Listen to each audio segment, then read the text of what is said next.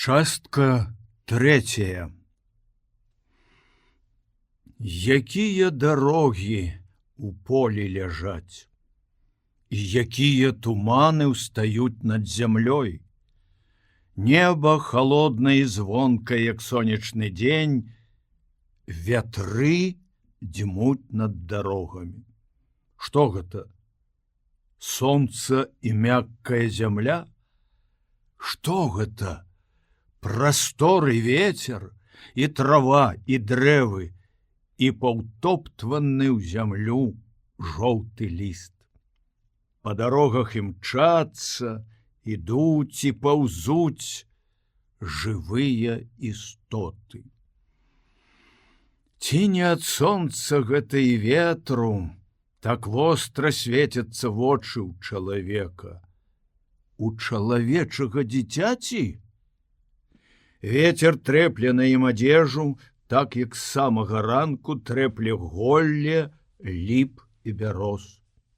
На ветры кажушок, той усё сама без каўняра пахне тым жа ветрам і воўнаю. Пад барадою ў кажушку чорны гузік, на жываце выламаная з веніка цурачка. Так і зашпілены гэты кажушок. Чорныя і каравыя пальцы барабаняць у шыбу. Юзік! Юзік! Вецер б'ецца ў дах суседняга свірна, скрыпіць коваратам пад студняю, гойдае яго. Голыя ліпы і клёны шумяць за шыбамі ў хаце. Ціха. Дым ідзе з коміна, пахучы, здаецца, хваёвыя лапкі гараць. І скрозь цёмную шыбу відаць, як трапечацца ў печы агонь. А ніхто не адзываецца. Зноў стук у шыбу і няроўны голас: Юзік! Юзік! З хаты чуецца доўгі свіст. Бразгае клямка ў сенцах, сенечныя дзверы адчыняюцца, і на ганак выпоўзае маладая. Сенечныя дзверы адчыняюцца, і на ганак выпоўзае малая постаць, цыбаты хлапчук, стрыжаны белагаловы у новых палатняных галіфе, босы. Это ты, Юрка? Это я. Чаму ж ты адразу ў хату не ідзеш? Я думаю, што у вас там што робяць у хаце? Дык на што, канешне, замінаць? Думаў, што ты апранешся ды выйдзеш. Ты снедаў? Не яшчэ. А ты? Ну жо. Баіцца ісці ў хату. От дурны. Ідзі. Ці ж я баюся. У хаце пабеленымі дошкамі была адгароджана кухня, пахла скваркамі і блінцамі. Жанчына клапацілася каля печы. Ты снедаў, Юрка? Снедаў. Што ж ты снедаў? Ну, еў. Ідзі еш блінцы. Я не хачу. Ідзі еш. Я пад'еў. Та ты, Юзік, сказаў, ідзі, разам будзем есці. Юрка помаўчаў, паглядзеў на стол і сеў на лаву. Жанчына палажыла яму на блінет 2 скваркі, елі моўчкі, паглядаючы адзін на аднаго. Помаўчаўшы, Юзік сказаў: Я люблю нядзелю, хаця рабіць нічога не трэба. А ты, Юрка? Я таксама. Жанчына засмяялась. Ах, як вы перадалі лішне з работаю. Паўвярэджваліся небаракі. Юзік апраўдваўся. А што ж? Не лішне мы і гуляем. От, малацы, работнікі. Юзік пакрыўдзіўся. Яшчэ смяюцца. Моўчкі даядалі. Жанчына адумалася, каб не пакрыўдзіць Юрку, гледзячы на Юзіка, сказала: От Юрка, дык праўда, што ўсё робіць дома. Ён і на полі ўсё робіць. За восень усё жыта забаранаваў. А ты? Дык адно кніжак сваіх глядзіш. Добра, што хоць вучышся. І за гэта маладзец. Юзік пачырванеў, пакрыўдзіўся. Жанчына заўважыла гэта. От ты ўжо і надзьмуўся немаведама чаго. Еш, я табе яшчэ скварак падлажу. Больш не хачу. Дзякуй, сказаў Юрка.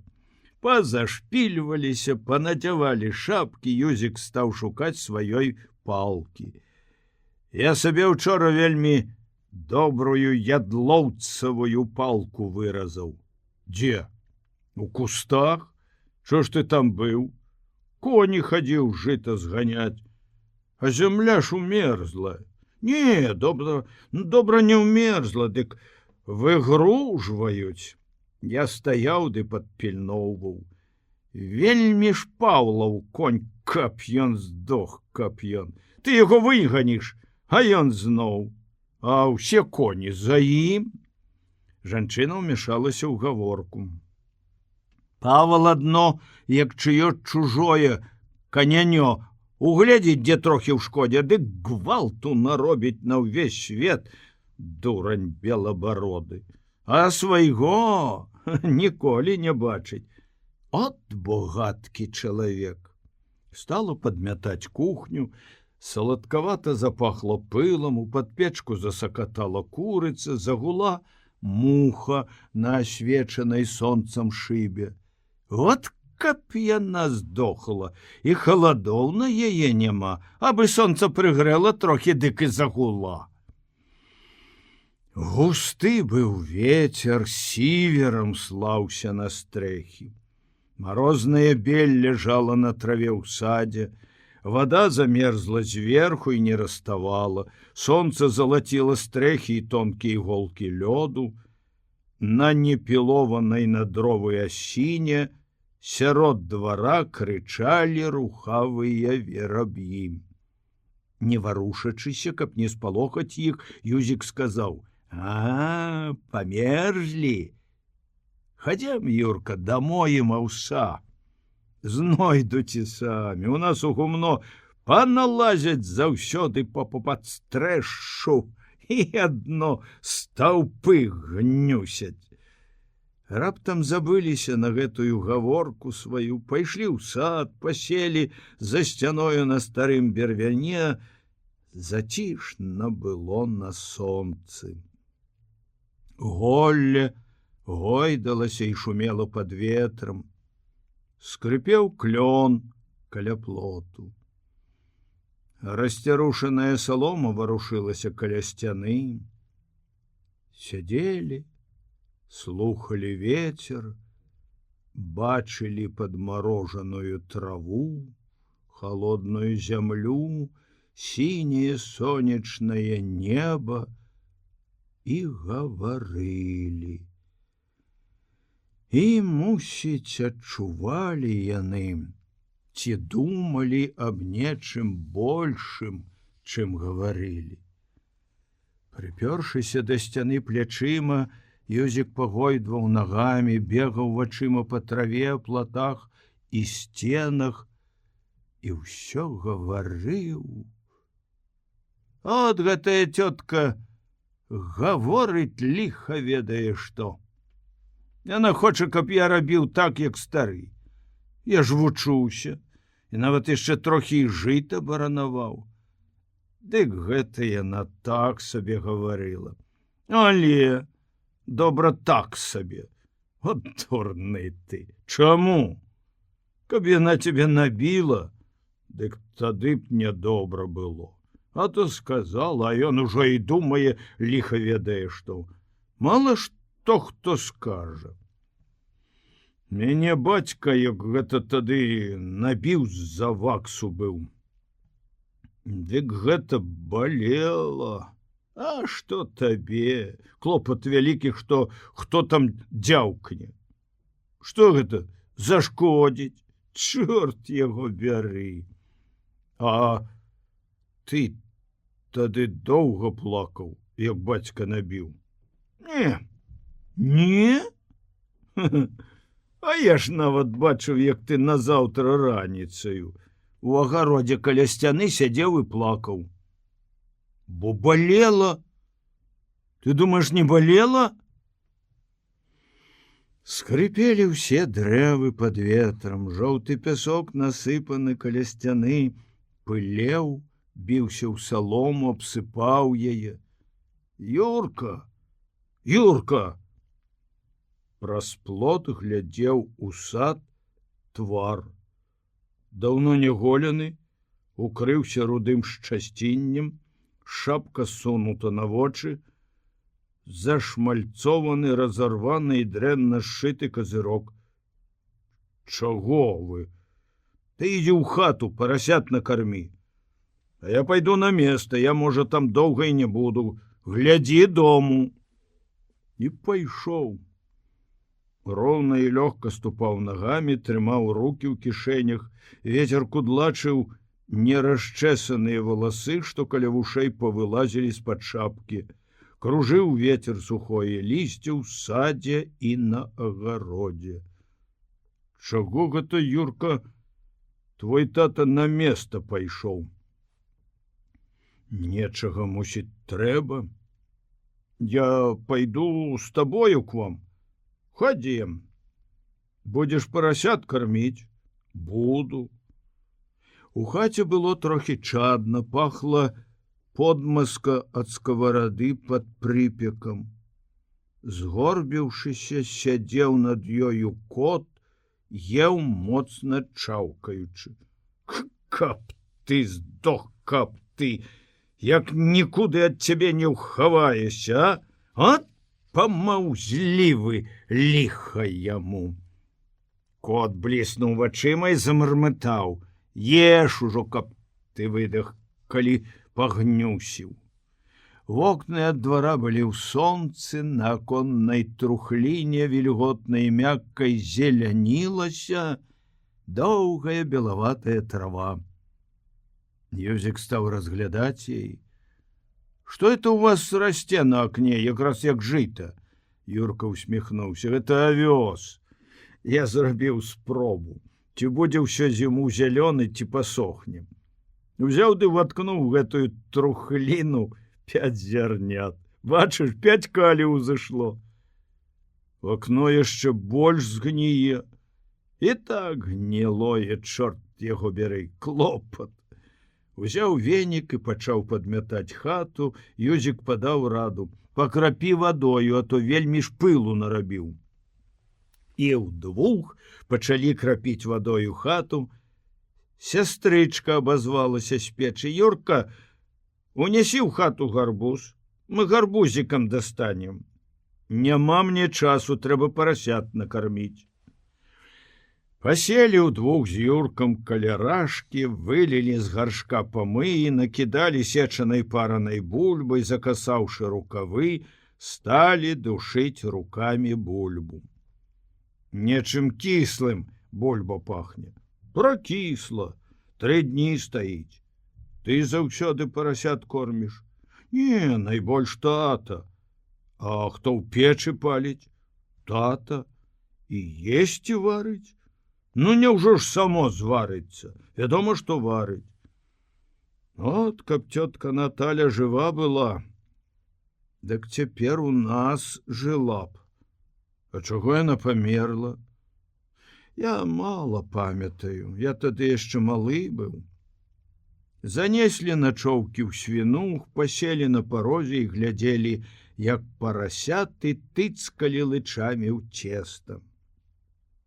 За сцяною чуваць было, як уздыхаў конь. Зрэдку шараваўся аб сцяну ці аб жолаб. Зачынілі свінух, пайшлі паглядзець каням. Пад нагамі ў коня было сена. Вісело яно вехцямі і на краях жолаба. На сценах віселі старыя абручы, хамут. Жардзяная загарадка была забруджана курамі. За загарадкаю жаўцела ячменная салома.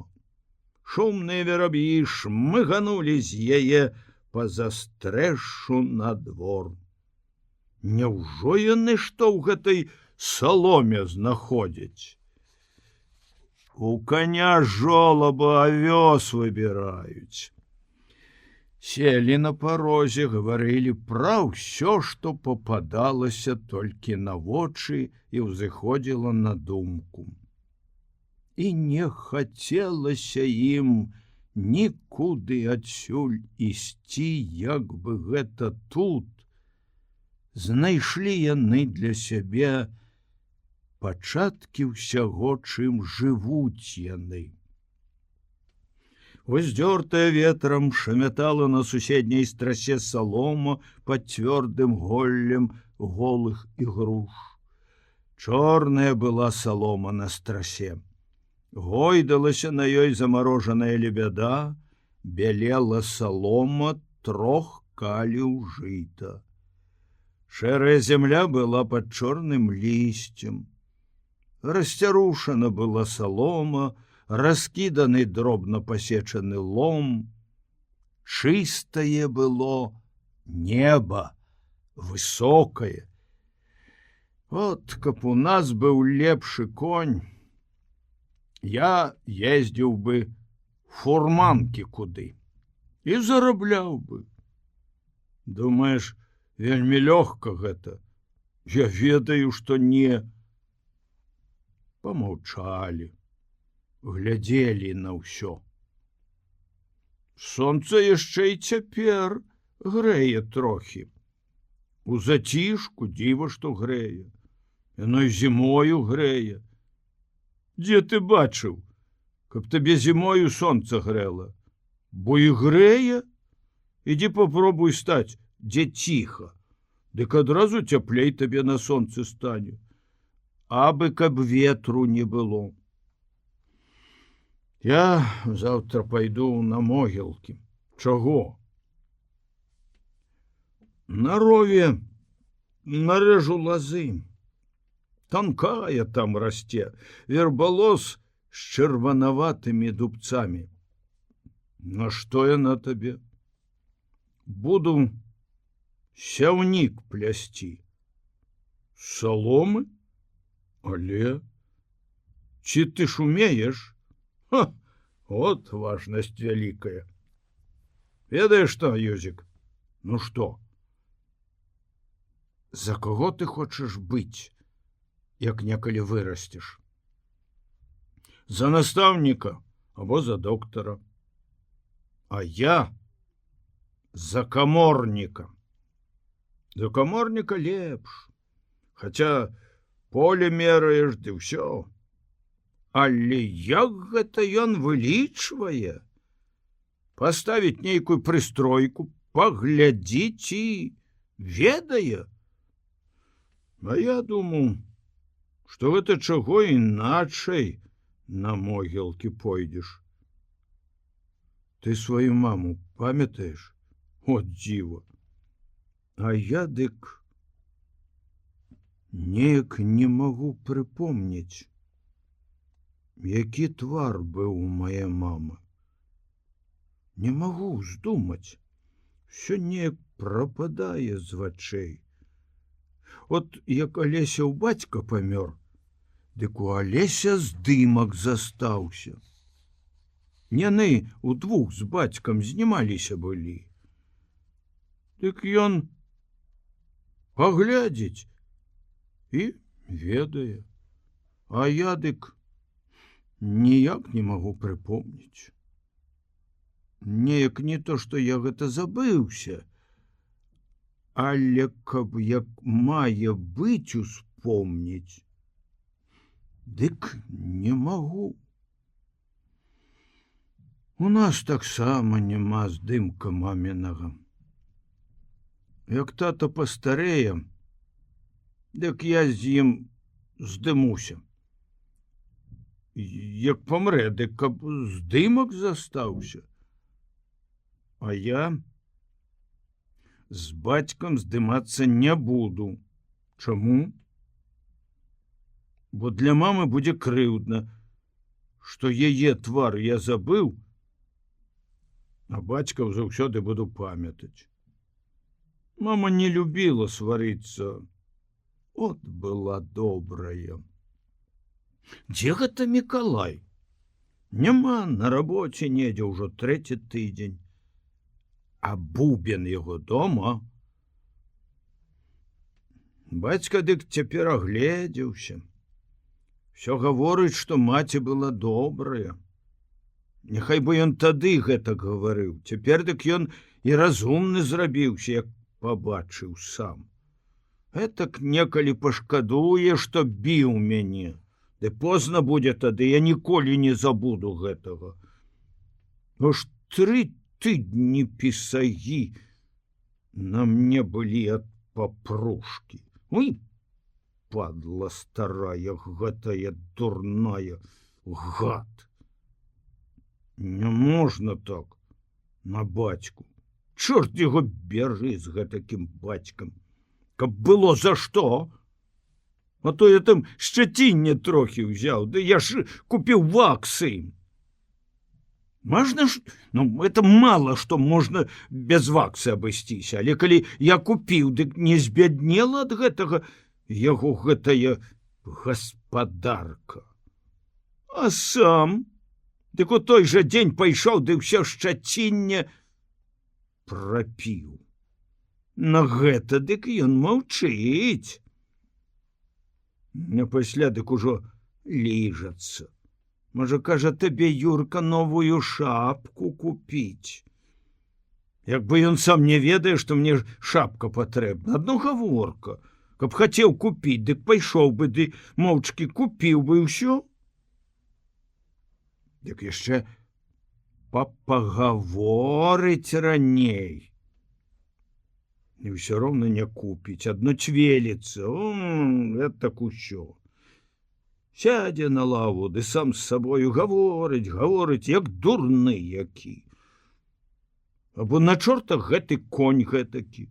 Всё роўна ім няма ўжо больш як рабіць.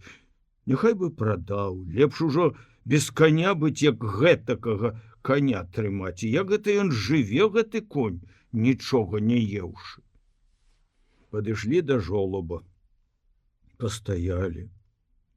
Юрка адгарнуў сена ў адзін бок, прынёс сянец аўсянай мякіны з аўсом, усыпаў у жолаб. Мякіну конь пачаў есці, з'еў яе хутка. Палажыў морду Юрку на плячо, ляпаў губамі ў яго над вухам. А братачка ж, вот ляпае. Ёзік паслухаў і згадзіўся. Але, ай-яй-яй-яй. Ён яшчэ больш мякіны хоча. Прынеслі яшчэ, насыпалі ў жолаб і зачынілі хлеў. Пайшлі ў хату, дасталі з паліцыі Мікалаяў бубен, пачалі бубніць і скакаць па хаце. Сястрычкі пачалі на печы смяяцца і рагатаць. Весела крычалі яны ўдвух і бегалі па хаце. Нечаўку адчыніліся дзверы і ўвайшоў бацька. Што это вы робіце? На што вы пылу гэтулькі нарабілі? Бубен зараз жа апынуўся на паліцыі. На табе шапку, сказаў бацька. Юрка ўзяў шапку, адразу памераў. Шапка была сівенькая, зімовая. Ну што, якраз? Якраз. Колькі вы далі за яе? 5 злотых. Думаю, ліха яго бяры, табе, сынок, шапка патрэбна, студэнт, вучышся добра. І каб у парванай шапцы хадзіў, насі здароў. Парасят накарміў? Накарміў. Удвух выйшлі яны зноў на двор, і было несамавіта Юрку перад Юзікам у новай шапцы, купленай кагадзе бацькам. Яны ішлі абветранаю, сонечнаю і халоднаю вуліцаю ў канец, дзе на сухім лопусе лямантавалі дробныя птушкі. Так яно ўсё і рабілася кожны дзень, дзень за днём. Скончыўся шум восені, і была весялосць яе халодная, калючая.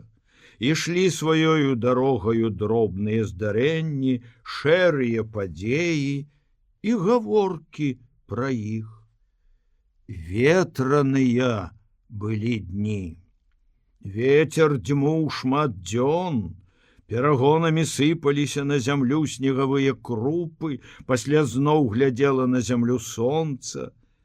Снегавыя крупы мяшаліся з пылам, чарнелі, прападалі, востры холад трымаўся ўвесь час.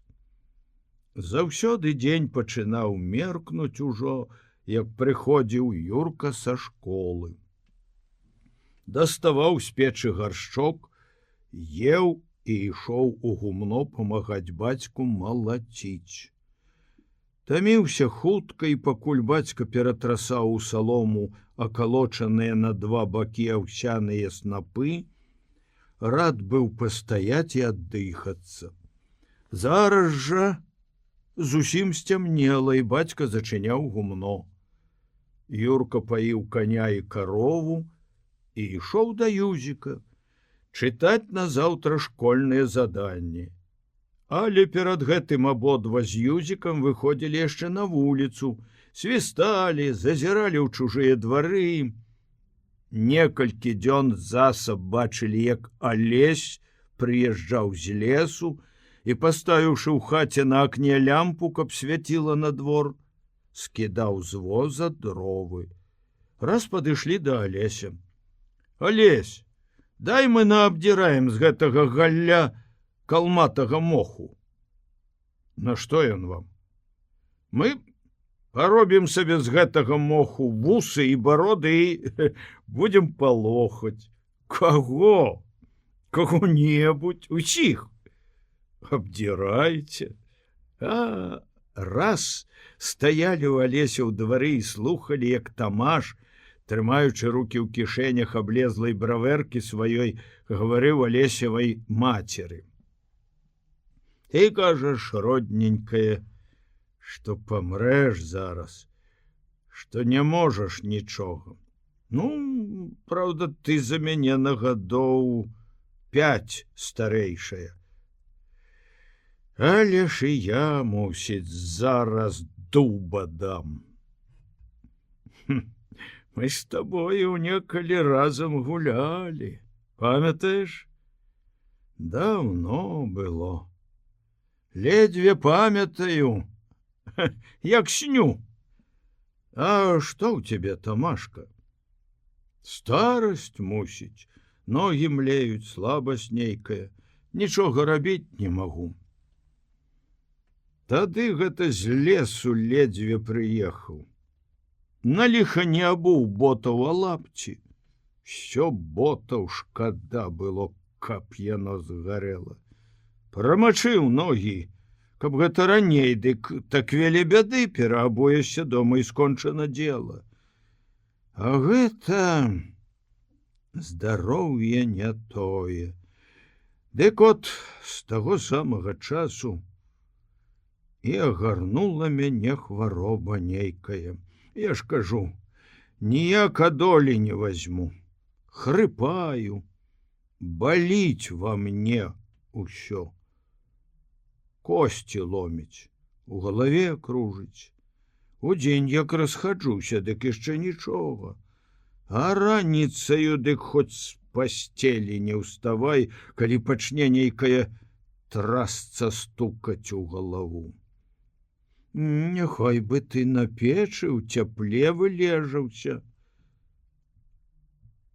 Выграўся, як мае быць, і паздаравеў бы, то ходзіш. Перун яго улежыць на адным месцы. Каб гэта ўжо зусім абнямог, то ўжо тады ляжаў бы, а гэта, чорт яго ведае, ні хвароба, ні здароўе. І больш яшчэ нешта гаварыў Тамаш з Алесеваю мацераю, але Юзік з Юркам пайшлі на вуліцу, каб выказаць адзін аднаму сваё ўражанне. Это ж некалі Тамаш і Алесева маці гулялі разам. Ну, але, можа, нават калі пад ручку хадзілі.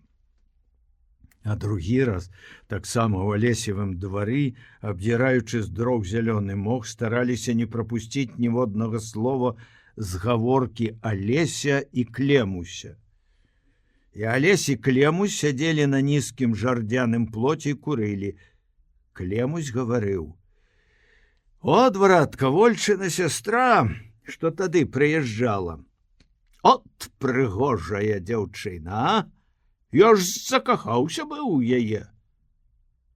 Алесь моўчкі глядзеў на мокры снег. Снег раставаў патроху, і з-пад яго чарнела зямля. Я разоў 5 тады заходзіў да Волькі. Раз у прысады хадзілі з яе сястрою. Хацелі да цябе зайсці. Чаму не зайшлі? Яна не захацела.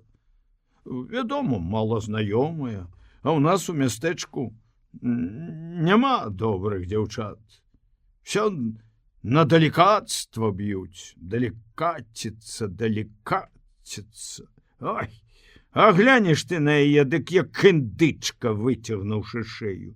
Больш тыя фанаберы, як таго чаго. Што, неправда? Ха-ха. Адной была ў нас адна добрая дзяўчына.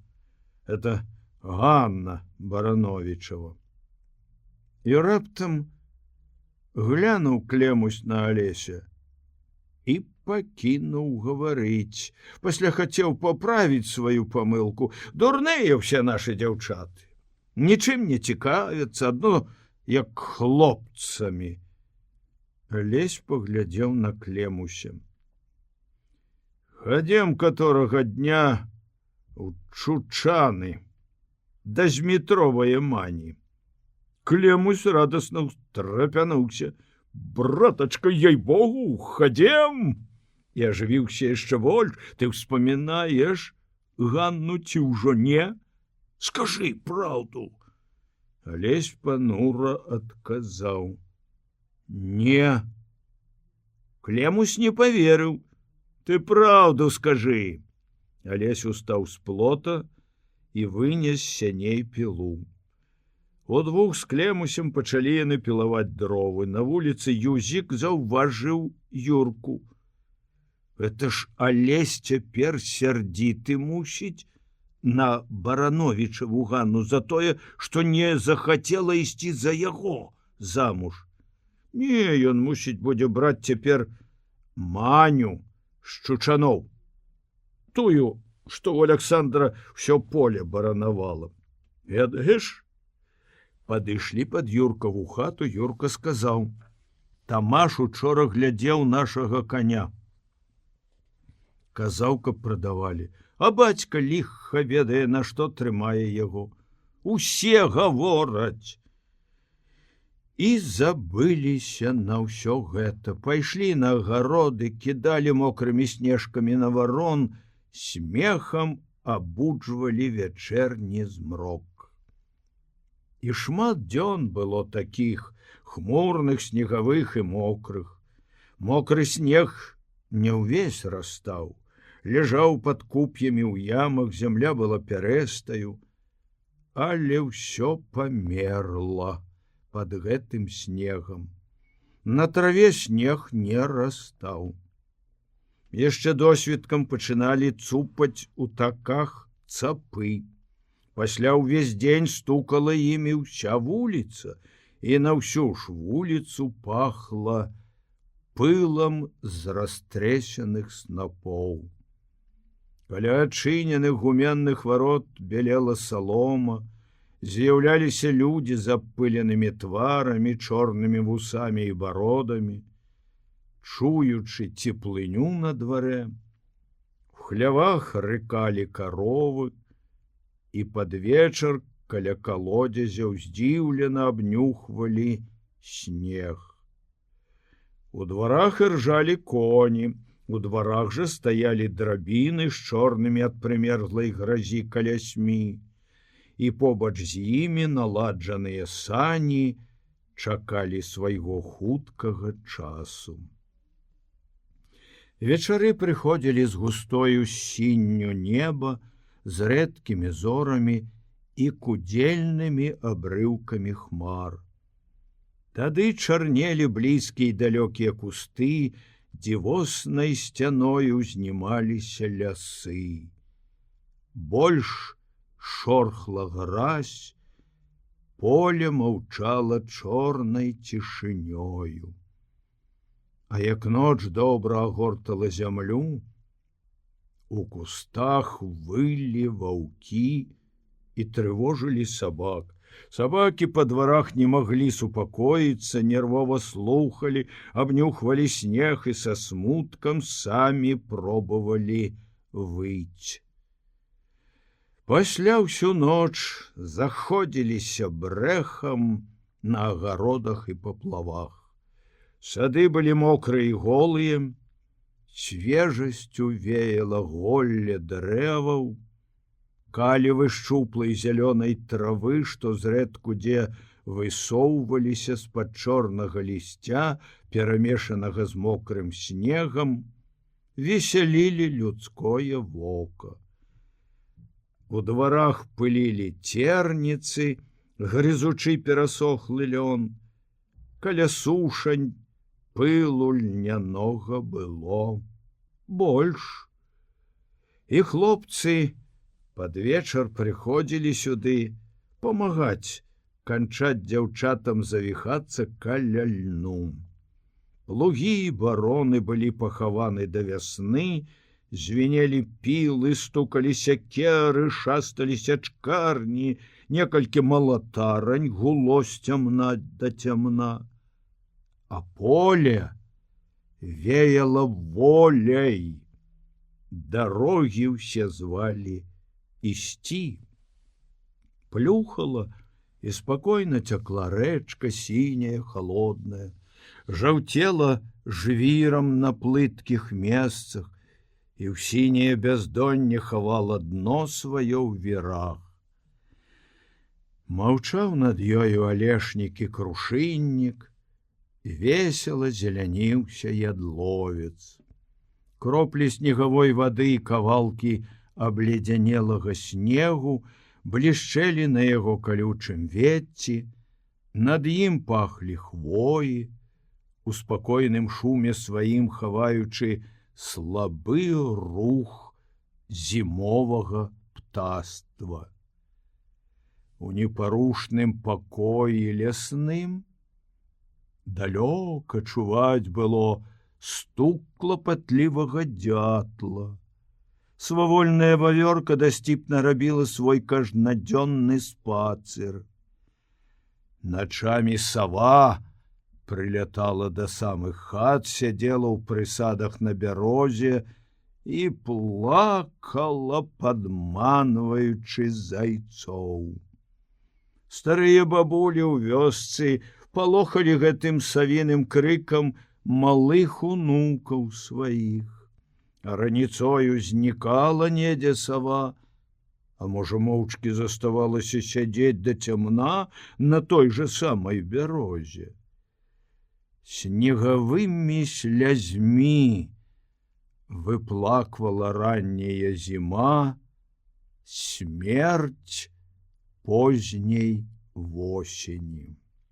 Прытульна было у Барановічавай кухні. Пахла цыбуляю і селядцамі. Барановічыха сядзела на лаве і глядзела на мужчын. Парэзаныя на кавалкі селядцы з цыбуляю ляжалі на талерцы, кварта гарэлкі была ўжо у палавіне. Смачна жуючы селядцы, Вашыновіч гаварыў: «Вы, мужчынкі, тымчасове скажыце самі, чым я нядобры чалавек? Аб якой-небудзь кварце гарэлкі Я не цануюся. У аўторак Павел на мяне узняў крык, што са мною меркавацца не можна. А тут усяго тымчасовей было тыя крыўды, што я падаў голас за Александра. Раз ён злавіў быў гусака в сваёй капусце, дык меў права выцяць гусака дубцом. Чорт жа яго ведаў, што якраз бо пападзе па галаве, і што ад гэтага тымчасове гусак здохне. Чорт яго тымчасове матару бяры, а? З гэтым гусаком разам, няхай ён Бог дасць здохне другі раз. Тут не аб гусаку ход. Тут тымчасовек той казаў, чалавек павінен праўды дайсці, от што. І скончана дело, а не то, што... Ай, я тымчасове, братка Юлі, кумок ты мой, купіў у цябе кабылку. А ты? А? Не захацеў барыша паставіць? Дык прыйшлося тымчасове мне ставіць. От мужчыны няхай будуць сведкамі. Кума дастала каўбасы, сала, то няхай Бог дасць здароўя. А я сам селядцоў прынёс. Налівай, кумок. Як той казаў, нікалі было, нікалі будзе, абы Бог даў, кабылка жарабят вадзіла, а? Баранович тут жа яго абнадзеіў. Ты пра жарабята будь спакоен. Кабыла свае гадоўлі, я табе благога не пажадаю, што і газіят які ці што.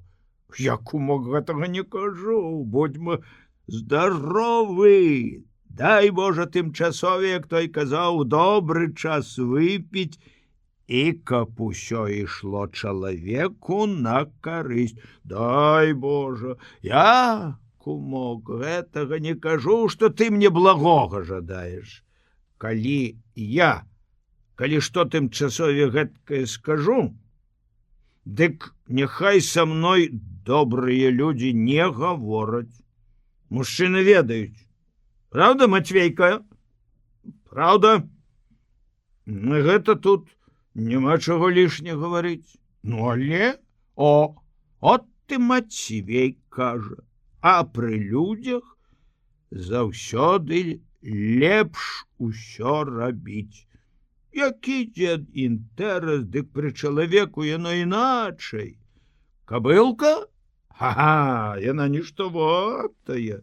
І што ты, Юлік, пазваў у сведкі Матвея Мікалая, дык ты тымчасове добра і зрабіў. Вядома, што, а? Мы людзі памяркоўныя, і не лішне тут у нас што якое павінна заварвацца, значыцца гэтае, тымчасове адным словам і больш нічого. Будьце здаровы, мужчынкі. Дай Божа, каб ты з кабылы карысць меў, каб ты, пакуль яна ў цябе будзе, з яе цешыўся. Вашыновіч дае ў селядца. Барановічыха прынесла яшчэ сала. Няхай бы тымчасове кума выпіла. Дзе бачылі, мне і ад тае чаркі ў галаве кружыць. Ай, што там, кумка?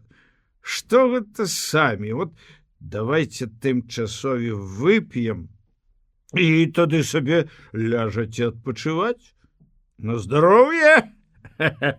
Кабылка гэтая павінна быць добрая.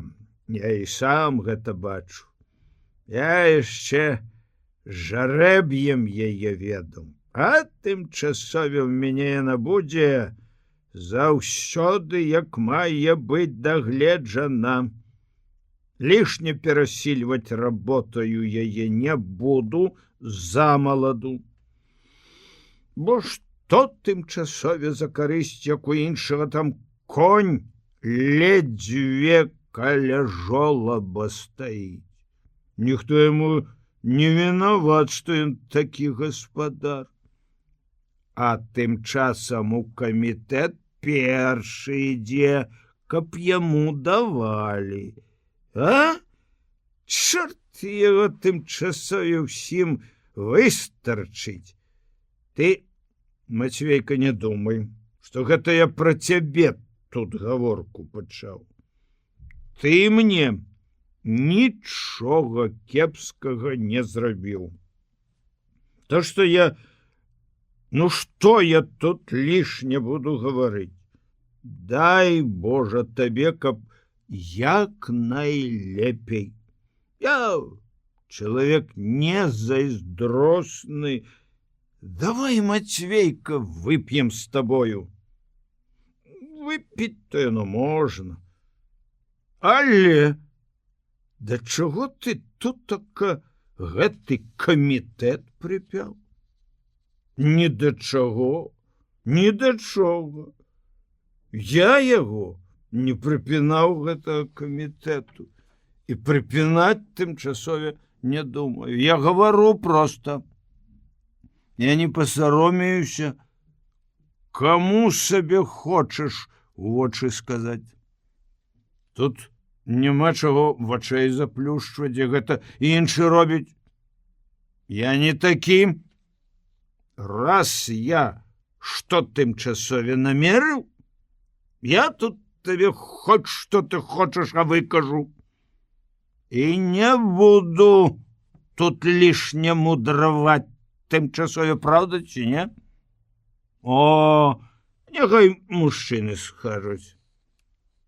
А калі мне камітэт памог, дык папрабуй, пажыві ты гэтак, як я жыву. Тады пазнаеш, на што мне пазнаваць тое, што да мяне не належыць? Ага, да цябе гэта не належыць. Вядома, што не належыць. Я да гэтага не дапушчуся. А я гэта сам адпусціўся. Я не кажу, што і ты гэта сам. Ну, так на што ты крыўдуеш? Я, сказаць, і не крыўдую. Ну, а як жа? Ніяк. Няхай тымчасове той крыўдуе, у каго якая крыўда на каго ёсць. А маё тут дело старана. Пачакай, дык да чаго ты мне ўсё выгаворваеш? Хто гэта выгаворвае? Ніхто не выгаворвае. Тамаш захварэў, ляжыць хворы, то дай Божа, каб пачыняў. Ён, сказаць, табе нямала добра зрабіў, як пабыў у камітэтчыках. Што ты тут, Тамаша, успамінаеш? Прыйшлося да слова, то чаго не ўспомніць, калі яно так падыходзіць, бо якраз. Што з табою гаварыць? Можаш сабе тымчасове не гаварыць? Ты за Светку пабыў? Як я ў Юліка купіў здаровую кабылку, не хворую, як мае быць, то і дзякуй табе. Зроблена ўсё па-суседску. Юлік цябе пазваў, я паставіў барыша, бо мы гэтак у цане сышліся. Што тут лішне гаварыць? Я чалавек тымчасове такі. Калі дзе што не так, я люблю лепш памаўчаць. От што. Чуў? Ці не? Крыманосы Мікалай заўважыў. Аб чым тут, браткі, ход? Тымчасове не аб чым. Дык на што гаварыць адзін насупроць другога? Жывы чалавек тымчасове можа пагаварыць. Мацвей памог у гаворцы. Языка не прывяжаш, няхай менціць, колькі ахвоты будзе. Ах, які ты ўжо тымчасове святы! Ты за тамаша пакрыўдзіўся? Я тамашу кепскага не хачу і нічога на яго не скажу. Тамаш святы чалавек. Ён захварэў, ляжыць цяпер хворы. То я ж кажу, каб Бог даў, паправіўся і пажыў яшчэ на свеце, бо чалавеку жыць трэба. На тое чалавек, каб жыць. Усё жывое на тое жыве на свеце, каб жыць, а чалавек яшчэ больш. Ён хоць бы сабе і гэты тымчасове тамаш. Захаладзіўся, а чалавек ён стары. От яго і забрала. Ах, што яму суджана? Хто яго ведае? Наперад чалавек нічога не можа ведаць. Ні я, ні ён, ніхто не можа ведаць, што заўтра можа быць. Гэта як свет светам, гэта заўсёды так. І ніхто ніколі гэтага не перайначыў. Як той тымчасове казаў, вышэй самога сябе не скочыш. Калі суджаны памерці, дык нічога не парадзіш, чалавек, памрэш. Ну, калі суджана паправіцца, дык паправішся. А тым часам цяпер яно хоць і старому скажам, а пажыць самы раз. Хоць спакою на свеце няма, але яно вайна перажылася. Яно, праўда, невядома, што яшчэ будзе. У нядзелю на месте гаварылі, што Англія гатова надумацца ды на нас Китая сунуць. Або, скажем, Польшча, а? Это, каб на яе агні сквапнаю, горло ў яе, можна сказаць, пражорлівае, сэрцакаменнае. Але, ну, калі яно на тое пойдзе, дык, можа, і адапхнецца гэта, як той казаў, суседка. Николай заўважыў, як гэта адапхнецца. А хто яго? Хто яе ведае? Ну, как далей трохі, значыцца, а то вельмі ж блізка расселася гадаўка. Калі што, якое, так яна і тут. Яна, па апісанню сказана, і даўней ўсё мецяжы заварвала. Дык думае, што і цяпер гэта тое самае.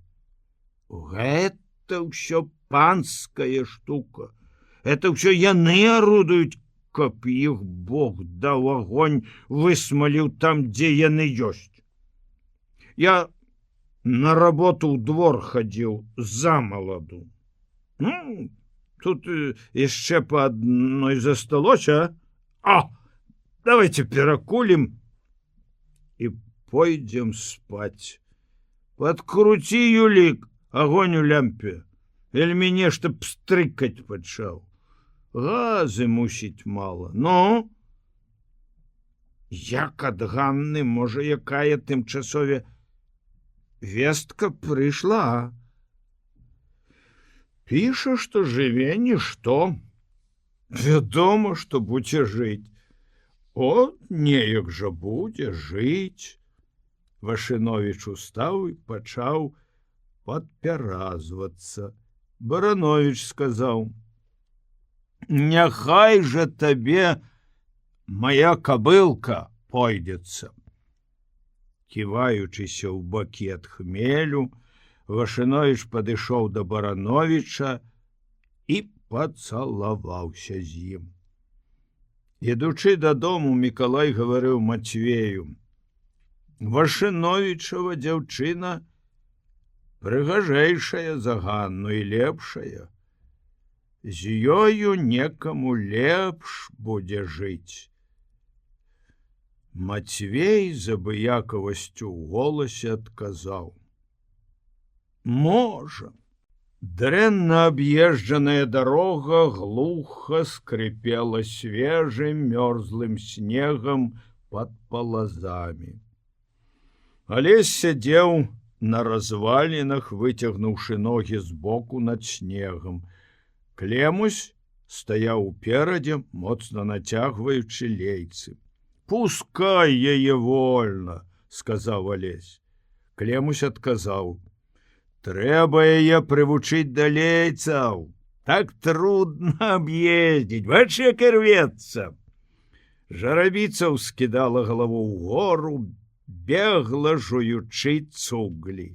Весела імчаўся паабапал саней снег. Клемусь раптам закрычаў: «Эй, з дарогі!» Сані адно мільганулі за ўзгорак, на ўзгорку засталася ісці сабе паволі Маня. Алесь адно ўспеў мнагазначнай усмешкай узмахам рукі да казырка прывітацца. Яна адказала на прывітанне такой жа усмешкай. Алесь яшчэ гукнуў: «Пачакай, Маня, падвязом!» Але яна пайшла, мусіць, не пачуўшы. «Верні назад!» — скамандаваў Алесь. Яна адышлася трохі ад узгорка, пакуль Клемусь прыпыніў жарабіцу, пакуль завярнуўся і дагнаў яе. «Садися, Маня! Это вы кулика ездите, ці што?» «Объезжаем жарабіцу». «Бачу». Яна была ружовая ад холаду. Спрытна ўскочыла на сані, але злавіў яе рукамі і пасадзіў поплеч сябе. Клемусь абярнуўся і весела падмігнуў: «Куды ты, Маня, ідзеш?» «Да Александра». «Чаго?» «Старыя там яшчэ справы. Калі назад?» «Хутка». «Я цябе правяду?» «Можа, не варта? Правяду». «Ну, добра.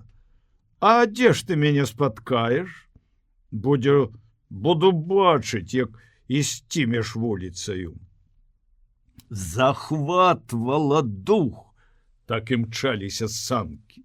Адно кружыўся і бег снег паабапал саней, і з-пад капытоў узлятаў дробненька пабіты. Маўчалі. Алесь глянуў на Маню. Яна трохі сарамліва глядзела на дарогу, твар у яе быў шырокі, сінявокі, светлыя валасы выбіваліся з-пад канаплянай хусткі. Вся яна вабіла сваёй жаночасцю. І здавалася яму, што яшчэ больш прывабная яна ад таго, што такі гаматны на ёй ватовы кароткі чорны каптан і такая ж гаматная цёплая хустка. Яна павярнула трохі твар да яго і спаткалася з яго вачыма. Бліснулі дзявочым агнём яе вочы, і зноў яна пачала глядзець на снег, захопленая роўным імчаннем. Так моўчкі выехалі ў вуліцу. Яна злезла каля Александровай хаты, Алесь з Клемусем яшчэ праехалі раз па той жа самай дарозе. Клемусь спяваў.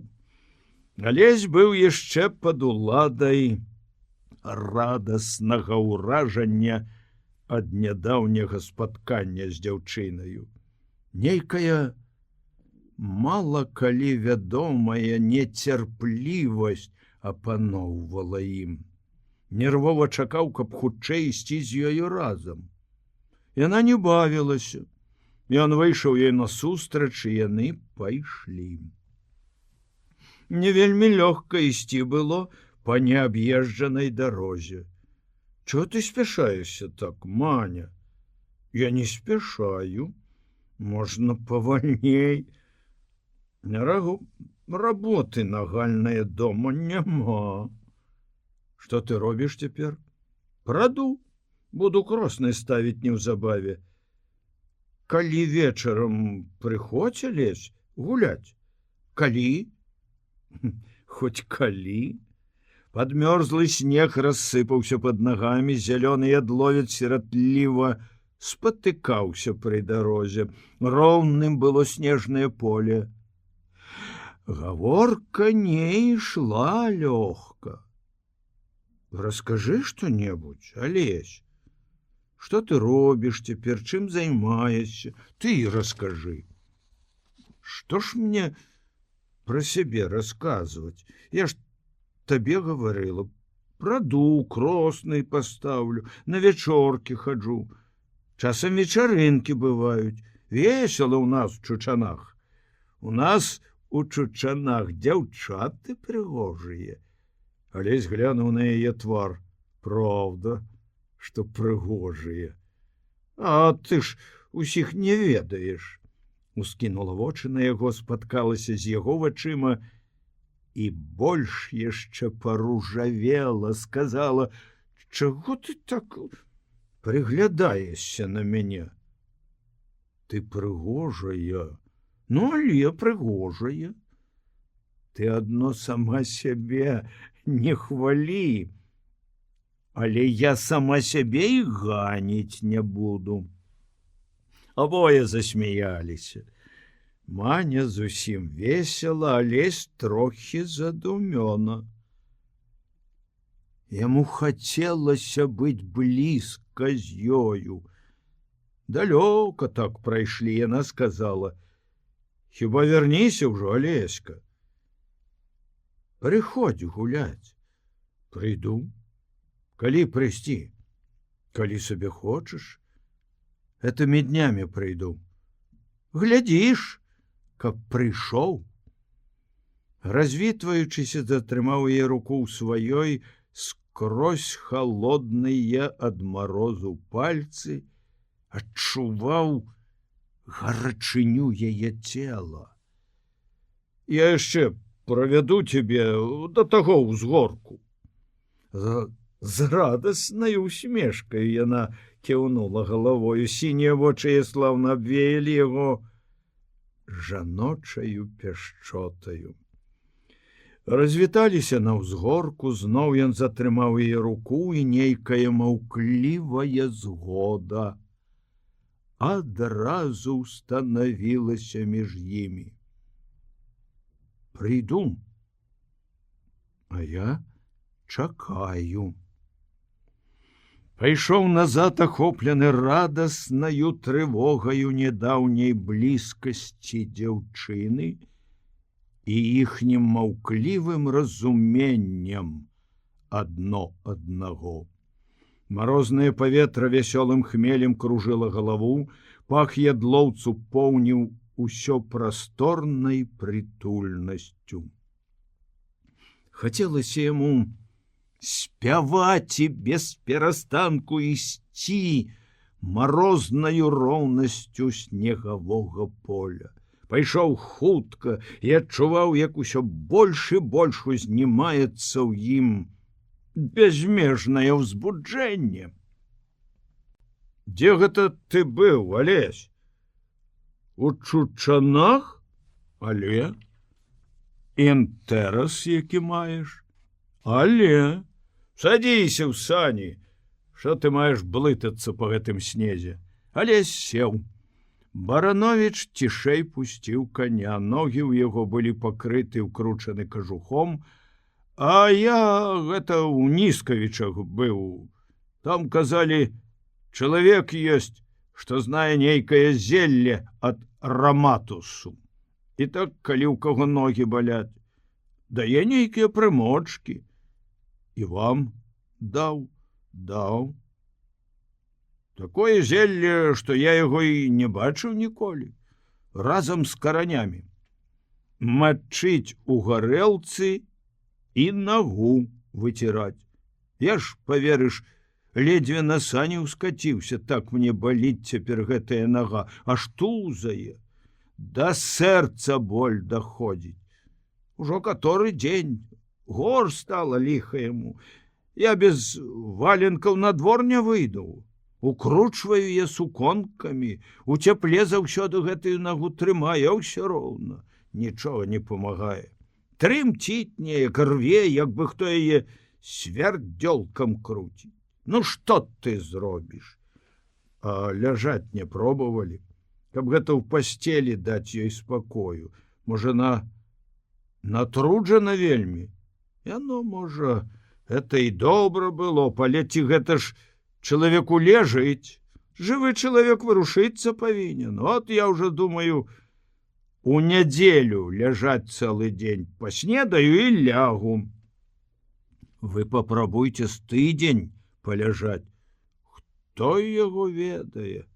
Можа, прыйдзецца так, што каб і хацеў устаць, дык не ўстану. Вельмі ж разбірае. Здаецца б, на свеце не жыў такі боль.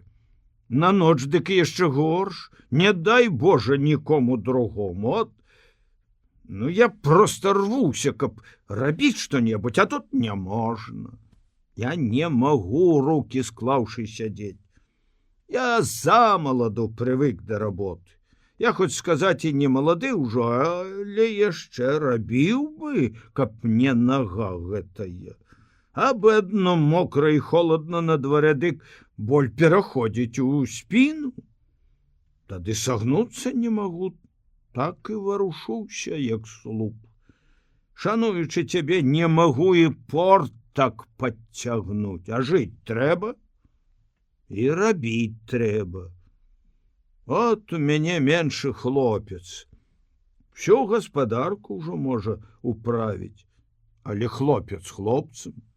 Калі бацька не паглядзіць, не пакамандуе, дык яно ўсё і робіцца пад канец рук.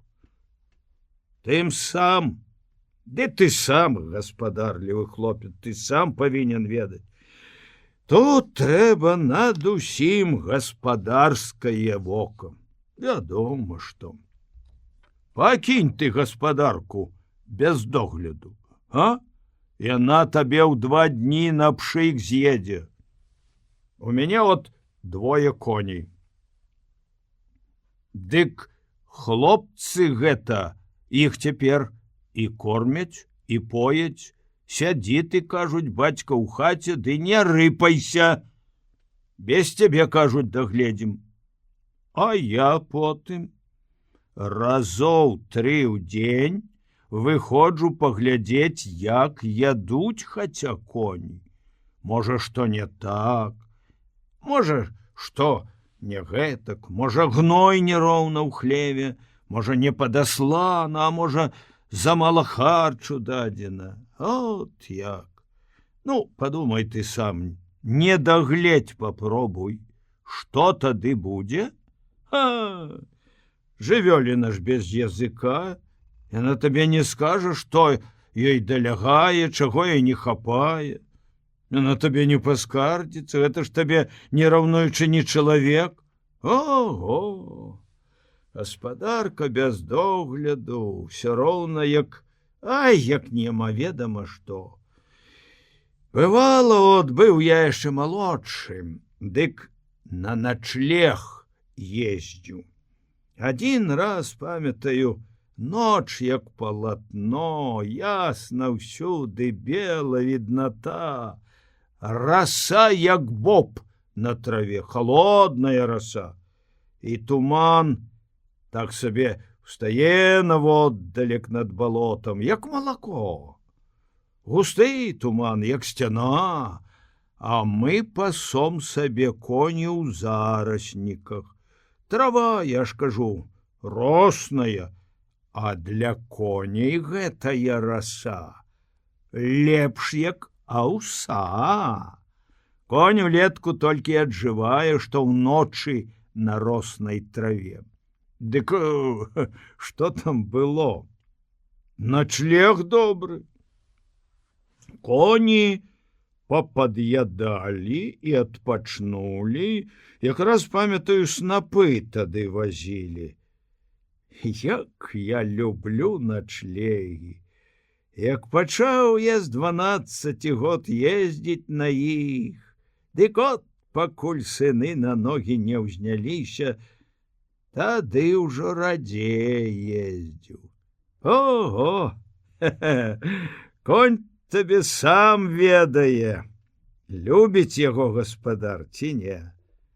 Над коня і над сабаку няма на свеце разумнейшае жывёліны. Даўней у мяне быў сабака, чорная масці. Дык цыгане злавілі яго ды завезлі некуды. Цэлы год не было, а пасля прыбег небарак з рассечаным вухам.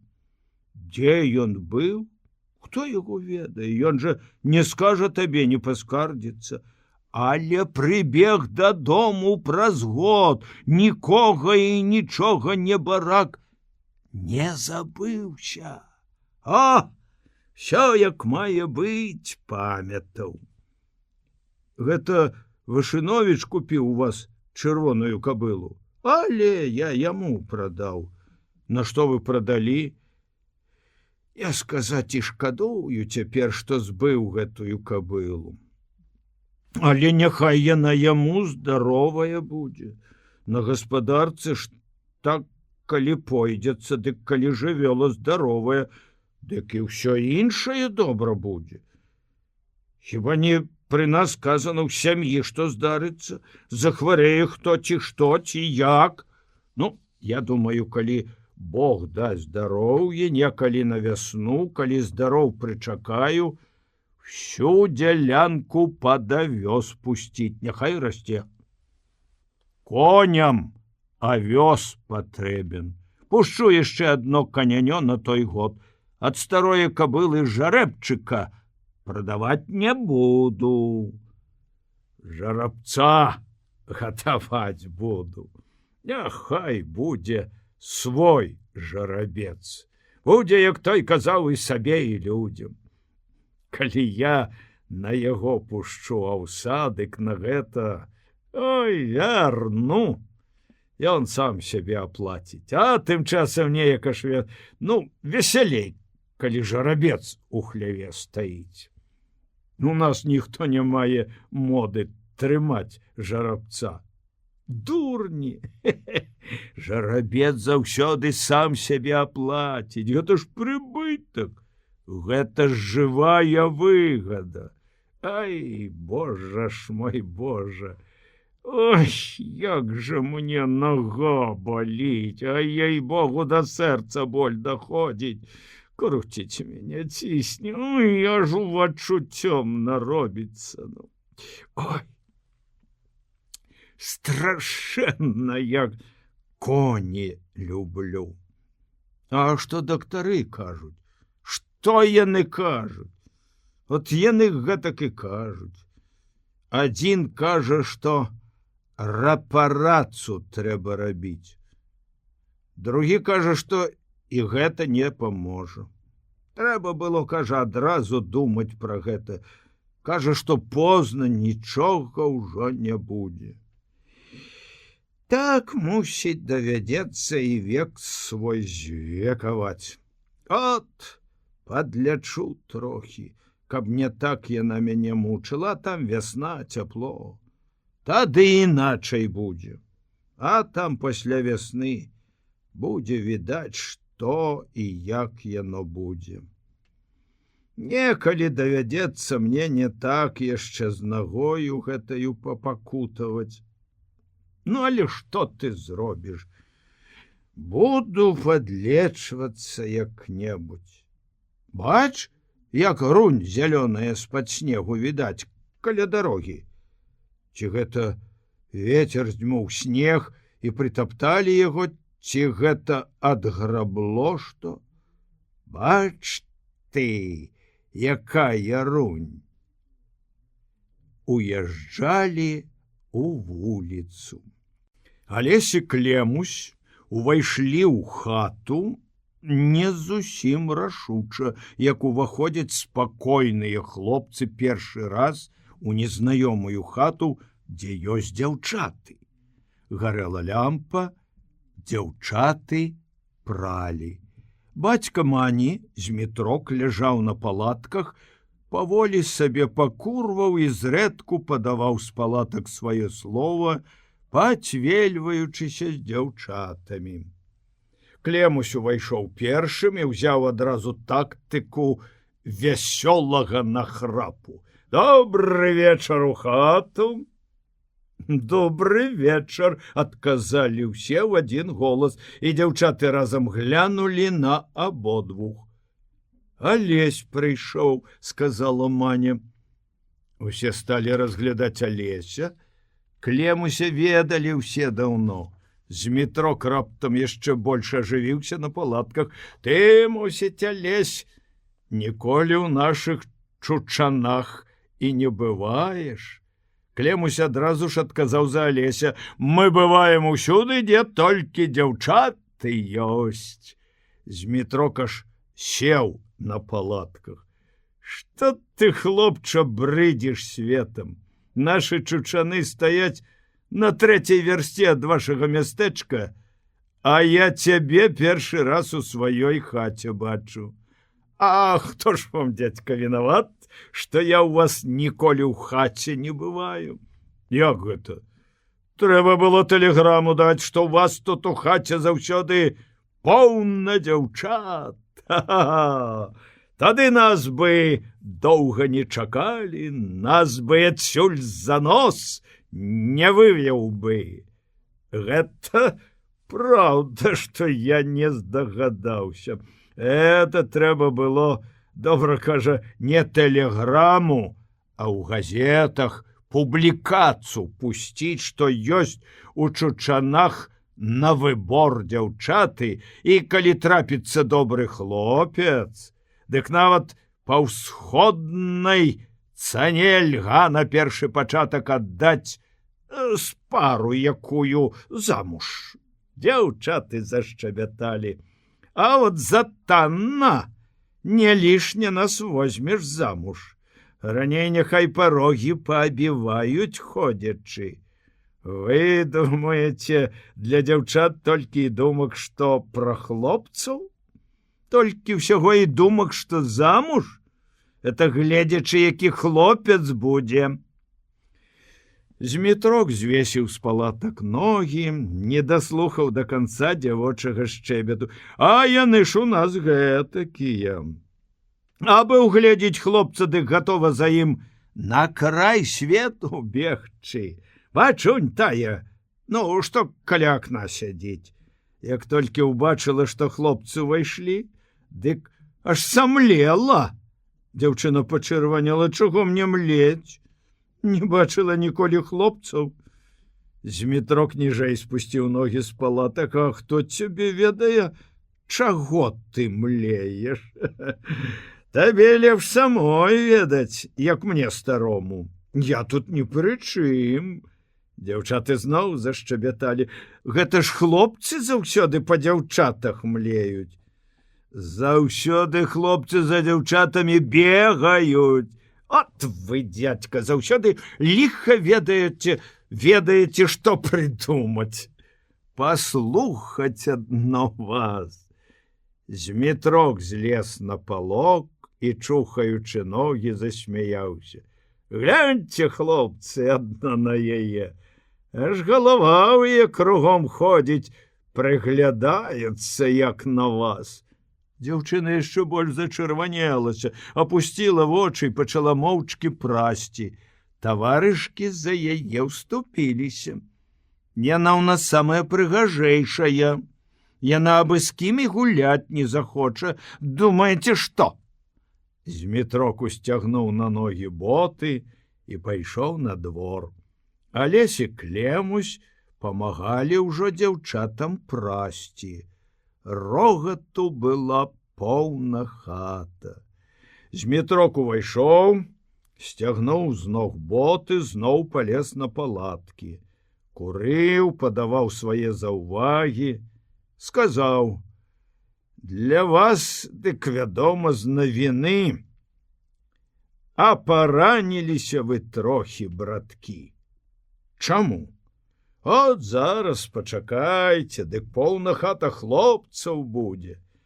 і нават малых панашываецца, адкуль толькі яны і бяруцца. Яно дарма, што малое, як воша, да дзяўчаты яго ўжо ліха, яму цягне. Неўзабаве пачалі сыходзіцца чучанаўскія хлопцы. Пазнавалі Алеся і Клемуся, здаровы, браткі. Да чучанаўскіх дзяўчат гуляць, бач ты, здарова, Алесь. Як гэта вы трапілі? Змітрок падаў голас з палатак. Як трапілі, дзівак? А як ты блізкі свет аж у астрэйкі дапінаеш да дзяўчат? Ай, галава! Хлопцы прынеслі гарэлкі. Пачалі частаваць дзяўчат, сілком прымушалі піць. Дзяўчаты рагаталі, пішчалі, не пілі. Тады хлопцы папрымошчваліся ў мыцельніку на лаве. Дядька Змітрок, злазьце, вып'ем па чарцы. Змітрок спусціў ногі з палатак. А добрага я не адказен. Сышоў на зямлю і ўмяшаўся ў хлапечы натоўп. Хлопцы прывялі пад рукі дзяўчыну. Калі не хочаш піць, дык хоць папробуй, а я чапіся. Ну, хоць губы памагчы. Не буду.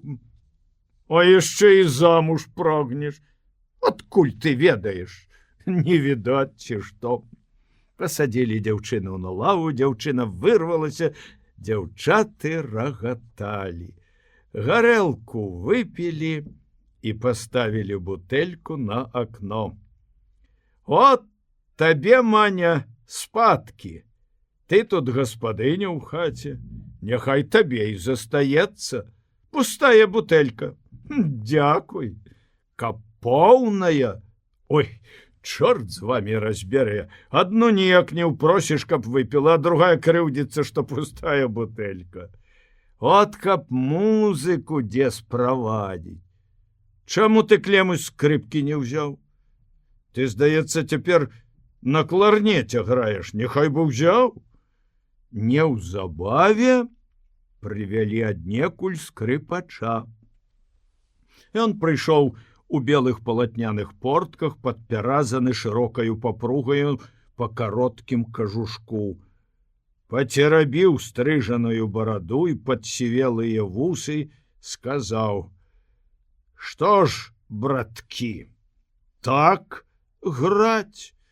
Зараз жа дасталі яму недзе ў Змітра 2 чаркі гарэлкі. І ён пачаў граць.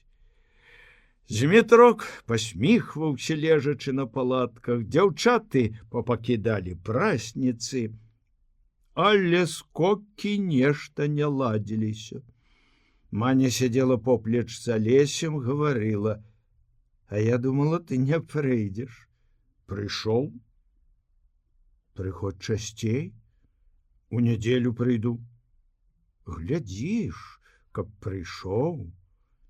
Нейкая маўклівая згода і разуменне адно аднаго устанаўлялася між імі.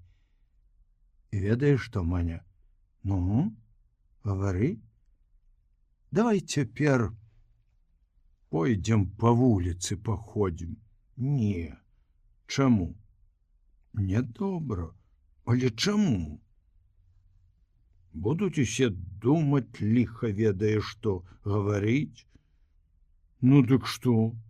Чо ты баішся? Няхай гавораць. Это табе толькі здаецца, што нічога. Клемусь весяліў усіх. Стаяў пасярод хаты, тлумачыў пра нейкую новую гульню, гаварыў смешна, смяшыў усіх. Падышоў да Алеся, Алесь сказаў яму: «Можа, ўсе гуртам па вуліцы пагуляем». Клемусь зразумеў Алеся: «Зараз усе!» І сказаў усім: «Вечар, як звон, давайте ўсе на вуліцу». Хто згадзіўся адразу, хто не згадзіўся, таго прымусілі згадзіцца. Хата апусцела. Шумна стала на вуліцы, Алесь ішоў з Маняю. Я, Маня, заўтра прыйду. Ну, прыходзь. Вячоркі будуць? Не, заўтра не будзе. Ты будзеш дома? Каб ведала, што ты, напэўна, прыйдзеш, дык была б. Напэўна, прыйду. Дык я буду чакаць. Я трохі пазней прыйду, як сягоння. Добра. Узяў яе пад руку, адчуў яе моцную руку, гарачую, здаровую. Мацней прыціснуў руку да сябе. Яна з жаночым задорам глянула яму ў вочы. Ён сціснуў яе пальцы яшчэ мацней. Засталіся ад усіх адны на снегавой вуліцы, бачылі толькі снег пад нагамі, ноч на пустым небе і адчувалі адзін аднаго. Вярнуліся назад, першымі ўвайшлі ў хату. Бацька спаў на палатках, цішком селі на лаву, нічога не гаварылі. Ён гладзіў яе галаву. Валасы ў яе былі каштанавыя, ушпіленыя 3 грэбнямі. І гэта не спадабалася на адзін момант яму. Успомніў Ганніны косы. І раптам прайшло ўсё забылася, ўсё адагнаў ад сябе, прытуліў Маню да сябе. Чуў, як пахлі ружовым мылам яе валасы. Раптам яна апусціла галаву ніжэй, абхапіла яго за шыю рукамі. Ён адчуў здавальненне і зусім забыўся на ўсё, што дзе калі-небудзь было. І моцнае жаданне з'явілася ў яго, каб стала яна блізкаю для яго і каб разумела ва ўсім яго. І моцнае жаданне гэтае межавацца пачало са смуткам. Ведаеш, Маня, што?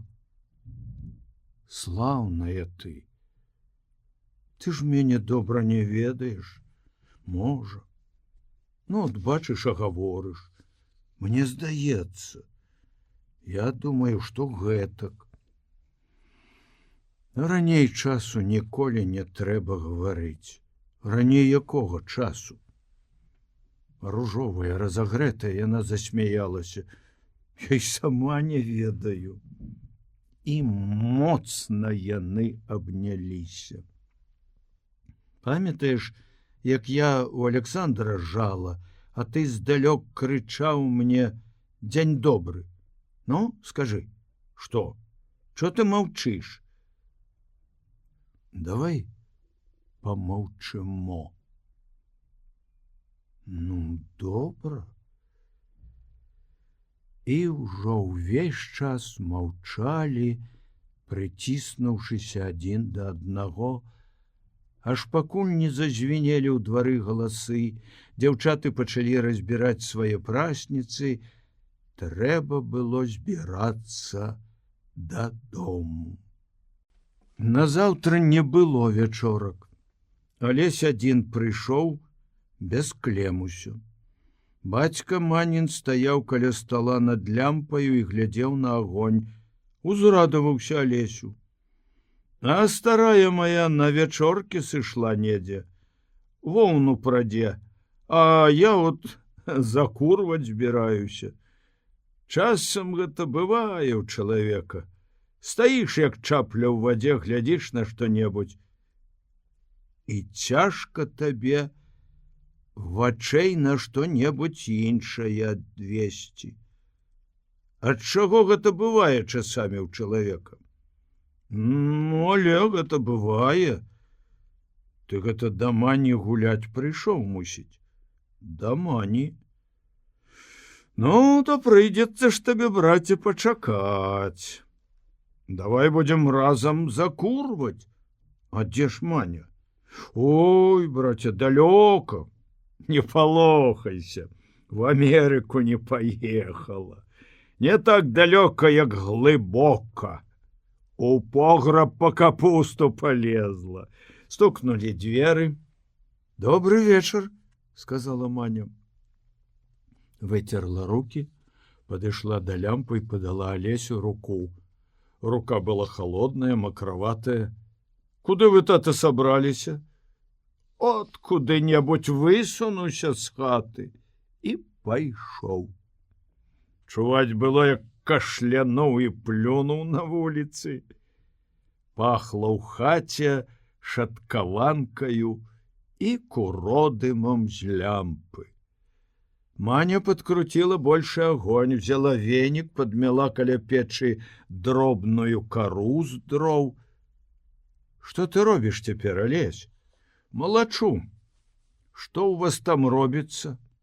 Не ведаю, нигде не бываю, у хате сяджу. Помолчали. Абодвум хотелося зноў так сядзець, як учора. І нейкая як бы сарамлівасць была трохі у іх абодвух. Сядь, Маня, тут. Маня села і прапалі у іх адзнакі лёгкай саромлівасці.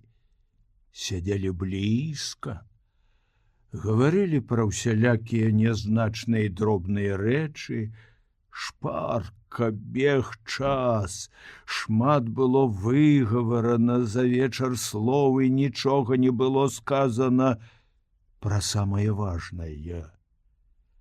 Але было адчута і высветлена яно само у іх абодвух. І гэта было вядома ім. Алесь пайшоў той вечар дадому радасны і шчаслівы Маняю. Ішоў хутка снегавою дарогаю, ад хады і марозу весела захватвала дух. Дома здалося душно, празмерна цёпла ў хаце. Не запальваючы лямпы, стаў класціся спаць, думаў пра Маню. Думаў пра тое, што можа яна прынесці яму сваю жаночую радасць. Яна. І доўга не мог заснуць. Хацелася, каб хутчэй прайшла ноч, а там раніцою дамалаціць з Мікалаем авёс і пайсці да Клемуся, разведаць, як капэля, пайсці да Тамаша, разведаць пра алейню і камітэцкія справы. Заснуў пад дзень і прачнуўся, як зусім відно было, усхваціўся. Заспаў, маці сказала. Хіба ты не здароў? Позна прыйшоў. Ці гэта ж першыня табе позна прыходзіць? Галава баліць. Спаў ты дрэнна, качаўся ўсё, я чула. Доўга заснуць не мог. Глядзіце, здаровы ты, здаровы. Маці паглядзела на яго. Цяжка мне адной у хаце. Старая я, мне ўжо і каб лягчэй крыху было, не шкодь, ну не пашкодзіла б, ведаю. Ну, хіба ты ажаніся? Алесь змоўчаў. Ты не шукай лішняе якое панаватае, бо яна табе жыць спакойна не дасць. Пашукай сабе дзяўчыну простую, добрую, працавітую, каб яна гора людское ведала, каб яна нужду разумела. Дык з гэткаю табе і жыць будзе добра, і ў хаце лад будзе. Алесь помаўчаў і сказаў з нейкаю раптоўнаю рашучасцю ў голасе: я ўжо знайшоў сабе дзяўчыну. Каго? Будзеце бачыць тутэйшую, але прыглядайся ж добра да яе, каб у бяду не ўскочыў. І доўга яна яшчэ гаварыла, тупаючы па хаце. Ён жа пайшоў да Клемуся і прасядзеў там да самага вечара. Крываносы Мікалай прыходзіў дамалачваць авёс і пайшоў назад. Пад вечар прыйшоў Алесь з Клемусем, удвух збілі 2 астатнія пасады аўса і пайшлі да Скварчэўскага на капелю. Дзён праз 2 зноў хадзіў Алесь у Чучаны. Назад Маня правяла яго аж за вёску. Ішлі і гаварылі, як зусім ужо блізкія. Абое адчувалі радасць ад сваёй адно да аднаго блізкасці. Пасля ўсё пачало ўваходзіць у сваю ранейшую каляіну, роўна пайшла ранейшая работа. Тамаш ляжаў на палку каля печы, па самую бараду ўкрыты сваёю браваркаю. Глядзеў на сцяну і то заплюшчваў, то расплюшчваў вочы. Алесь увайшоў у хату папоўдні. Тамаш перавёў на яго вочы, і твар яго не змяніў спакою сваіх рыс. 2 тыдні не бачыліся, але увесь гэты час ляжу. Страшнае што, халера яго ведае. Дактары нічога не прызнаюць такога. Захаладзіўся, больш яны нічога не гавораць. А як на паправу? Ідзецца? Як бы лепш трохі. Пахла падмеценаю кагадзе хатаю, у падпечку сакатала курыца. Выгані ты яе, браце, ў сенцы, няхай на яе памора, кажу, вушу ляскае, як на тое ліха сышліўся з хаты. Вылез раптам з-пад браваркі, спусціў ногі на зямлю, пасядзеў з паўхвіліны і зноў лёг. Не магу. А так, здаецца, устаў бы ды пайшоў бы. Устаць хочацца, а тут сілы няма. Што ты зробіш? Каторы ўжо дзень не курыў. Адваротна ўсё было. Дай хіба там, браце, на комінку тытунь. Папробую пацягнуць разоў колькі, можа, ад сэрца адляжа. Там і папера недзе павінна быць. Увайшоў у хату сын яго. Здарова, Алесь. Падкруціў вусы, прыгладзіў перад люстэркам валасы, падцягнуў вышэй халявы. Ну, што чуваць, Алесь? Нічога. Што робіш цяпер? Авёс скончыў. Чорт яго ведае, гэтая гаспадарка душу дастане. Чаму? Самая паскудная справа, робіш і нічога няма. Неяк іначай трэба рабіць усё. Нанова мераць і рэзаць усё. Ведаю. Можа, яно і зусім добра тады будзе. Адно, што няма нешта ў мяне хэнці да ўсяго гэтага. Бывала, як служыў я, дык адбыў сваё, тады ляжы ды пасвіствай. А я не ведаю дагэтуль. Дзе ты служыў? У Луненцы на вакзале, у буфеце. Жылося тады, і піў, і еў, і гуляў. А гэта апошняя справа.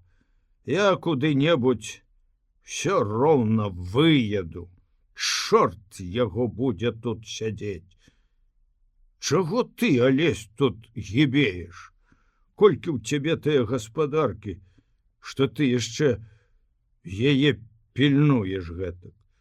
куды-небудзь рушыў бы. Неправда, знайшоў бы кавалак лягчэйшага хлеба. Што это, корпацца век у гэтым гнаі? Каму ж-небудзь ды трэба корпацца. А нашто, канешне, табе або мне? Няхай корпаецца той, хто нічога на свеце не ведае.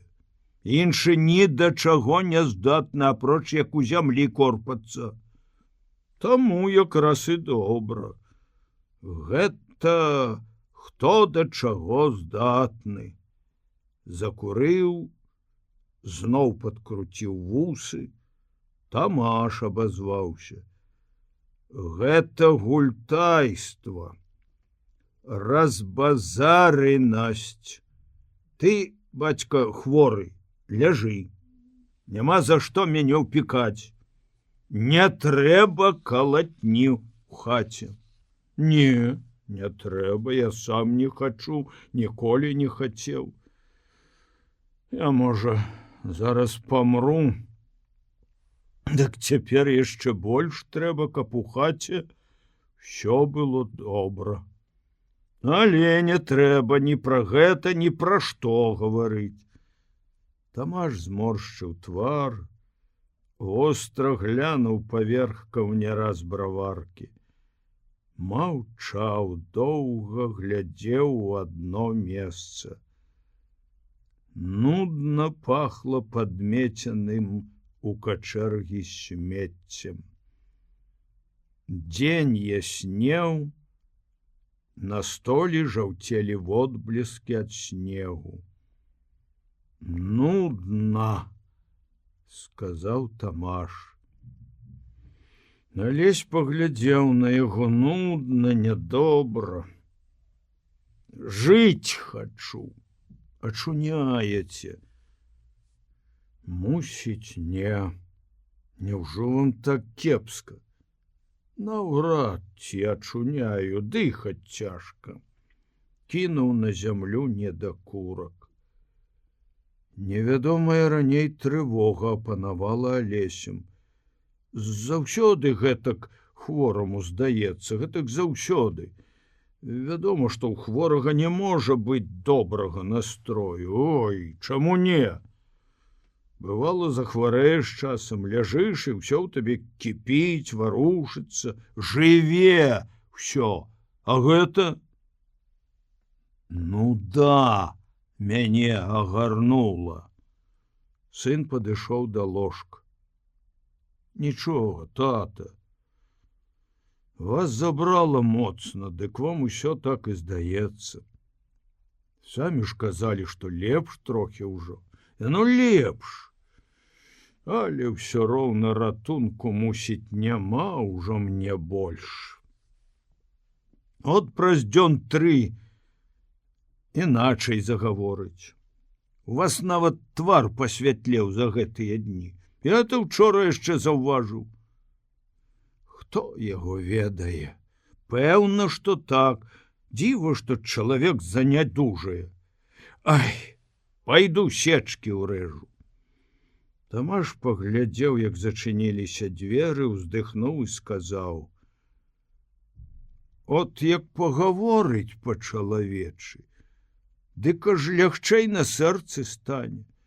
Здаецца, хата іншаю робіцца. А то ўсё нядобра яму, ўсё бубніць сабе пад нос. Это ён, што пры табе, дык загаварыў гэтак. Яно і беднасць не так страшна, як гэтая калатня у хаце. Горш за ўсё, каб яно згарэла, калі пазіраюць у хаце адно на аднаго коса. Няма горш. Вядома, што. А тут ліха на яго, як ты не круці, не пазбавіцца ад гэтага. Колькі жыў, дык усё думаў, некалі па-чалавечы гаварыць хоць адно з адным у хаце сваёй будзем. Ажно ж не дачакаўся. Вы вельмі ўсё да сэрца прымаеце. Чалавечае сэрца ўсё прымае. Жывы чалавек іначай не можа. А мне цяпер хвораму, можа, трэба было б, каб яно іначай трохі было. Нічога, всё уладжваецца. Уладжваецца, гэта я сам бачу. Але мне суджана, мусіць, ніколі добра не бачыць. Я і сам не ведаю, ці павінен я на сваіх дзяцей крыўдаваць. Ён мяне яшчэ даўно быў, раз упікнуў, што я яго на свет пусціў. Што ты тут скажаш? Чаго не бывае, жывучы на свеце. Адно, каб ачуняць мне. Дык усё добра кажаш, нічога. Всё заўсёды перажывалася і жылося потом. Кепска было і добра было. А ўрэшце ўсё добра, жывому чалавеку ўсё добра, і можа нават усё патрэбна. Не можа быць, каб я яшчэ не ачуняў. От так як падумаеш, дык і так здаецца. Ну, пэўна, што вы гэта самі на сябе страху нагналі. У вас зусім выгляд не такі страшны, як вам здаецца. Тамаш захацеў усміхнуцца. Што ты мяне цешыш? Паглядзеў на Алеся, паволі зажмурыў вочы, пачаў драмаць. Алесь сядзеў нейкі час каля яго, занудзіўшыся нейкаю незразумелаю трывогаю. Тамаш заснуў, Алесь выйшаў ціха з хаты. Пайшоў у адрынку, паглядзеў, як рэзалі сечку, папробаваў даваць у нажы. Нешта цягне дрэнна. Старая сячкарня.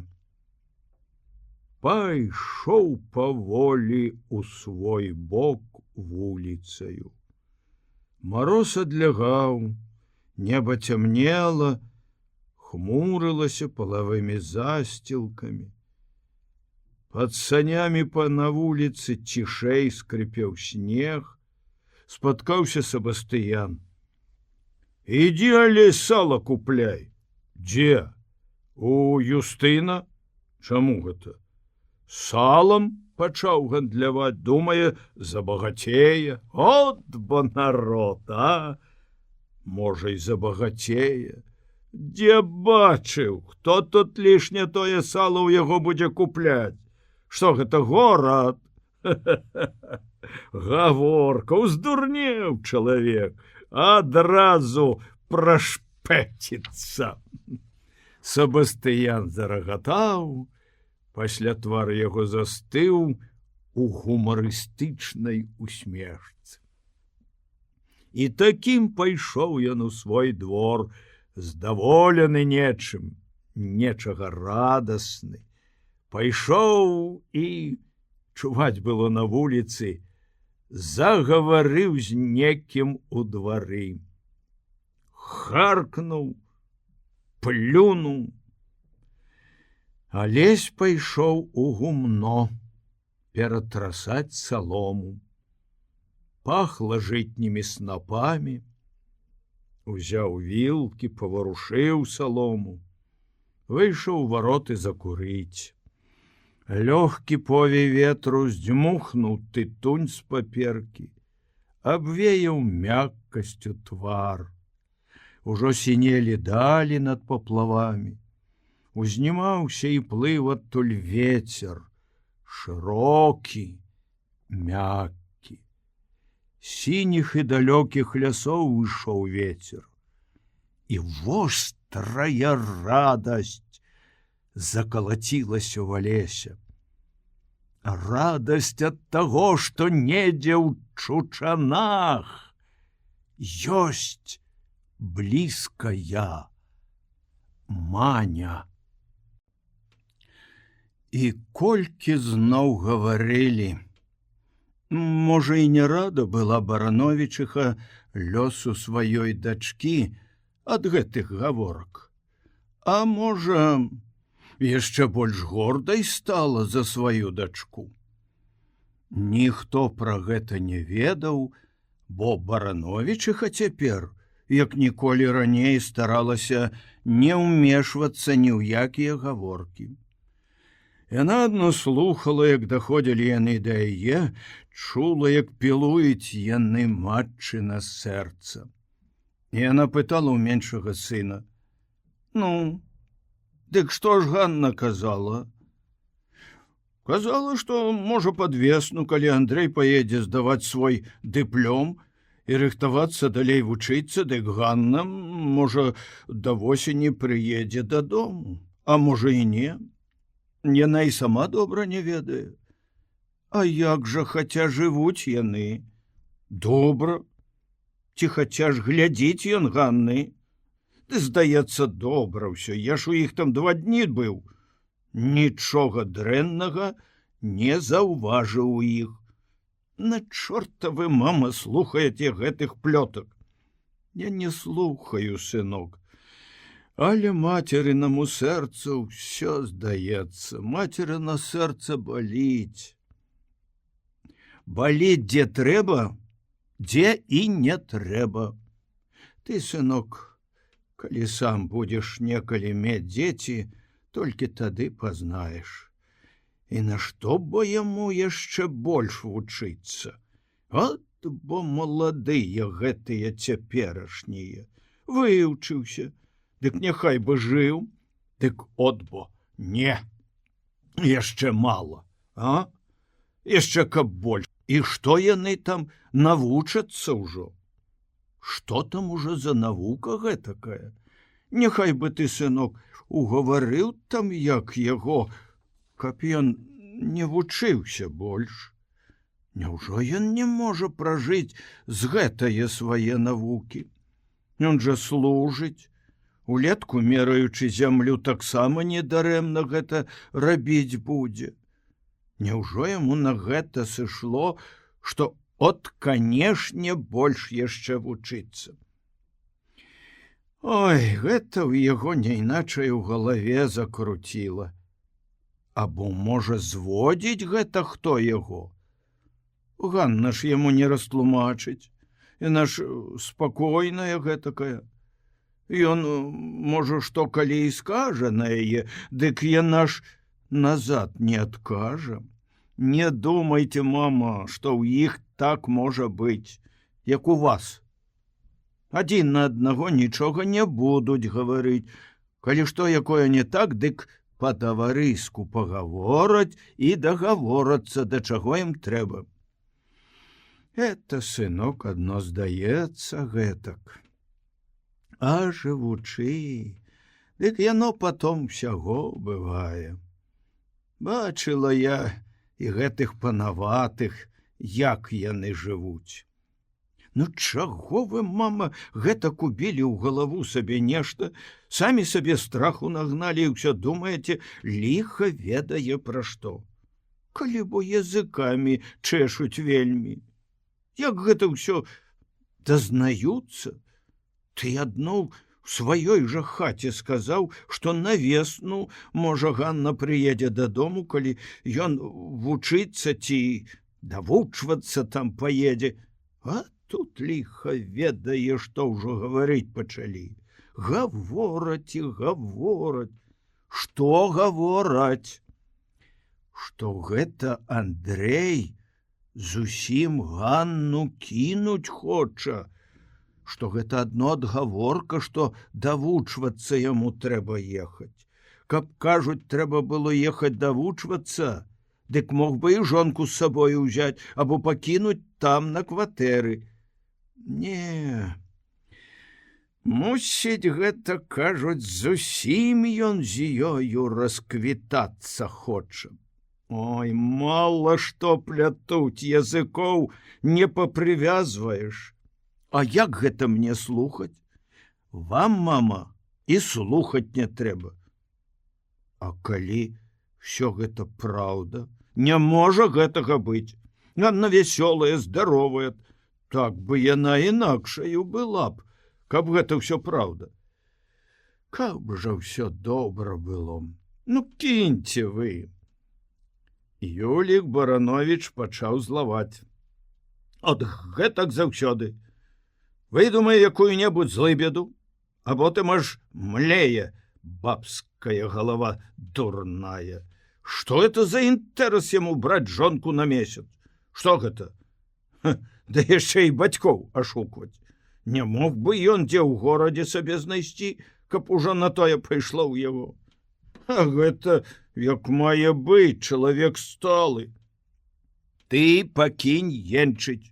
Што ты гэтых бабскіх плётак слухаеш? На чорта гэта мне, каб была ў хаце гэтая работа. Сціхні ты. Да і не ўспамінай больш, чорт ведае чаго. Пасля гэтага Барановічыха падумала, што і сапраўды нічога не здарылася гэтакага, што б магло наводзіць на сумныя думкі аб Ганне. І адно калі-нікалі ўздыхала. Каб хаця ж усё добра там у іх было. І паволі рабіла сваю хатнюю работу, заспакоеная і маўклівая. Гаворкі ж тыдняў 2 не сціхалі. Сабастыяніха некалькі разоў гаварыла пад калодзезем. У Барановічавае Ганны мае выродныя, не лады з гэтым каморнікам. Хлопец іх не ездзіў туды, ды гаварыў, што нават Ганна гатова неўзабаве да бацькі прыехаць, бо каморнік вучыцца збіраецца ехаць надоўга. За граніцу некуды паедзе. А ў гэтых жа гарадскіх гэтак, калі куды выязджае, дык жонку пакідае ўсё як бы да часу. От табе яна і пайшла замуж. Вельмі зайздросцілі ўсе, што вучаны, разумны, далікатны. Ай, што там ужо за золата. Пасля гаворкі гэтыя пачалі заціхаць, але адзін раз, калі пралі у Вашыновічавых вечарам, гаворка зацягнулася за поўнач. Кажуць, што вельмі кватэра ў Ганны добрая. Ну, пэўна, што абы ў якой кватэры каморнік жыць не будзе. Ды чаму не будзе? Гэта як да чалавека. Ну, пэўна, што, але хлопец іхні, Барановічаў, гаварыў, што вельмі ж там ужо ўсё ў іх дасканальна. А от Юлька Сымонова таксама заходзіла да іх, як на суд ездзіла, ды гаварыла, што нічога там вельмі гэтакага і няма. Голыя, кажа, сцены. Адно, кажа, канапка стаіць і дыван перад ёю пасланым. Ну, гэта то ўжо, вядома, па-панску. Але ж акром гэтага нічога больше няма, столік адзін, нават ложка, кажа, няма. Ну, подлога новая ў хаце, вокны памаляваны, чыстенька ўсё. Мусіць, это адно гаворка была, што ён шмат зарабляе. А што ж табе здаецца? Это ж усё трэба з капейкі. Ён жа свайго хлеба не нажаў, не намалаціў, а ў горадзе ўсё купіць трэба.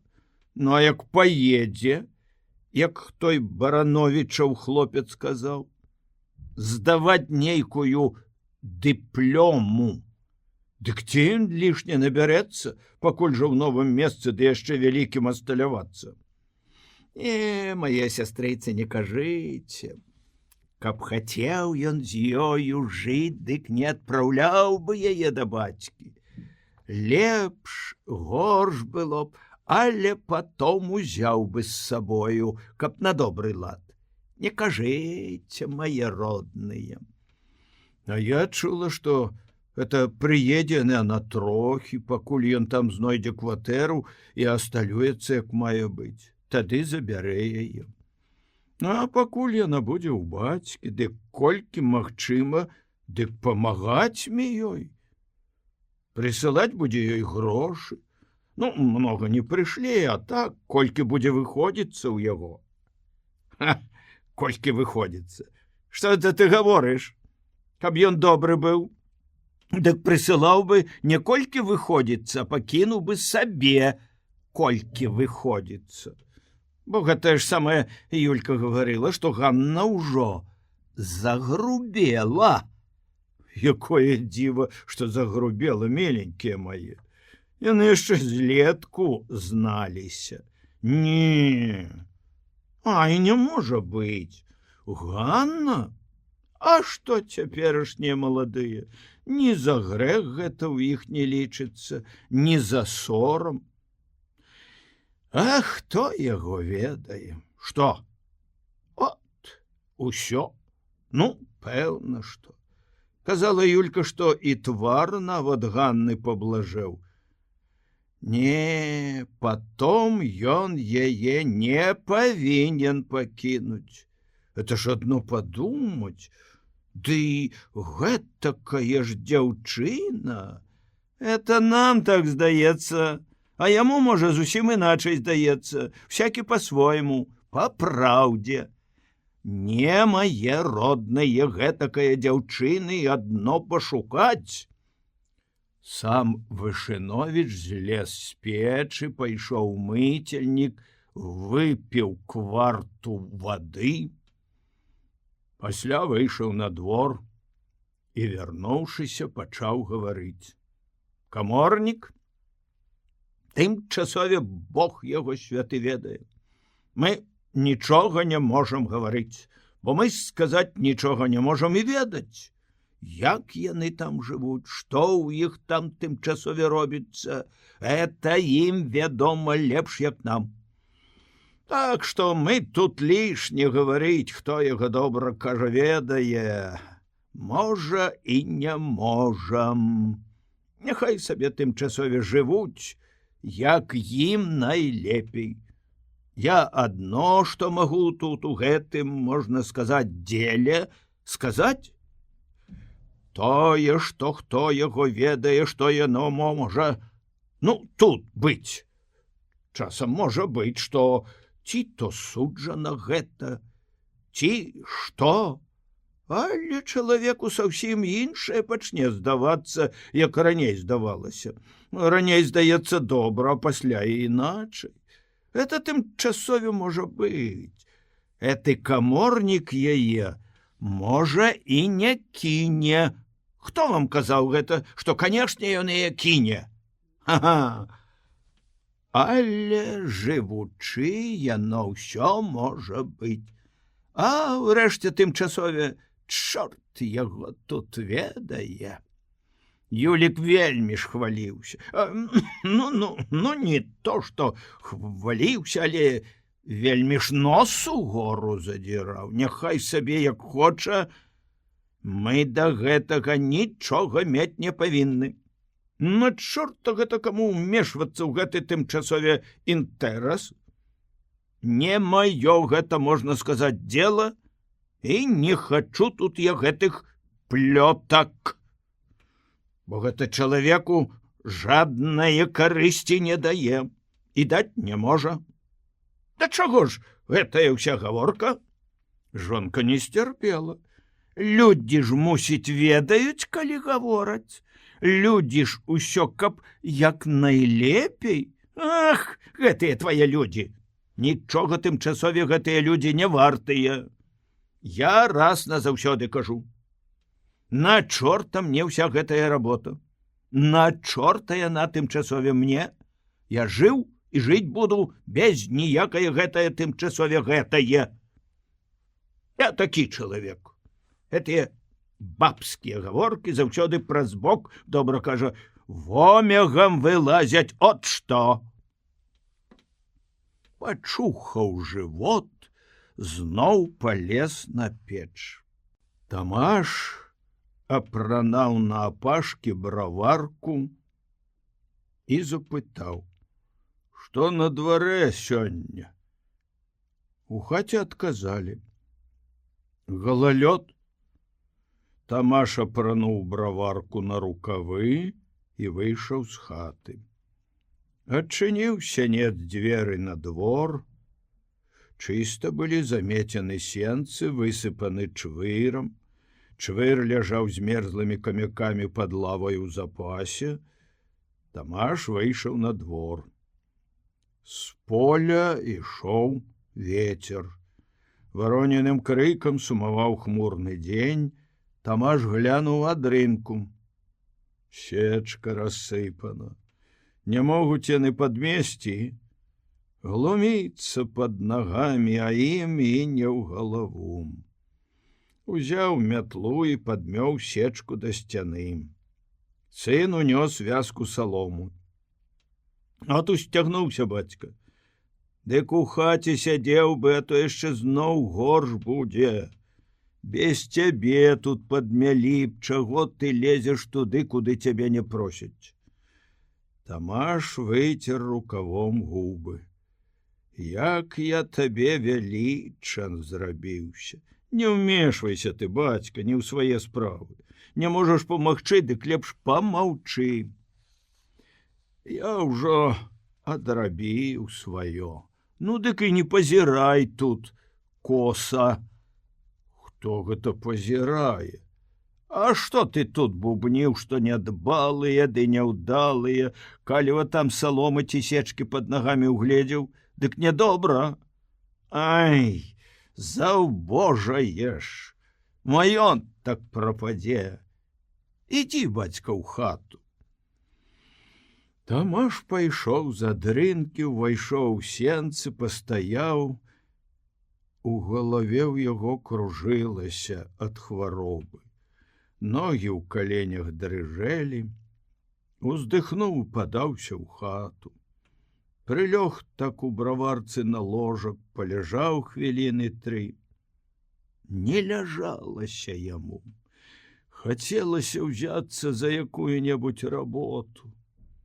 І разам з тым слабасць апаноўвала яшчэ. Устаў, прайшоўся па хаце. Здалося, што ўсё ўжо мог бы рабіць. Убачыў, што ў вядры няма вады, узяў вядро і пайшоў па ваду. Кружылася ў галаве, але радасна было яму ісці. Ну, так паволі, з вядром па абгалялёдзелай вуліцы.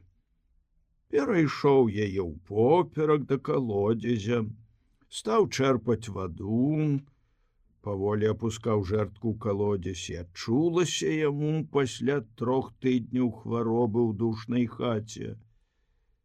Як моцна пахне з калодзезя гнілым дубам, вадою. Поле і паплавы, нагадаў яму гэты пах. Сэрца застукала ў грудях мацней, радасць жыцця ўскалыхнула яго. Перамагаючы слабасць, выцягнуў ваду, наліў вядро і панёс. Паволі сыходзіў з ледзяной абмерзласці навокал калодзезя. Раптам нага пакаўзнулася, на другой назе адзержацца не мог і паехаў уніз, упусціўшы вядро з рук. Увесь абліўся, з'ехаў уніз плячыма. Крэкчучы, падняўся. У вачах раптам стала цёмна, калючыя вострыя іскры забегалі ў іх. Неяк абмацаў каля сябе вядро, напружваючы ўсе сілы, каб зноў не паваліцца, пайшоў з пустым вядром дадому. Ледзьве дайшоў да хаты. Вядра не мог больш несці. Паставіў у варотах, прыпёрся да хатняй сцяны, уздыхнуў разы 3 і ўпоўз неяк у сенцы. Доўга мацаў клямкі, каб адчыніць дзверы ў хату. У хаце адразу паваліўся на ложак. І ўсё рупіла яму, што вядро засталося на вуліцы ў варотах. Пачаў зваць сына: «Лявон! Лявон!» Цяжка было яму крычаць. Ніхто не прыходзіў. Зусім стала цяжка крычаць. Маўчаў. І здавалася яму, што гэта не ён, а Лявон паставіў вядро ў варотах наўмысля, каб хто забраў. І каб пасля ўсё ўскласці на яго, на бацьку. Чуў голас востры і грымучы: «Дзе вядро дзелася?» Паварушыўся, каб адказаць, і скоранька прагаварыў: «У варотах на вуліцы, ты ж сам паставіў». Чуваць было пасля, як на двары Лявон гаварыў сястры. Бацьку горш стала, з гарачкі гаворыць. Вядро вынес на вуліцу і паставіў немаведама на што у варотах. І голас гэты уваходзіў у свядомасць як нешта незразумелае, цяжкае, калючае. Так і ляжаў да самага вечара ў браварцы. Здавалася яму, што гэта на полі, гэтак ціха. Ветру няма, але ідзе аднекуль плынь паветра, з ядлоўцавых кустоў, з крушынавых надрэчных зараснікаў, і дымам аднекуль цягне. Можа, гэта дзе за ўзгоркамі пастушкі наклалі агню і дурэюць каля яго. Раптам знімацца пачаў вецер і пагнаў дым за кусты. Узварушыў чыстую застаялую ваду ў каляінах, дажджавую ваду. Разышліся некуды і пастушкі. Адно папялішча засталося развявацца ветрам. А ён сам за лесем сядзяць на мяжы і гавораць пра гэты вецер, які можа павыдзьмухаць жыта, што кагадзе пасеяна на сыпучай раллі. Але Алесь весела ўпэўнівае, што нічога, зерне добра забаранавана і застаецца ў зямлі ўсходзіць і расці. Яшчэ каморнік паволі прайшоў па полі. Пасля Мацвеіха з Юркам падышла да іх і гаворыць: «Пільнуй, Тамашка, майго хлопца». Ён адказвае: «Буду пільнаваць». «Упільнуй жа хаця яго».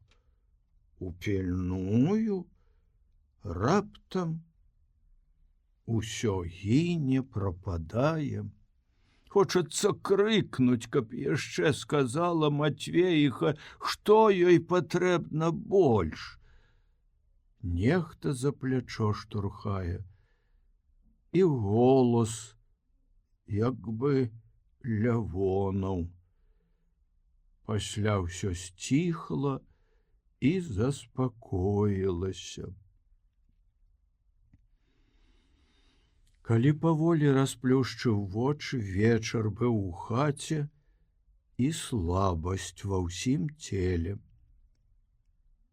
Салодка было ляжаць, не варушачыся, і страшна было паварушыцца. Лявон стаяў над тварам.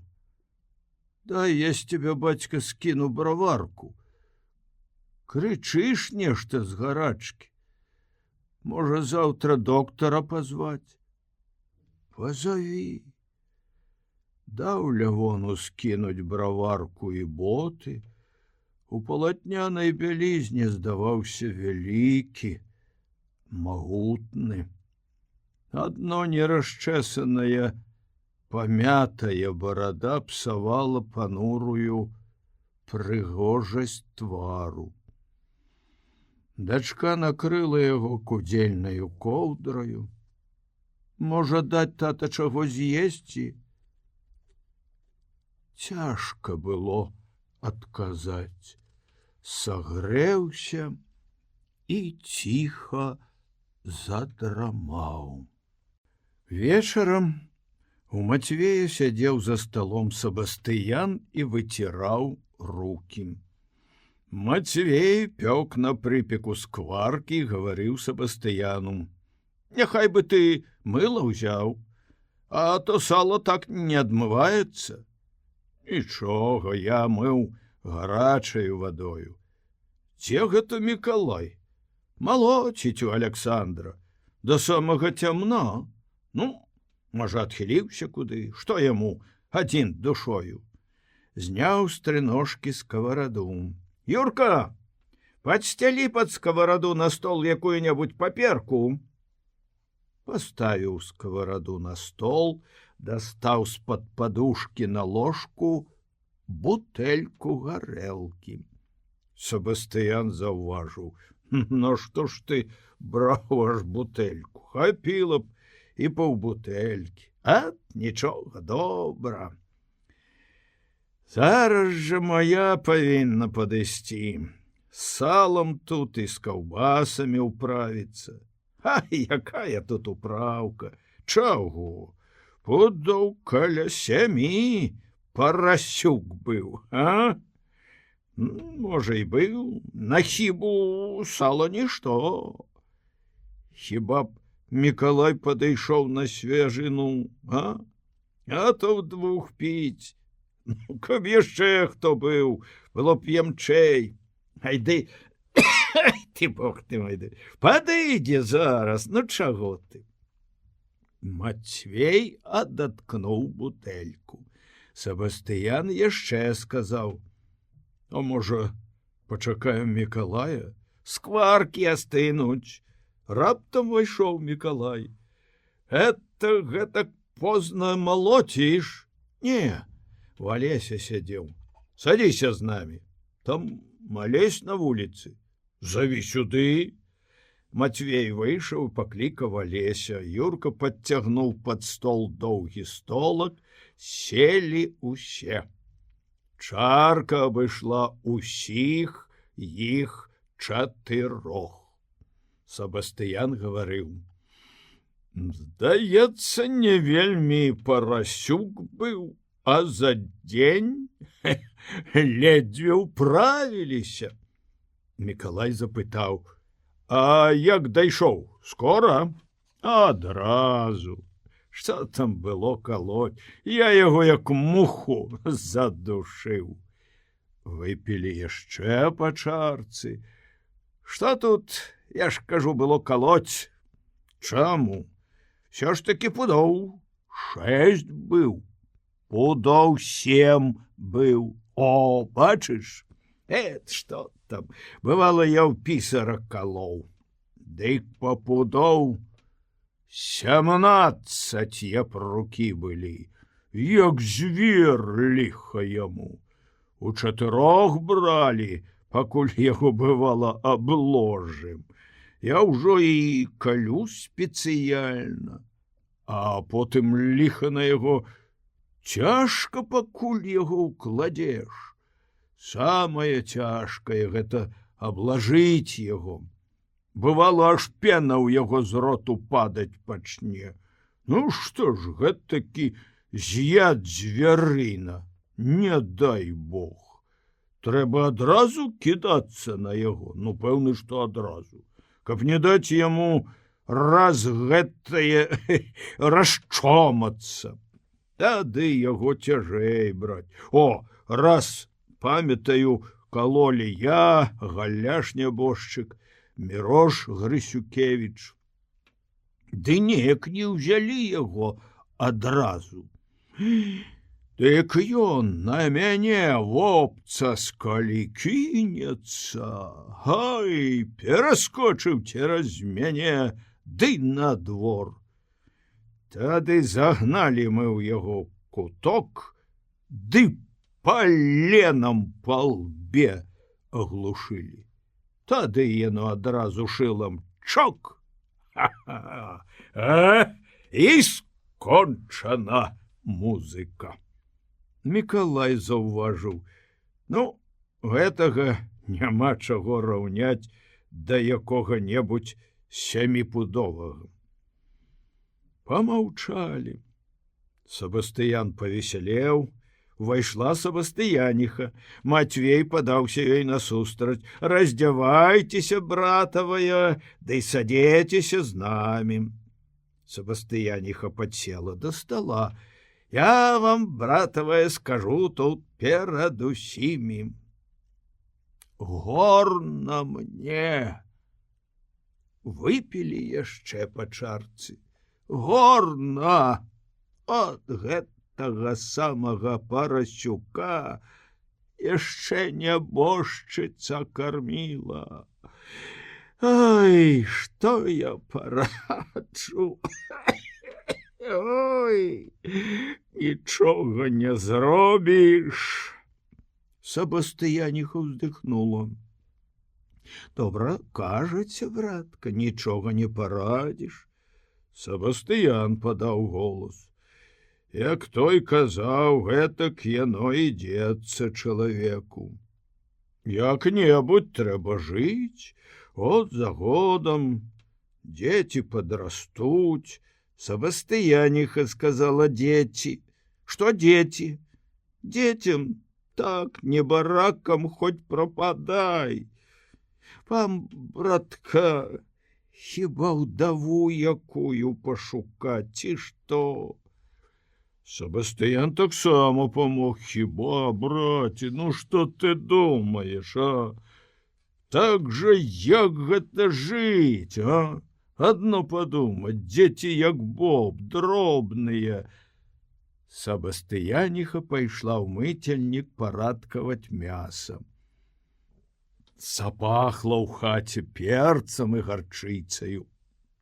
Сабастыян вылез за стала.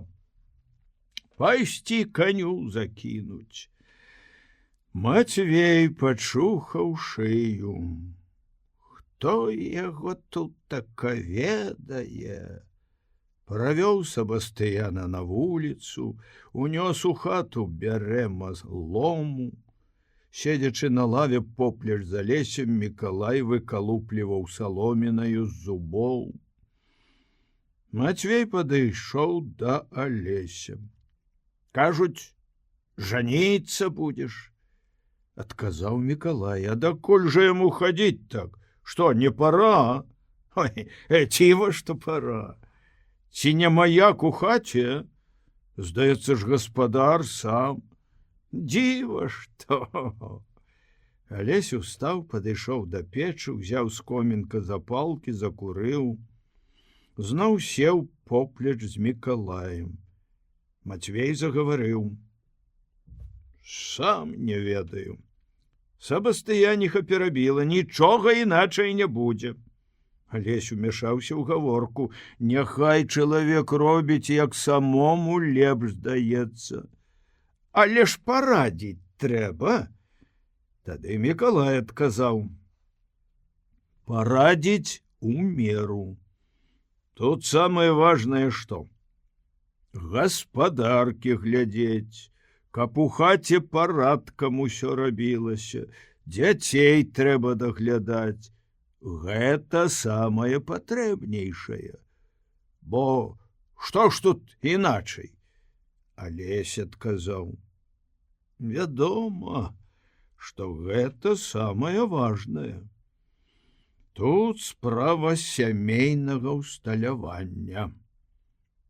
Мікалай падумаў і сказаў, перамагаючы стомленасць ад малацьбы і хмель ад выпітай гарэлкі: калі ў чалавека сям'я, дык тады трымайся.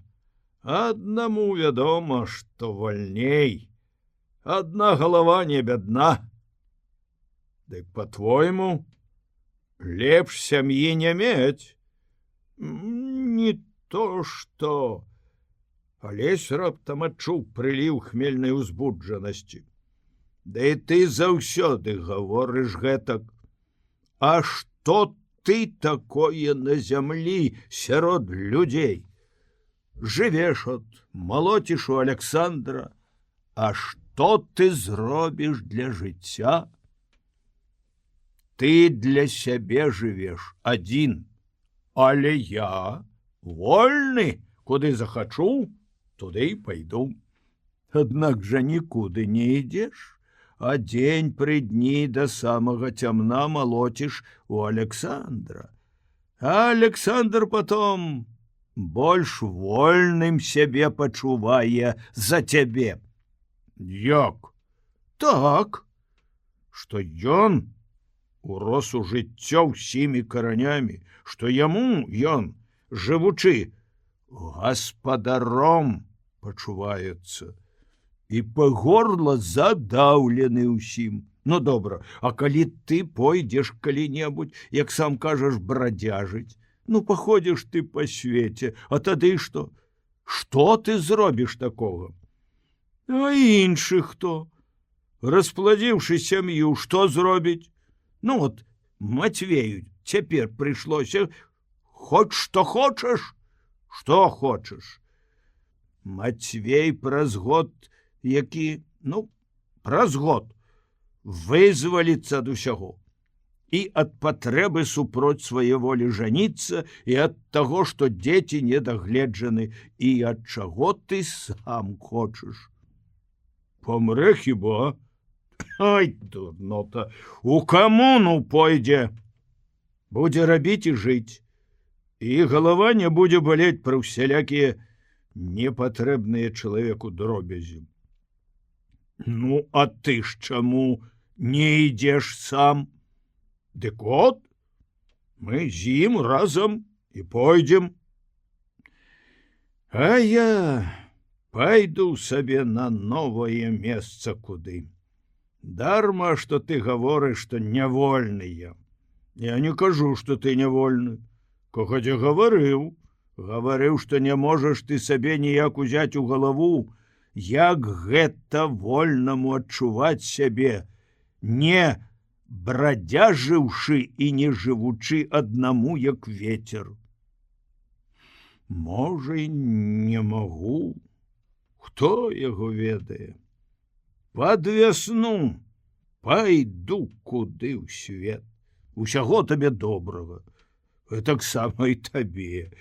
Я волю бачу ў сабе, а я в сабе.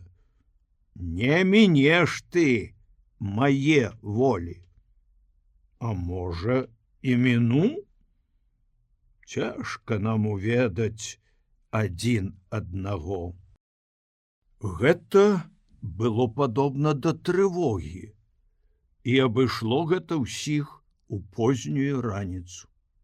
Больш холадна аднёсся да гэтага белабароды Павал. Ён ішоў па вуліцы з рэзгінамі за плячыма. Юлік Барановіч паіў каля калодзезя коні, убачыў Паўла, аддаў яму дзень добры і, выдзьмухваючы з вусоў жытні пыл, гукнуў: «Чуў!» «Што?»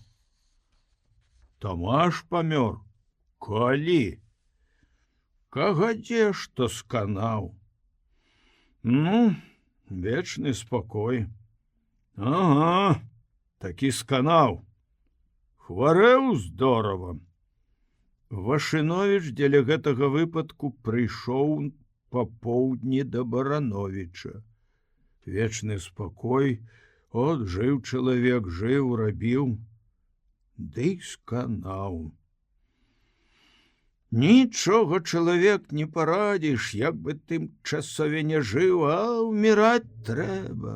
Хоць разарвіся, нічога не зробіш.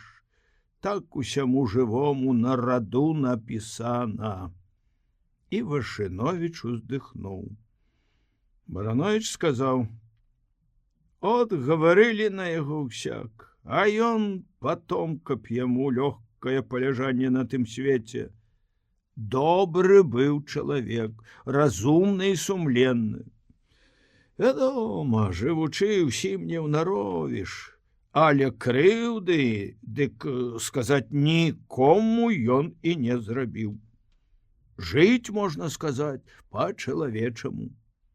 Я і сам бывала часам з ім сашчаплюся паспрачацца, а потом кепскім словам няма за што яго ўспамінаць.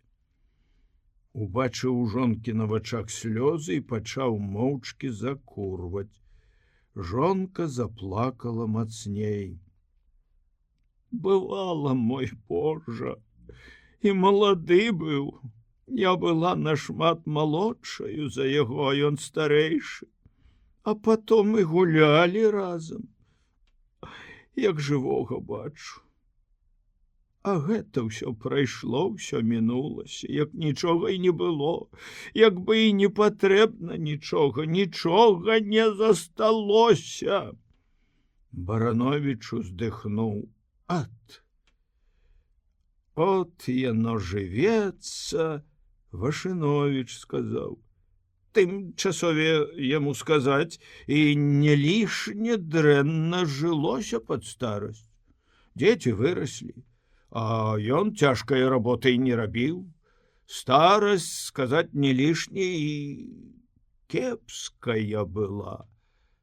Ну, няўжо ж, каб ён да самае труны рабіў гэтак, як замаладу, якое яму там добро было. Што там за добро ўжо? Чаму? Не лішне яго не браку, дзеці глядзелі, я ж ведаю. Раўлі, як на што ліхое. Не паважалі яго ўсё ж як бацьку. Тым часове гэта было. Ну, то якая ж там старасць добрая. На ліхога казана гэтакае добро. Ён адно, што не скардзіўся ніколі нікому. Бывала, всё маўчыць пра гэта, або калі і ўспамяне, дык доўга гаварыць пра гэта не будзе. Ён не лішне любіў надакучаць каму. Барановіч падумаў, здагадаўся. Разумны быў чалавек. Тым часове, хто што пра гэта? Ну, будзе тут спрачацца. Дарма, што і я часамі што, бывала, возьму, ды і скажу на яго. Кажуць, што Алесь з Клемусем прыйшлі, як ужо абмылі яго і заявілі, каб ні папа, ні нават свечак не было. Напэўна, што яны гэта зробяць. Дзіва што, я тым часове не ўручаю, але гаворкі пайшлі, што Алесь распарадзіўся, каб і звону царкоўнага не было. Я такі тым часове зранку і думаў, прыйдуць да мяне, каб пазваніць, ці не? Ну, а як? Не прыйшлі. Трохі неяк нядобра. Это ж чалавек. Нядобра. Што ты з імі зробіш? Аднак далей пакінулі бедаваць пра гэты інтэрас і пайшлі глядзець котную авечку. Пасля Вашыновіч спаткаўся на вуліцы з Мікалаем і запытаў яго з нячэўку: «Не ведаеш, хто труну будзе тамашу рабіць?» «Адкуль мне ведаць? Курыць маеш?» «Іду да Алеся закурваць». Вашыновіч увайшоў за ім услед у хату. Сталі закурваць. Тым часове от жыў тамаш і памёр. Вечны спакой. Алесева маці загаласіла: «Гэтаксама і мой нябожчык, яшчэ і здаровы, здаецца, быў, і раптам яго хвароба нейкая зламала, жыў і дабра не прычакаў, усё спадзяваўся небарака да самай смерці. А гэта Тамаш працаваў, рабіў, стараўся, а калі ён тое дабро бачыў, Божа ж мой, Божа!» Яна моцна заплакала. «Каб мне яшчэ, здаецца, хоць колькі гадкоў на свеце пажыць. Жаніся ты, Алеська, аблягчы ты маю старасць. Тымчасове, але пора табе, сынку, жаніцца. Каб Бог даў усякаму гэтакага зяця, я табе адкрыта перад усімі скажу. Але, сыночак, от і людзі ж кажуць». «Ціха вы, мама!» Старая села на лаву і, усхліпваючы, выцірала фартухом слёзы. Тымчасове цяпер, хто яго ведае, сёння як бы і добра, спакойна стала, усталёўваецца, як мае быць. Што так халасцяку, можна сказаць, жыць? А жанатаму, небось, тымчасове не тое. Зусім у хаце іначай. Я тымчасове сам быў малады. Сам ведаю, сам гаспадар. Дастань яшчэ тытуню. Папера ў мяне ёсць у кішэні, газета. О, дзякуй. Дык, от жа тонкая. Тонкая. Робіш цяпер дзе, Мікалай? Гэтыя дні нідзе. Як тымчасове жывецца? Жыву. Ды чаму, добра кажа, не. Жывучы і робячы, дык яно тымчасове жывецца. Тут жа не то, што гэта, як той казаў, гэтае. От што. Мікалай усміхнуўся. Пэўна. Ды яно ж тымчасове гэтак. І пайшоў з хаты, гледзячы, як старая ўсё яшчэ ціха плакала і несучы ў сабе нейкае радаснае адчуванне сіняга зімовага дня. Сіняя ноч стаяла каля дзеравяных сцен. І спакой яе быў чулым і глыбокім. Пахла ноч сном голых дрэў і сінімі адценнямі хмурнага неба. Вільготны снег паволі падаў на белую зямлю. За сцяною ў суседнім садзе зімавала абклёванае дробнымі птушкамі сухое зелле.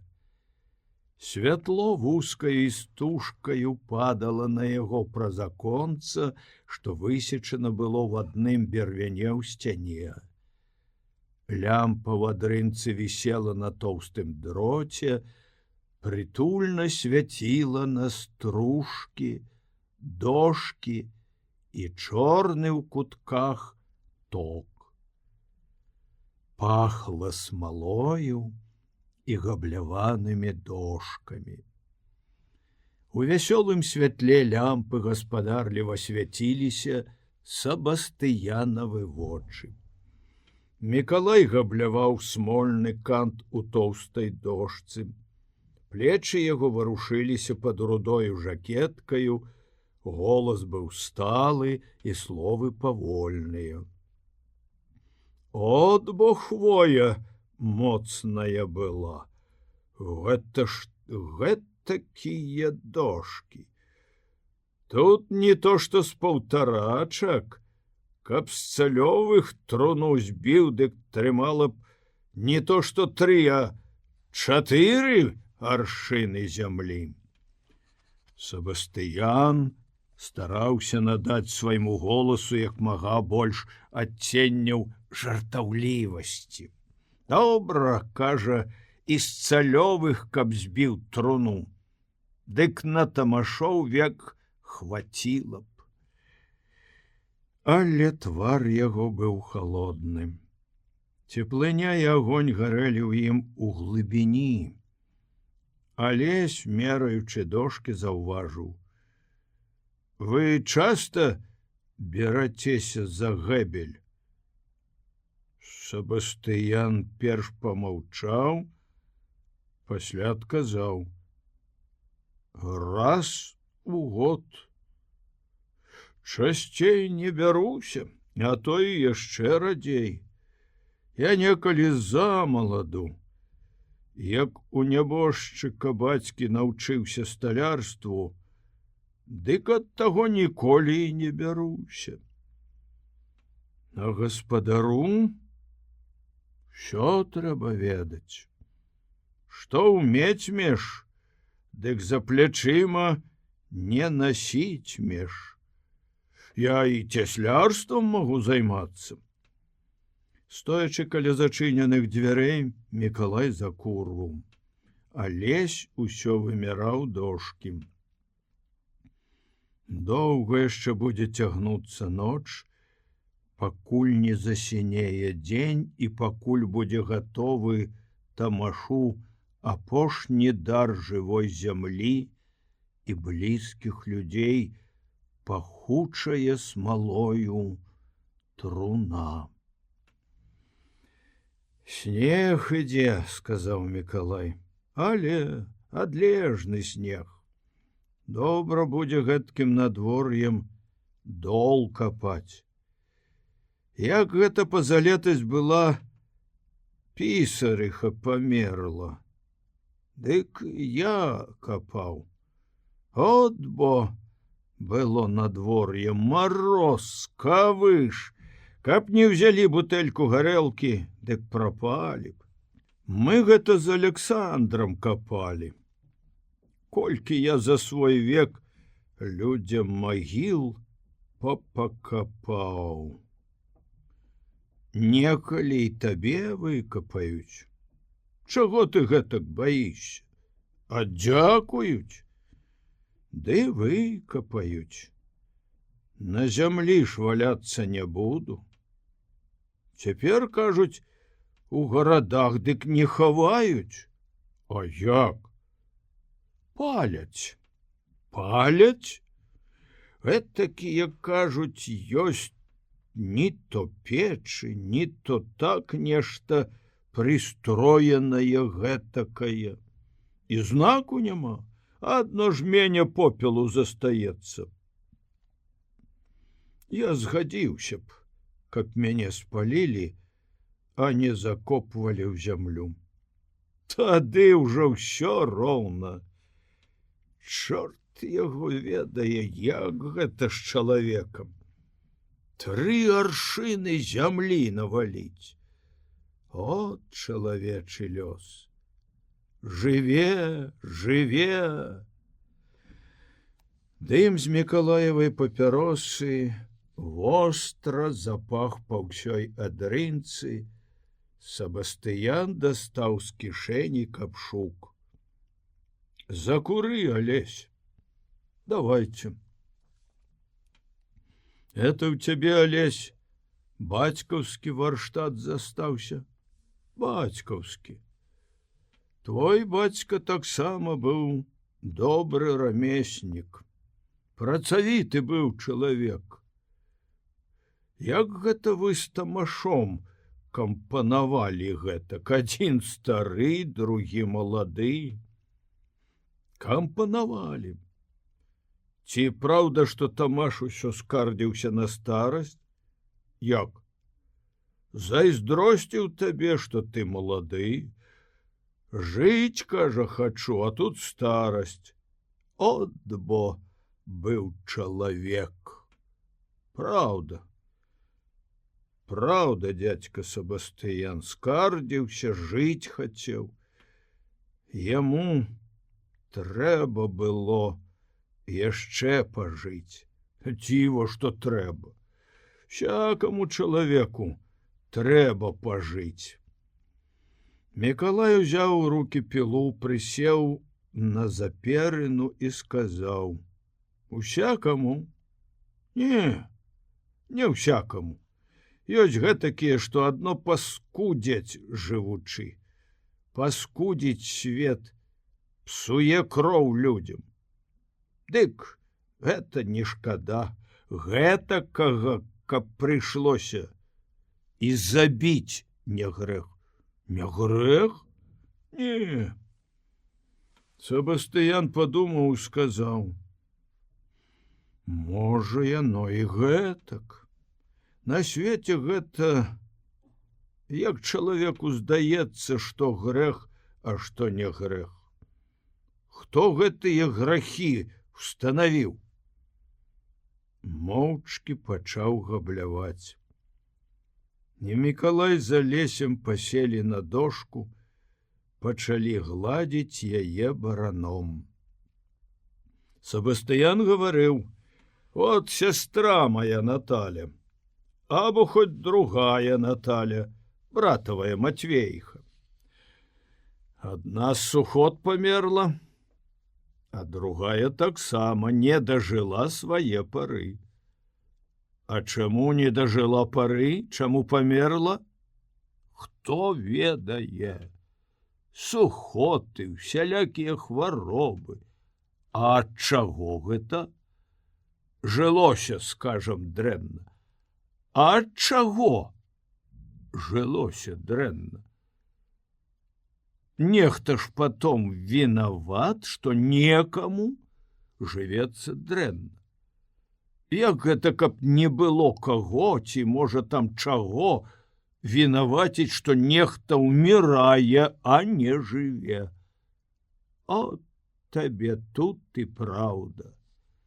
Шукай тут праўду. По-мойму, гэтак. Ты, Мікалай, от быў на вайне аж некалькі год. Забіваў ты там, ці не? Забіваў. Але гэта каб сам ведаў, што от забіў чалавека. Гэтак. Ну і што ты думаў тады? Нічога не думаў. Бо, можа, за тым, што гналі цябе, каб забіваў, а каб так, сам, ведаеш, каб сам. І сам забіваў. Калі? Было. Ну і што?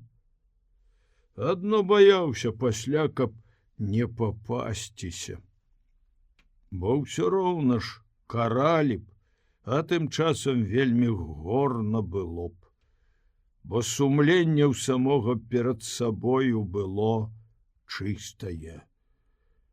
Вот як тут гавару перад вами. Ведаў, што праўда во мне была. Чуў гэта, і цяпер чую, ведаю. І нічога, нічога, не папаўся і спакойны быў. І нічога цяпер не думаецца ніколі. Думаю адно, што ўдалося і добра. А калі гэта было? Даўно, яшчэ зусім маладым хлопцам быў. Перад прызвамі яшчэ. Яшчэ як у бацькі жыў, а жыць там лішне не было на чым. Дык за парабка застаўся ў двор. А вядома, што гэта ў двары парабак. Я рабіў усё, як мае быць тое, што ад мяне трэба было. Дык я стараўся, каб абы як не было. Бо сказаць, любіў я страшэнна работу на полі. Здаровы быў, малады. А там быў аканом, які ўсё хацеў выслужыцца, ды ўсё даносы рабіў. Ні ліха, ні бяды, нічога там у нас у парабкоў і не было, а ён усё нагаворваў. Дык як прыйдзецца расплата, дык нам і не дададуць колькі рублёў кожнаму. У таго, кажуць, паўморга дрэнна заарана, у гэтага коні недагледжаны і схуднелі. У трэцяга прагул вялікі.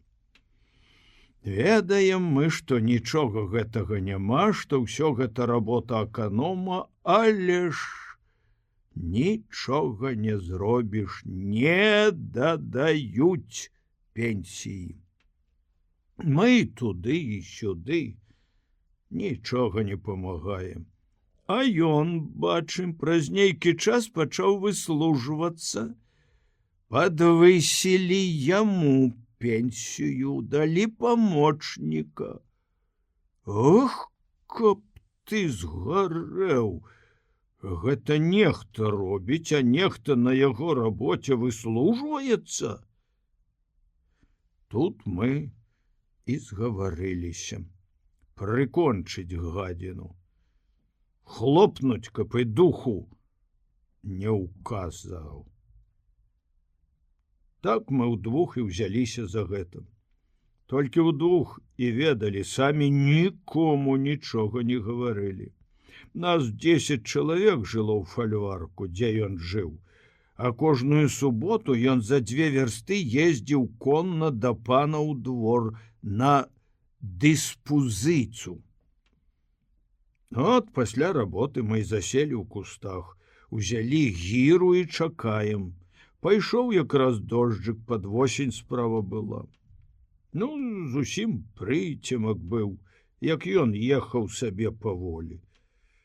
Тут мы яго ў кустах на дарозе і прыкончылі. Гіраю ззаду ў патыліцу дзеўбануў і ўсё. Прывязалі коня за куст так, каб адвязацца мог, а самі нішачкам дадому. Як нічога і не было. Павячэралі, ў карты селі гуляць, як заўсёды ў суботу, каб падазронасці ніякае не было. Конь праз гадзіну, якую адвязаўся і прыйшоў на атаву за садам. Тут яго ўбачылі, паднялі гвалт, ушушукаліся і найшлі таго у кустах. Пападрыжэлі мы гадоў 2. Всё скрабло на сэрцы, каб як не выявілася. А пасля ўсё прайшло. Ніхто нічога не дазнаўся. А то яшчэ як у салдатах служыў я. Плюгавенькі быў у нас гэтакі падпрапаршчык, смаркаценькі, смярдзючым здаваўся нам усім. Это ўжо у першую рэвалюцыю. Раней дык пагонамі ўсё сваімі казыраў. А гэта, чуючы, што пагонаў недалюбліваюць, без іх пробаваў франціць. Тады сама, што армія пачынала разбягацца. А палкоўнік у нас быў, хоць і палкоўнік, але свой хлопец. Сам нават рэвалюцыйную работу вёў раней. А тады, як гэта ўсё было, дык нагаворваў нас усё супроць Керенскага. Рэвалюцыянер быў. А гэты падпрапаршчык усё яшчэ трасца яму выслужваўся. Ці, можа, гэта якая-небудзь іншая думка была тут у яго, халера яго ведае.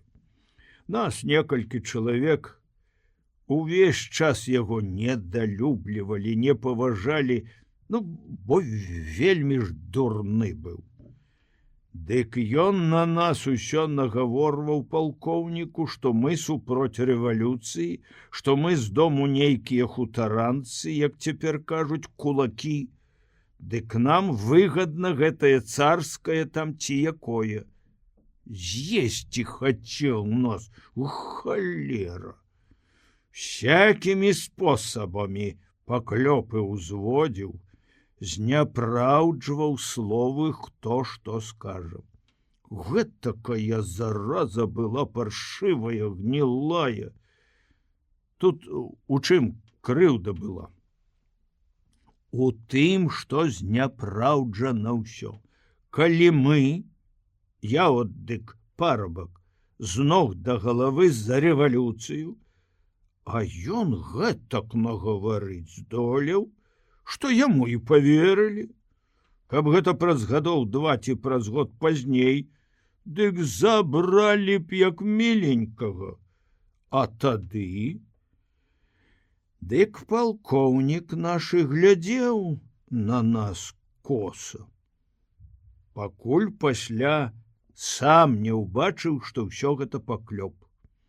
А той усё выслугоўваўся, ці халера яго ведае што. Яму і недорага была рэвалюцыя. Аб справе ён і не думаў, але от брахаў. Дык мы таксама яго цокнулі. Не ўспеў змыцца. І скончана дело. І спакоен. Зноў Мікалай адышоўся да дзвярэй, са стружак на голы пол і стаў закурваць. Уверсе над дзвярыма праз шчыліну ўпала мяккая сняжынка. Раставала на гарачай Мікалаевай руцэ. І от яны ўсе ўтрох сышлі са стружак на голы ток да дзвярэй закурваць. Сабастыян адчыніў дзверы, глянуў на ноч. Цемень была замест неба. Пасля лямпы яшчэ цямнейшым здавалася ўсё. Толькі ў асветленай лапе непрыкметна было. Снег падаў радзей, злепленымі камякамі ападаў з голых ігруш напроці варот каля плота. Это яшчэ, мусіць, твой дзед, Алесь, садзіў гэтыя грушы. Але бацька расказваў. Я іх як і запамятаю, дык усё гэтакія ж стаяць. Але снег тамашу дарогу выбеліў. Помаўчалі. Сабастыян зноў сказаў: а от потом, добра кажа, тое самае. Ці хавай ты яго, ці спалі. Всё роўна не ўстане. Не ўстане. Чаго Алесь зажурыўся? Так сабе. Тамаша шкадуеш? Шкада. Ён вельмі з табою кампанаваў. Все ж дзівіліся, як малады ўсё роўна быў. Алесь маўчаў. Нейкі дзіўны быў чалавек. Сабастыян прайшоў па двары, глянуў на вуліцы. На вуліцы відней, здаецца. Сабакі недзе далёка брэшуць. Невядома, калі хаваць будуць. Хто гэта? Цёмная постаць прыпынілася каля Сабастыяна. Клемусь, ці што? Ён, Алесь тут, хадзі сюды. У чатырох увайшлі ў адрынку, Клемусь расчырванеўся, расшпіліў ватовую картовую жакетку. Ча ты ходзіш? Дадому іду. Позна. Калі скончыце? пад дзень скончым. Марудзіце. Себастыян жартаўліва пакрыўдзіўся. Ай ж ты, марудзіце. Это я так. Голова марудзіце. З рэпетыцыі іду ад Скварчэўскага. Ужо за поўнач, 1 гадзіна. Заходзіў да Томаша. У галавах свечка гарыць. Сястра яго Рыгорыха паставіла. Прынесла і паставіла, галосіць на ўсю хату. А то яшчэ стане на калені і моліцца. Всю ноч, кажа, буду моліцца. Галосіць, што нават свечкі няма, дажыўся, кажа Тамаш. Стаіць перад ім на каленях і валасы на сабе рве. І народу поўна хата. Бабы і старыя спяваюць царкоўныя песні. Пад поўнач пачалі трохі разыходзіцца. Але вон што робіць? Клапоціцца ўсё. Прыгаварыў Вашыновіча яшчэ з некім дол капаць. Вашыновіч прыходзіў маліцца па Тамашу, на каленях перад ім памаліўся, заплакаў і пацалаваў Тамашу у нагу. У белых панчохах ляжыць Тамаш. Себастыян сказаў: жывучы, дык найбольш у лапцях хадзіў. А гэта ў белыя панчохі ўбраўся небарак. Эх, ты жыццё чалавечае. Дык, кажаш, Рыгорыха галосіць, але вспамінае ўсё, як жыў Тамаш. Як жыў? Выкалупвае ўсё, што калі было. Што? От калі не еўшы быў, калі не піўшы, як жаніўся, дзяцей хаваў, як жылі ў хаце, як сварыліся, як мірыліся. Клемусь помаўчаў, аддыхаўся. Адзін раз убачыў быў, што ў мяне кніжка за папружку засунута. Дык ён на ўсю вуліцу запытаў у нейкага: ці бачыў ты, кажа, каб трымаць на пупе кніжку і чытаць? І сам рахоча.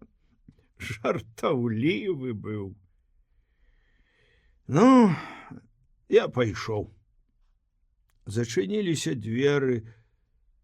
Ноч маўчала за сценамі. Усё гэтаксама свяціла лямпа, гэтаксама пахлі смалою стружкі і дошкі. Зноў заспявалі 2 гэблі. Стукаў малаток.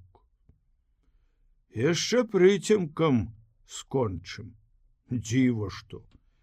І помаўчаўшы, дадаў Себастыян: эх, як яно ўсё робіцца, Тамаш!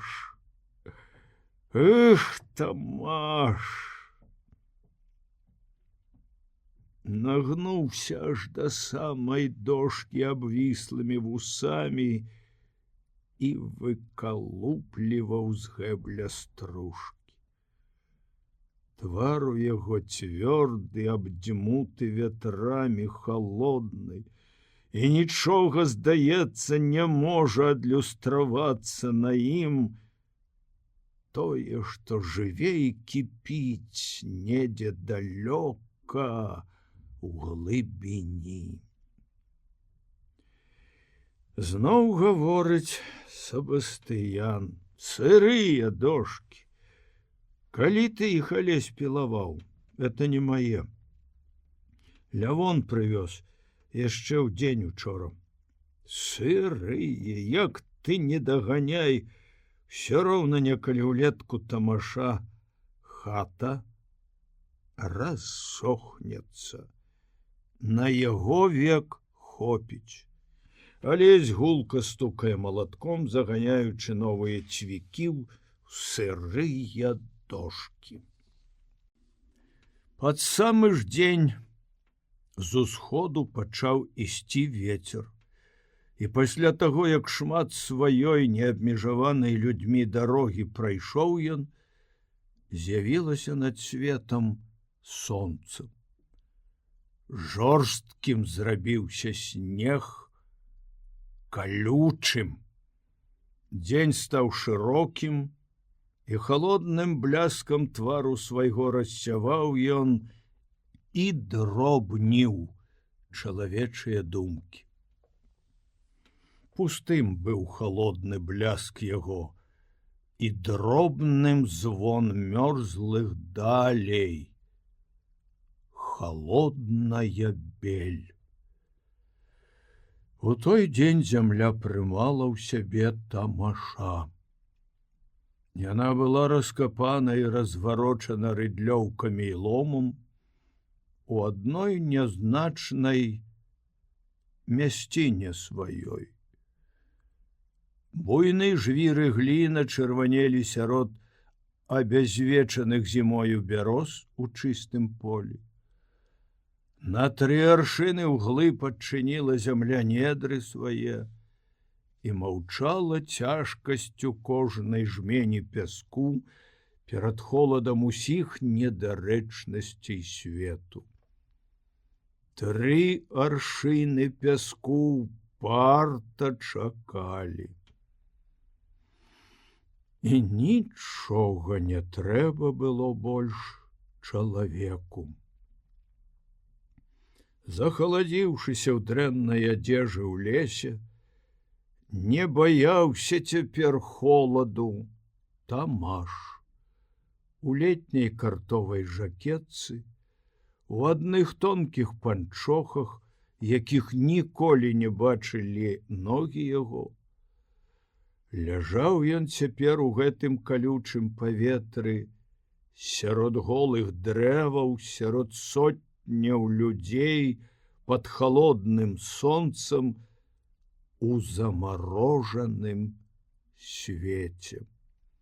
Паркалёвая падушка была ў яго пад галавою, а ў падушцы мята і чабор.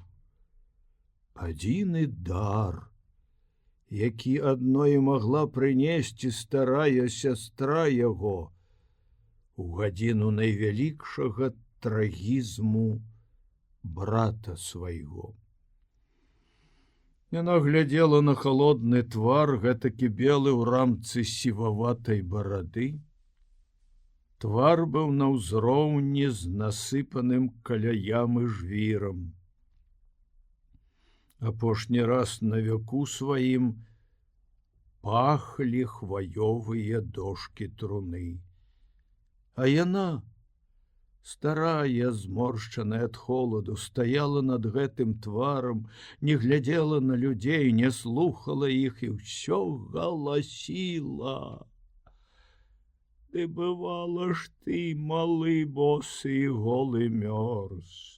Ты бывала ж ты, голодным быў. А ці памятаеш ты, братка, як ты ў маладосці хворым ляжаў, а не было табе на макавае зерня, чым паправіцца.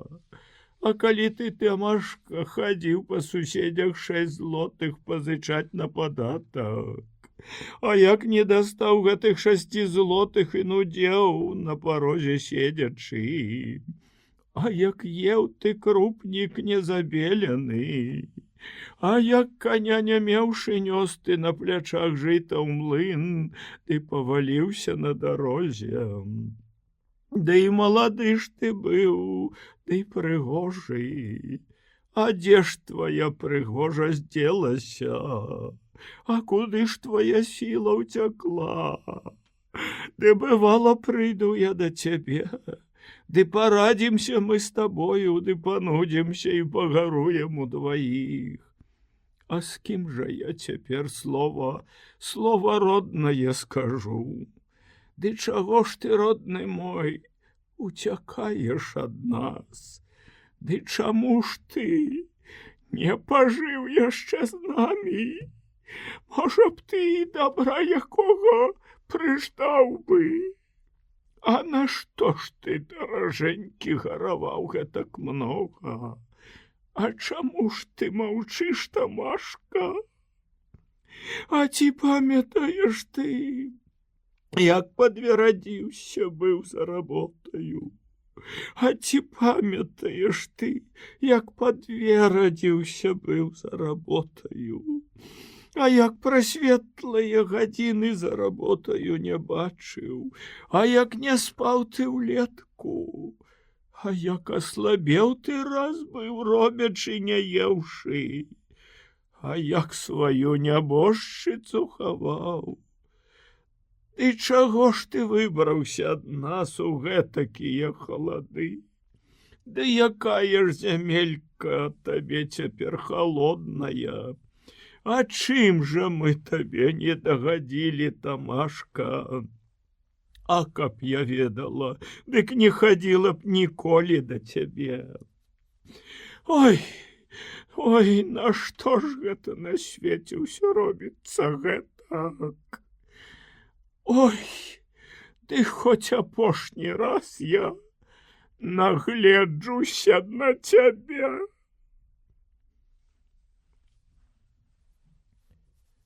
Яна ўпала коленьмі на снег, перамешаны з жвірам, і прыпала губамі да яго твару.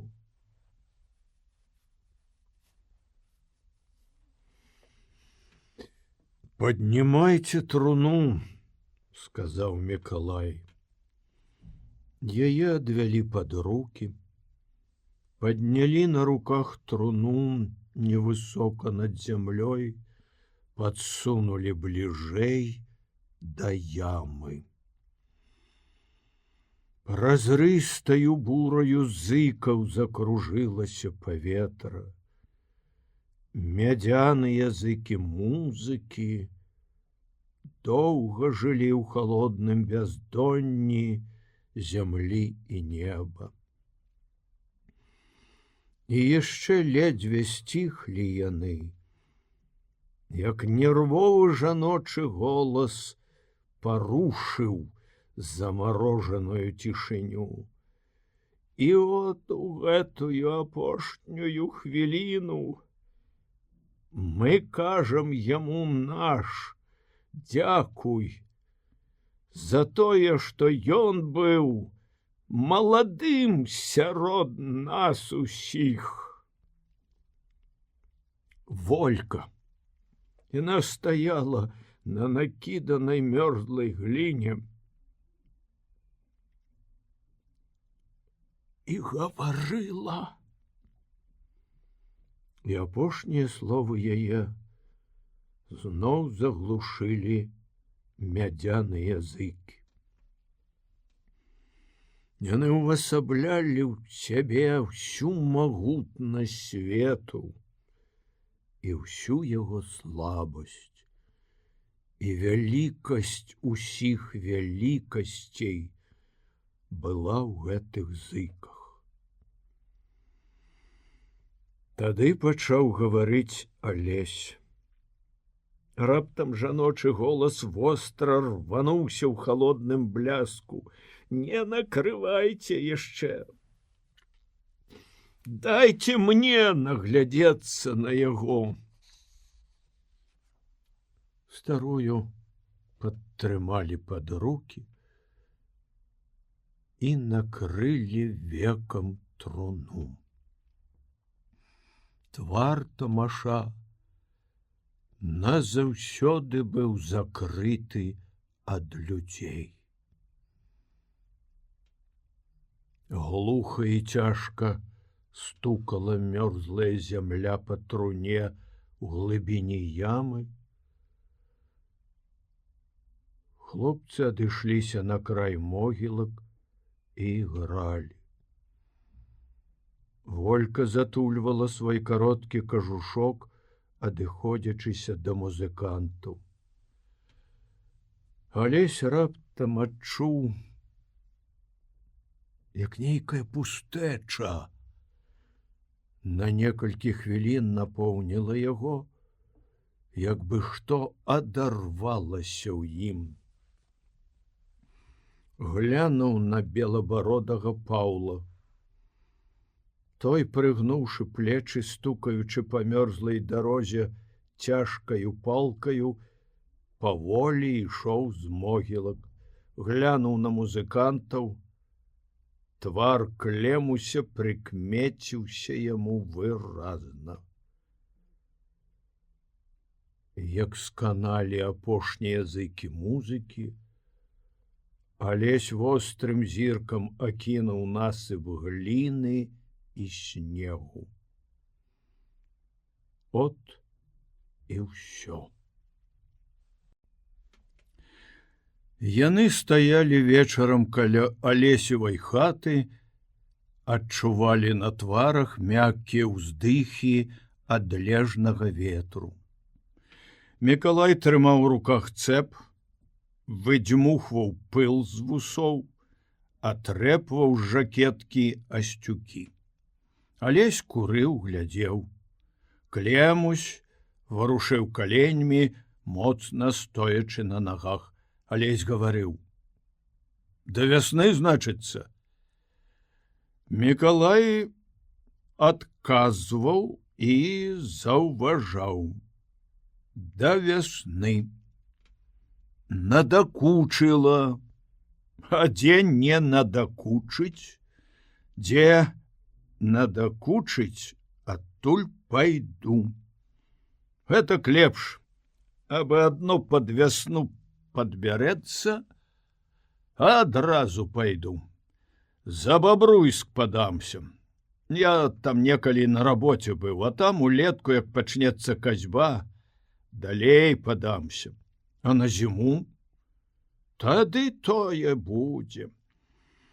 Гадоў праз 2 ці праз 3 зноў сюды з'яўлюся, можа. Цікава тады будзе паглядзець, што за змены тады ў вас будуць. Бо гэта кот, як сядзіш на адным месцы і на тваіх вачах усё робіцца, дык не прыкмячаеш нічога. От тамаша пахавалі. А колькі тут за гадоў 3 зменіцца, якім ты тады будзеш? Тады і ты пастарэеш. Ну, пэўна.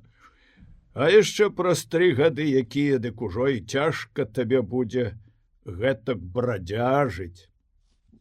Тады тое і будзе. Заставайся тут. Чаму? Дамо зямлі, асталёўвайся. Куды ты павалачэшся? Жыві вот, а? Звыкліся неяк, усё роўна, як ты і радзіўся тут ужо. Прыйду яшчэ асталююся, будзе час. Пасля немаведама, як будзе. А калі жывы чалавек, дык і ўсё будзе. Яшчэ я ажанюся і на зямлі насяджуся. А жэніся тады, як агрыбееш. Не агрыбею яшчэ, а калі пастарэю трохі, дык тады якраз добра і жаніцца. Калі адно і застанецца, што сядзець на адным месцы з жонкаю. Цяпер у самай сіле добра і пагуляць па свеце. Упусціш, пасля не вернеш ніколі. Што, неправда? Гэта як хто думае. Гэта то праўда, як хто думае. Вядома, што адзін любіць тое, а другі гэтае. Я куды-небудзь у горад, або на работу, якую вялікую прымацавацца папрабую, каб і рабіць весялей было, як у гэтым заплеценым павуціннем Александравым гумне. Надакучыла.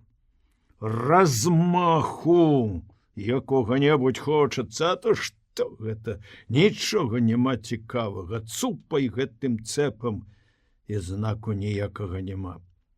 Тут, каб аж гуло ўсё. Гэта, дык была б работа, а то што? як той казаў, саматужніцтва. Што гэта на цябе сягоння найшло гэтакае? Я заўсёды гэтакі. Ці адно сягоння? Пачакай, зробім, што і тут будзе ўсё гусці, і ўсё гэта, як ты кажаш, павольнае цупанне прападзе. Братка, калі ж душа не дазваляе мне сядзець доўга на адным месцы, ну такім ужо стаў, я цягне мяне. Закурыў. Пайду ад пылу ачышчуся, прайдуся па вуліцы, можа, куды на вячоркі ўкачуся. Пайду. Пайшоў, варушачы кантовымі плячыма жакеткі сваёй. Клемусь заўважыў яму ўслед. Вясёлы хлопец. А чаму? Ён слаўны, добры хлопец. Хадзем куды? Куды? Да Волькі давай зойдзем. Давай. На змрочнай вуліцы было пуста, у адлежную імглу падала цьмянае святло з вокон. Волька была дома, сядзела на нізенькім, пазвязваным дроцікам крэсле перад лямпаю, чытала. Узрадавалася Алесю і Клемусю, устала ім насустрач, паціснула руки. Што ты чытаеш? Вот тут артыкул «Праблемы мястэчак», эканамічны нарыс, зацікавілася самым загалоўкам. Ты, але шмат чытаеш? Мала. Дрэнна. Сам ведаю. Часу няма, усялякай работы, і гаспадарка, і ўсё. Адзін я. Трэба што-небудзь прыдумаць, нельга гэтак. Ну, што я зраблю? Пачала чытаць гэты артыкул, ведаеш, цёмна на вуліцах, ціха, а навокал пад снегам балота, на балоце брадзячыя сабакі выюць. А тут царква маўчыць, могілкі недалёка, а на гэтым пляцы саматужныя загатовачныя шавецкія майстэрні, на суседняй вуліцы 2 ці 3 краўцы, далей хаты, гумны са снапамі, прысады, поле. Што ты хочаш сказаць? Глуш гэтакая. Людзі жывуць, ну, апярэдзілі самі сябе. Поле арэ худым канём, у лапцях ходзіць, а сам душою сваёю, ці як тут сказаць, культурны. Ты думаеш? Думаю. Адно варта як найхутчэй гаспадарку павысіць. А от плюе ў хаце, каля стала седзячы сабе пад ногі. Вот табе і культура. Пакіне зараз пляваць. Адно, каб як лапці хутчэй скінуў. От нябожчык Тамаш. Тамаш быў дзіўны чалавек, што раўняць. Пачала чытаць, от задумалася, помаўчала, зажурылася бляскам вачэй. На лета вучыцца, хоць што вы сабе хочаце. Добра, камандзіруем.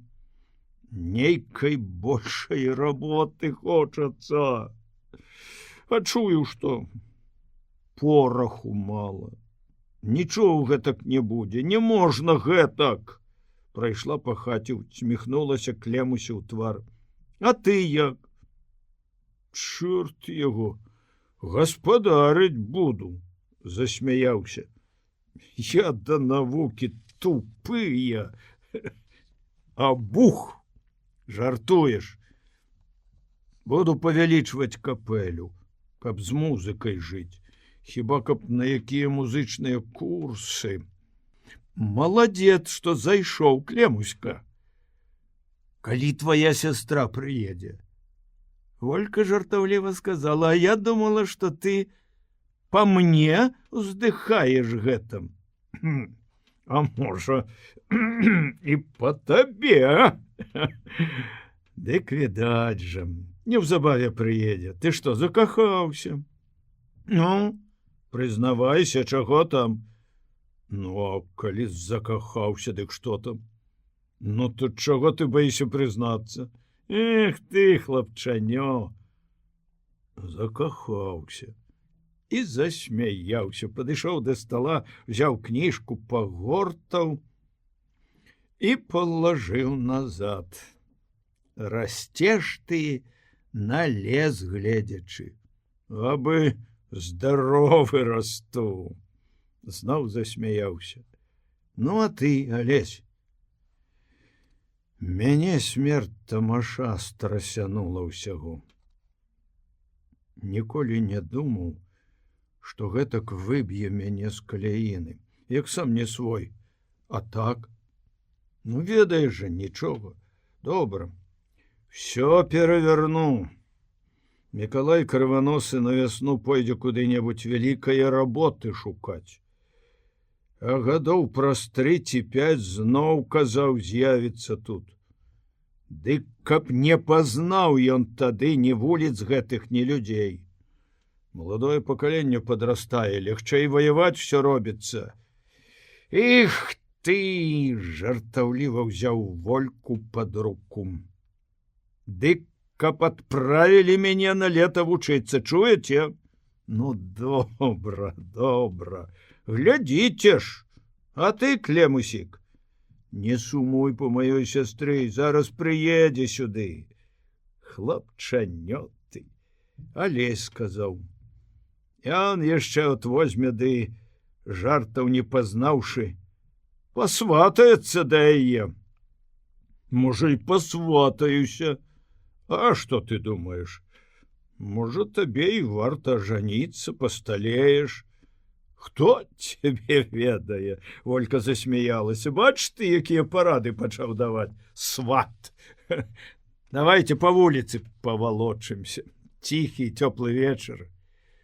Хіба куды на вечоркі закоцімся? Давайте. Бяры мяне, Клемусік, пад руку. А мне в адстаўку падавацца, ці што? А ты з другога боку. Пайшлі на аснежаную вуліцу, калыхаўся сіні змрок над чорнымі хатамі і дрэвамі. Трэба было яшчэ адгуляць вяселле.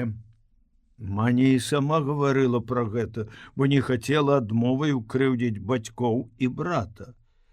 Алесь гаварыў, каб зрабіць гэты вясельны абед пасля, праз нейкі час, калі ўжо гэтак трэба, але ўсё ж згадзіўся. Маня прасіла яго не псаваць добрага настрою яе родным. Алесь адчуваў вялікую змену ў сваім жыцці. Перажывалася мяжа між 2 часткамі жыцця. Пачыналася новае, невядомае раней. Цяпер больш як раней усялякіх думак з'яўлялася ў Алеся. Гэтак, мусіць, і дзед мой, і бацька перажываў. Думаў іначай, а перажываў, мусіць, нешта падобнае. Усё падобна. А што я зрабіў, каб змяніць жыццё, каб іначай жыць, каб не быць ва ўладзе горкага бацькаўскага лёсу? Бо дрэнна жыў бацька. Ён быў задумёны, і гэтак, як ніколі раней, сталы у гэтыя першыя дні. Шмат гаварыў аб усім з Маняю. Адчуваў з горасцю, як шмат чаго ў ім не зразумее яна, і ўпартая думка апанавала ім. Неяк іначай жыць, каб мела яна час вучыцца і зраўняцца з ім. І ў гэтыя хоць кароткія, але горкія хвіліны вобраз Ганны мучыў яго, не даваў яму спакою. Пасля спашанае думаў пра Вольку, а пасля прайшло ўсё гэта, прытупілася. Знікла, прыйшла радасць блізкасці мані. Сілу і добрае сэрца адчуў у яе. Хадзіў з ёю на адчыненыя сходы ячэйкі, хацеў, каб здружылася яна з волькаю, і новыя жаданні дзейнасці і працы апаноўвалі ім. Маці гаварыла: «Цяпер, сынок, на вясну трэба думаць пра новую хату. Вельмі ж старая гэтая, яшчэ дзедаўская». Ён адказваў: «Добра, мама», а сам усё думаў пра гэтыя мацерыны словы. Маня запытала раз: «Чаму ты неяк невыразна гаворыш маме пра хату?» Адказаў: «Невядома, як будзе, чаму? Можа, на вясну будзем перамерваць усё, і зямлю, і пляцы. У вас жа мералі ў гэтым годзе. Адзін кавалак. Усё нанава». Як ведаеш. І глядзела з вераю, сілай і каханнем у вочы яму. Гэта было апошнім адвячоркам. Цямнелі праз вокны дрэвы, неба адчувалася высокім, прасторным. Пачынаў ісці з поля вецер. Алесь прыгалубіў Маню, гладзіў па валасах. Хацелася гаварыць ёй пра тое, як разам будуць жываць гразь і крыўды жыцця. Як гэтая бацькаўская хата пакіне па сабе чорную памяць. Пачаў гаварыць ёй, доўга гаварыў. «Ты нейкі як бы сумны, Алеська». «Не, так. Настрой у цябе гэтакі, зажурыўся? Пройдзем. Не заўсёды ж быць вясёламу, вельмі я гэта ведаю». Усміхнулася ціха, слаўна, як бы вінавата неяк. «Будзем жыць, Алеська, добра ўсё будзе». «Добра? Будь весялейшым». «Буду». І павесялеў. Павесялелі абое, смяяліся. «Чаго ты сумаваў, кагадзе?» Успомніў быў бацьку, думаў пра хату гэтую, без падлогі. Пра тамаша думаў. Бывае гэта з чалавекам, ведаеш. Цяпер пераламалася юнацтва. Поўным стала яно, на поўдні сваім стала. Слаўна мы пажывём з табою. Слаўна. Ты верыш у гэта? Бачу. Добра. Ведаеш, я вот думаю, што не будзе ў нас тых дробных непрыемнасцей, якія не давалі жыць нашым бацькам. Я рада з табою. Яшчэ гаварылі шмат, доўга. Пайшлі да волькі. Ішлі змрочнаю ціхай вуліцаю. З поля дыхала ветрам, мяккім, шырокім. Абвяваў вецер твар, весяліў сэрца, сінеў змрок вечара. Каб хутчэй вясна. Шмат яшчэ вёснаў будзе. Глянула з падзякаю яму ў твар, выклікала ў яго радасную усмешку. Пайшлі шпарчэй. Што там у нас цяпер дома робяць? Не адвыкла яшчэ. Не то, што думаюцца. Бацька твой вясёлы. Так, это ён. Гаваркі гэтакім. Калі бяда якая, дык паспявае, пасмяецца, хоць на сэрцы каты скрабуць. Мой бацька не гэтакі быў. Калі што якое нядобрае, дык бывала нудзіць і маўчыць. Ішлі поплеч, цесна адно пры адным. Як у ногу мы ісці злаўчыліся. Трэба ж, гэтак будзем ісці вялікую сваю дарогу. Слаўную дарогу. Гаворкі цяпер сталі выразнымі і нават як бы трывожнымі. Усе здагадкі былі адкінены. Усё было вядомым і даўно вырашаным.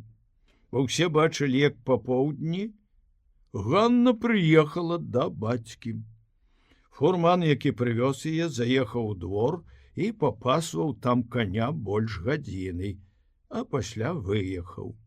Нават нейкімі як бы сакрэтнымі сталі гаворкі.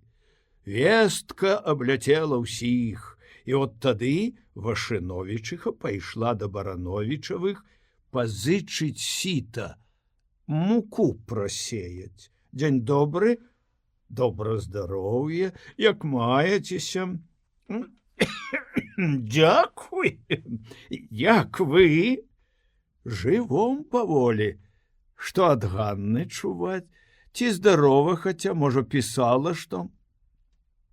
Барановічыха злосна паглядзела на Вашыновічыху і адказала: «Нічога, Ганна здарова, сёння прыехала ў госці. Ці бач? Але ці надоўга ж? Можа, да канца зімы, бо Андрэй паехаў у вялікі горад давучвацца, дык пакуль там асталюецца, тое ды сёй. Бачыш, ты давучвацца паехаў, ну няхай Бог памагае, як жа, хаця выглядае Ганна, як маецца. Ганна выйшла ў кухню. Твар яе трошкі зблажэў ад таго, як быў раней, трохі на ім ляжалі сляды здарожанасці. Усмешка яе была ціхаю, задумёнаю. Адзнакі нейкай новай, невыразнай сталасці былі ў постаці яе. Дзень добры, цётачка.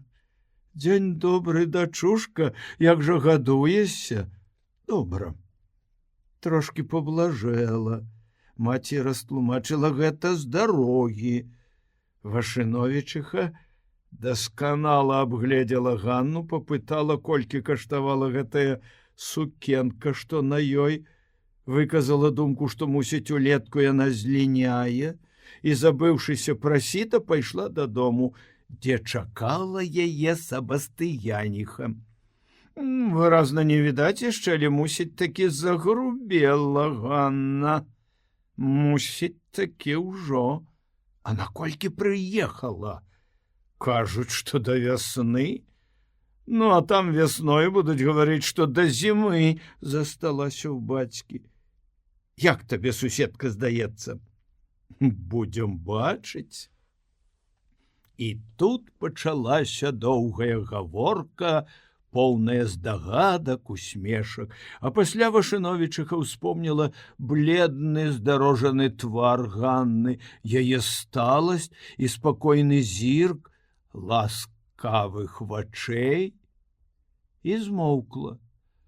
Успомніла абед на яе вяселле, сваяўство і сказала Сабастыянісе: «От мы гаворым, а хто яго ведае, што там у іх робіцца? У чужую душу не залезеш, але яно відаць, нічога не відаць яшчэ. Дзе ж гэта ёсць так, каб адпраўляў да бацькі жонку, пажыўшы з ёю гэтак мала?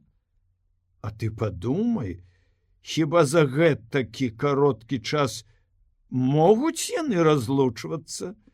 Каб, скажам, хоць праз год якім? Цяперашнім светам можа ўсё быць. Ну, не ва ўсіх. Ты дай Божа, каб усё было добра. Як бы я гэта благога ім жадаю. Дзівачка ты, суседка. От паглядзі, што пад вясну яна паедзе.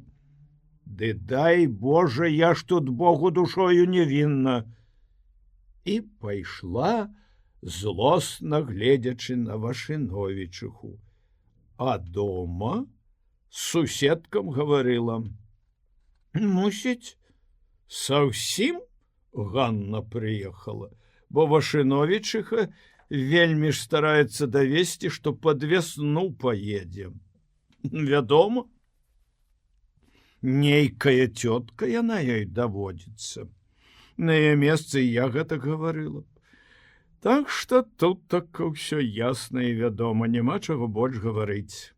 Аднак прагаварылі да самага цямна, а вечарам, управіўшыся дома, сышліся зноў гаварыць.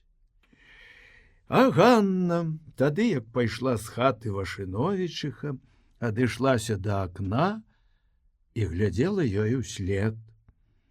Радасная трывога апаноўвала яе. Як ехала яна сюды, маўчаў паабапал дарогі хваёвы лес. Адлежная сінь стаяла над ім. Пахнуў мокры мох, ледзяніўся ядловец кроплямі вады. І гэтакая цішыня і спакой, безутрапёнасць панавалі паабапал дарогі. Хата як бы змяніла твар свой. Усё было такім самым і не такім. Над печкаю вісела пазвязваная ёю ж самою некалі ўвосені цыбуля. Сухое каліўё вяргіні тырчэла перад вокнамі на вуліцы в агародчыку над абледзянелым снегам. Віхрастая страха суседняй хаты на другім баку вуліцы нагадвала выгляд ветранага дня. Яна заўважыла, што бацька з нейкім непаразуменнем маўкліва паглядзеў у вочы ёй. Гостя приехала. Раздзявайся ж, можа, змерзла едучы? Не, сёння цёпла. А маці адразу заклапацілася і заплакала. Поблажэла трохі. Чым жа цябе і частаваць, госцейка моя? Ты ж тут кагадзе сама гаспадыняю была. І пачала ставіць усяго на стол. Абы хаця ела ты. Пасля ўсё гаварыла, всё асцярожна распытвала. А тут усялякія гаворкі пайшлі, плёткі ходзяць. Каб толькі чула ты, што гавораць. Бацька, грэючы рукі каля печы, перабіў: ат, пакінь ты! Мала што менцяць языкамі. Няхай сабе, горлаў не пазатыкаеш. Дык няхай сабе, лишь вельмі крыўдна. Чорт іх бяры. А што гавораць, мама? Ды от гавораць. І доўга гаварыла маці. Выцірала рогам хусткі слёзы, непакоілася, што Ганна мала есць. Ты ж зусім схуднееш, дачушка, калі будзеш гэтак есці. Бацька, не адыходзячы ад печы, сказаў: ну, няхай сабе, яна здарожылася, няхай адпачне, тады будзе есці. То хіба ты ляж, паспі трохі? Уночы пасплю, хоць пагавару з вамі. Пасля думала ўсё пра гэтыя гаворкі. Непрыемна было, нядобра. І непрыхільнасць нейкая была да Вашыновічыхі, калі прыйшла тая і пачала распытваць. Пад вечар пайшла з мацерай у гумнон набіраць мякіну. Дастала мацеры з пограба буракоў. Пасля засталася адна на прыгуменні. Ішоў сіні змрок з поля. На агародах сінеў снег. Каля гумна на ўзмешку растаў за адлігу снег. Вузкая істужка зямлі чарнела каля самай сцяны. Каліва травы жаўцела з-пад снегу, нізенькая, сашчыпаныя птушкамі. Ганна стаяла адна, глядзела ў сінь белых прастораў. Вечарам у хаце пачала гаспадарыць, давяла матку да слёз. Вот і добра, што ты пайшла замуж, а ўсё ж хто яго ведае? Што вы, мама, на чорта вы верыце гэтым плёткам? Мяне ж злосць бярэ. Ну, нашто гэта вам? Не пра гэта я. Была от дома за гаспадыню, а гэта адно госцею стала. І добра яно, і горна неяк мне старой. А гэта што гавораць, дык добра бацька кажа, горлаў не пазатыкаеш. Абы адно няпраўда была ўсё гэта. Тады Ганна разлавалася. Не гаварыце, мама, больш гэтага. Ліха ведае, якою дурною выдумкаю мучыць і сябе, і мяне. Маці пачала ставіць на стол вячэру. Адчуванне прытульнасці грэла Ганне на сэрца. Брат жартаваў, смяяўся, гаварыў з бацькам аб сетцы з жытняй саломы, у якую занадта шмат пушчана было канюшыны. Ганне ён сказаў: «От я тебе заўтра сечку рэзаць пастаўлю». А яна адказала таксама жартам: «А чаму? Пайду і буду рэзаць». Маці не зразумела жарту. «Куды ты пойдзеш? Нарэжу тебе з цябе». Бацька засмяяўся. Устаў, апрануўся, пайшоў з ліхтарняю глядзець коней. Кашляў, ходзячы па двары. «Хіба ты, Ганна, спаць лажыся?» «Пасяджу, адпачывай. Я не ўтамілася, здарожылася, сама ж казала. Ай, нічога». Хацелася ёй узяцца за якую-небудзь работу. Дзе гэта скрынка гэтая з-пад лавы дзелася, што вяргіню на зіму яе выкопваем? Вынеслі недзе на двор. А вяргіня?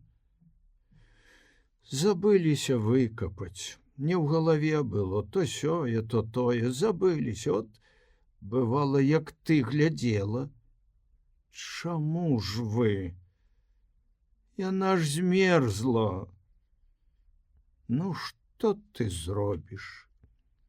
Пайшла з кухні ў цёмную хату. Падышла да акна. У агародчыку на змрочным снезе чарнела каліўё мерзлай вяргіні. Назаўтра Юліку Барановічу было дрэнна з нагою. Вільгаць гэтая, адліга, дык яно і горш. Ой, мусіць, надоўга гэтакае надвор'е, каб на яго агні. Хоць холодна, але як суха, дык яно лепш. Каб яна сперунела гэткая жытка, каб яна Бог даў. Ой, Божа ж мой, Божа, жыццё закончу. Хіба, тата, гэтак баліць? Ой, баліць. Сядь хоць пасядзі каля мяне, дачушка. Ніколі ж гэтак не балела яшчэ. Хоць ты канай вазьмі. Усю раніцу ён стагнаў, круціў нагу суконкамі, укрыў кажухом, стараўся не варушыць ёю. Пад поўдзень сцішыўся і задрамаў. А пад вечар зноў пачаў стагнаць. Я вам, тата, натру нагу спіртам. Няхай, дачушка, не трэба, ой, не трэба, няхай ужо так начуе. Не, канешне, яе варушыць нанач. Можа, за ноч сцішыцца. Але калі не, дык заўтра зранку. Можа, гэта я і захаладзіў яе па гэтай вільгаці цягаючыся. Няўжо гэта мне суджана ўжо на печы век свой векаваць? Хіба ідзі, дачушка, пазаві дядьку Вашыновіча. Няхай хоць пагаворыць са мною пра гаспадарку, мне весялей будзе. Кум прыйшоў пасля вячэры. Тымчасове, што это ты закідаўся? Захаладзіўся. А ў мяне сам жа ведаеш, нага гэтая, каб яна спярунела, кара нейкая, ды годзе. Баліць і баліць, і неяк аж тузае. Дрымціць? Але это мурашкамі трэба націраць. Як гэта? Узяць мурашак у макацёр, расцерці іх качалкаю, каб аж сок тымчасове з іх пайшоў, а пасля ўкінуць у бутэльку і наліць спірытусам. Дык яно, калі настаіцца, дык гэтаю настойкаю ўзяць ды націраць. Я ж ведаю. Можа, і добра. Я табе кажу, чаму ж кумок мне раней не параіў? Я сам кагадзе пачуў пра гэтую практыку. Это мне Нестер Крывасёлкаўскі казаў у нядзелю на месте. Тымчасове, кажа, самае лепшае лякарства. Боль выганяе зусім. Хлусіць не павінен. Што я яму тымчасове за інтэрас? А як жа гэта лавіць гэтыя мурашкі? О, ён мне і гэта тымчасове расказаў. Узяць, кажа, трэба улетку бутэльку, ды капнуць у дне малака салодкага, каб яно пахла ім. А бутэльку тымчасове уставіць у мурашнік, усю тымчасове ўсадзіць. Малоко пахне, дык яны паўзуць у той бок, падпаўзе гэтая мурашка да бутэлечнага, тымчасове горла панюхае і пойдзеш і гіляць сабе, пане мой, у бутэльку, а там пляснецца на дно, дык тымчасове. Там ёй і фарфар. А, не ведаў я раней. От жа ж! А можа, і памагло. Тымчасове дастаць, дзе трэба. А пытаць, дзе трэба, у людзей павінна быць. Чаму не? Сярод у людзей павінна быць. Ага, у каго ж гэта тутака запытаць? Тымчасове Ганна, як прыйшла да мяне ў хату, дык я ж не бачыў яшчэ яе. Паблажэла трохі. Але, вядома ж, тымчасове гэта... Ну, але як жа хаця ёй там паводзіцца? Я не ўспеў тымчасове нават і распытаць, як мае быць. Мікалай, крываносы, якраз сядзеў у мяне. Разлічвацца прыйшоў. Я яму яшчэ паўрубля быў вінаваты за казьбу. Прыйшоў разлічыцца, усе даўгі, кажа, тымчасове сысквае з людзей. З усімі разлічваецца, хто яму вінават, каму ён тымчасове вінават. От пераломіцца, кажа, тымчасове, зіма на сонца, дык падацца, думае, ад нас некуды. От бо чалавек, а? Каб яго прывязаў, дык тымчасове на адным месцы не ўседзіць. Ай-яй-яй, а? Ну, што гэта за чалавек? Як непрыкаяны які, а тымчасове як асуджаны які валачыцца па свеце.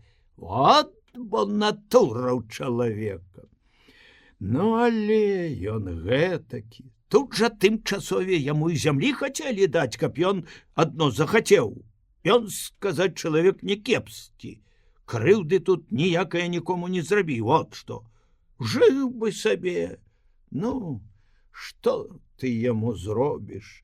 Яму нават тымчасове Алесі гэтае гаварыў тымчасове, значыцца, выразна, каб браў сабе кавалак зямлі, ды і гэтае.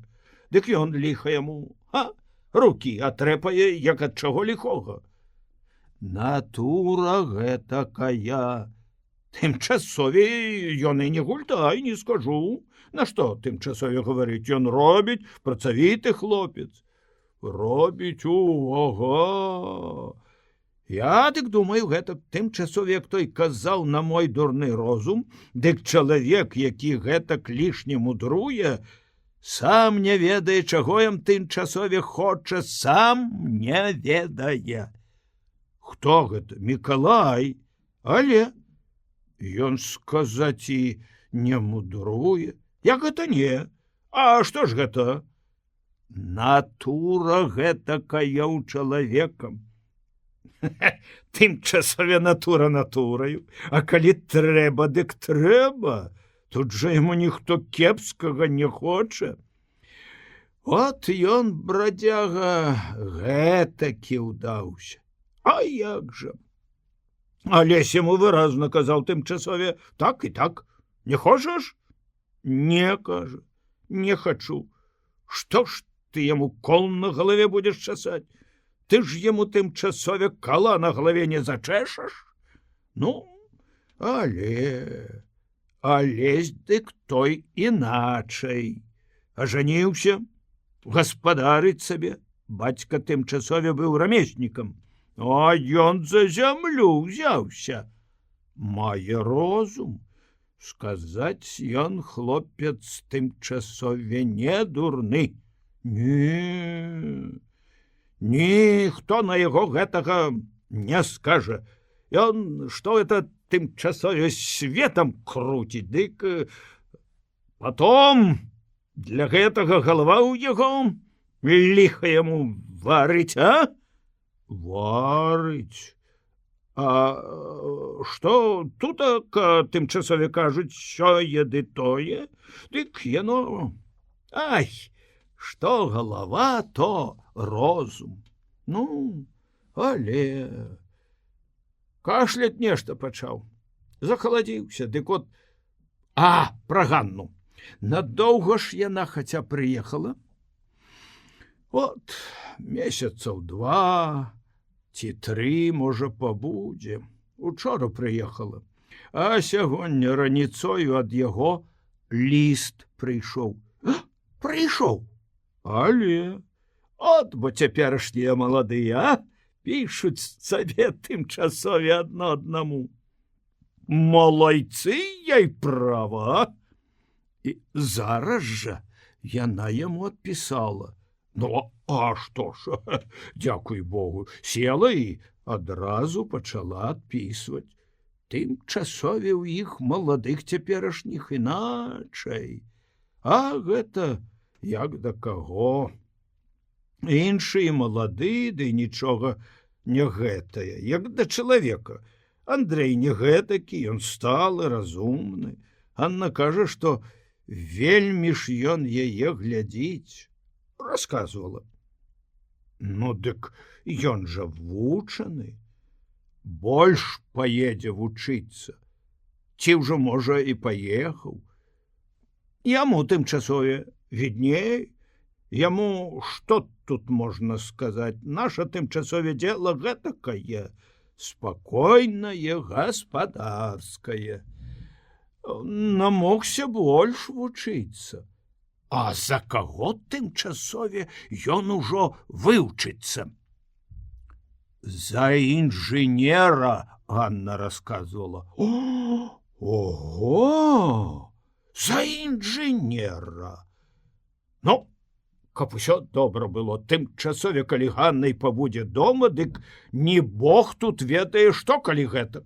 А то пачалі гаварыць, а тое, а гэтае, адно паслухаць. Ой, людзям жа абы языкамі мянціць. Тымчасове, ну, але я ўжо казаў.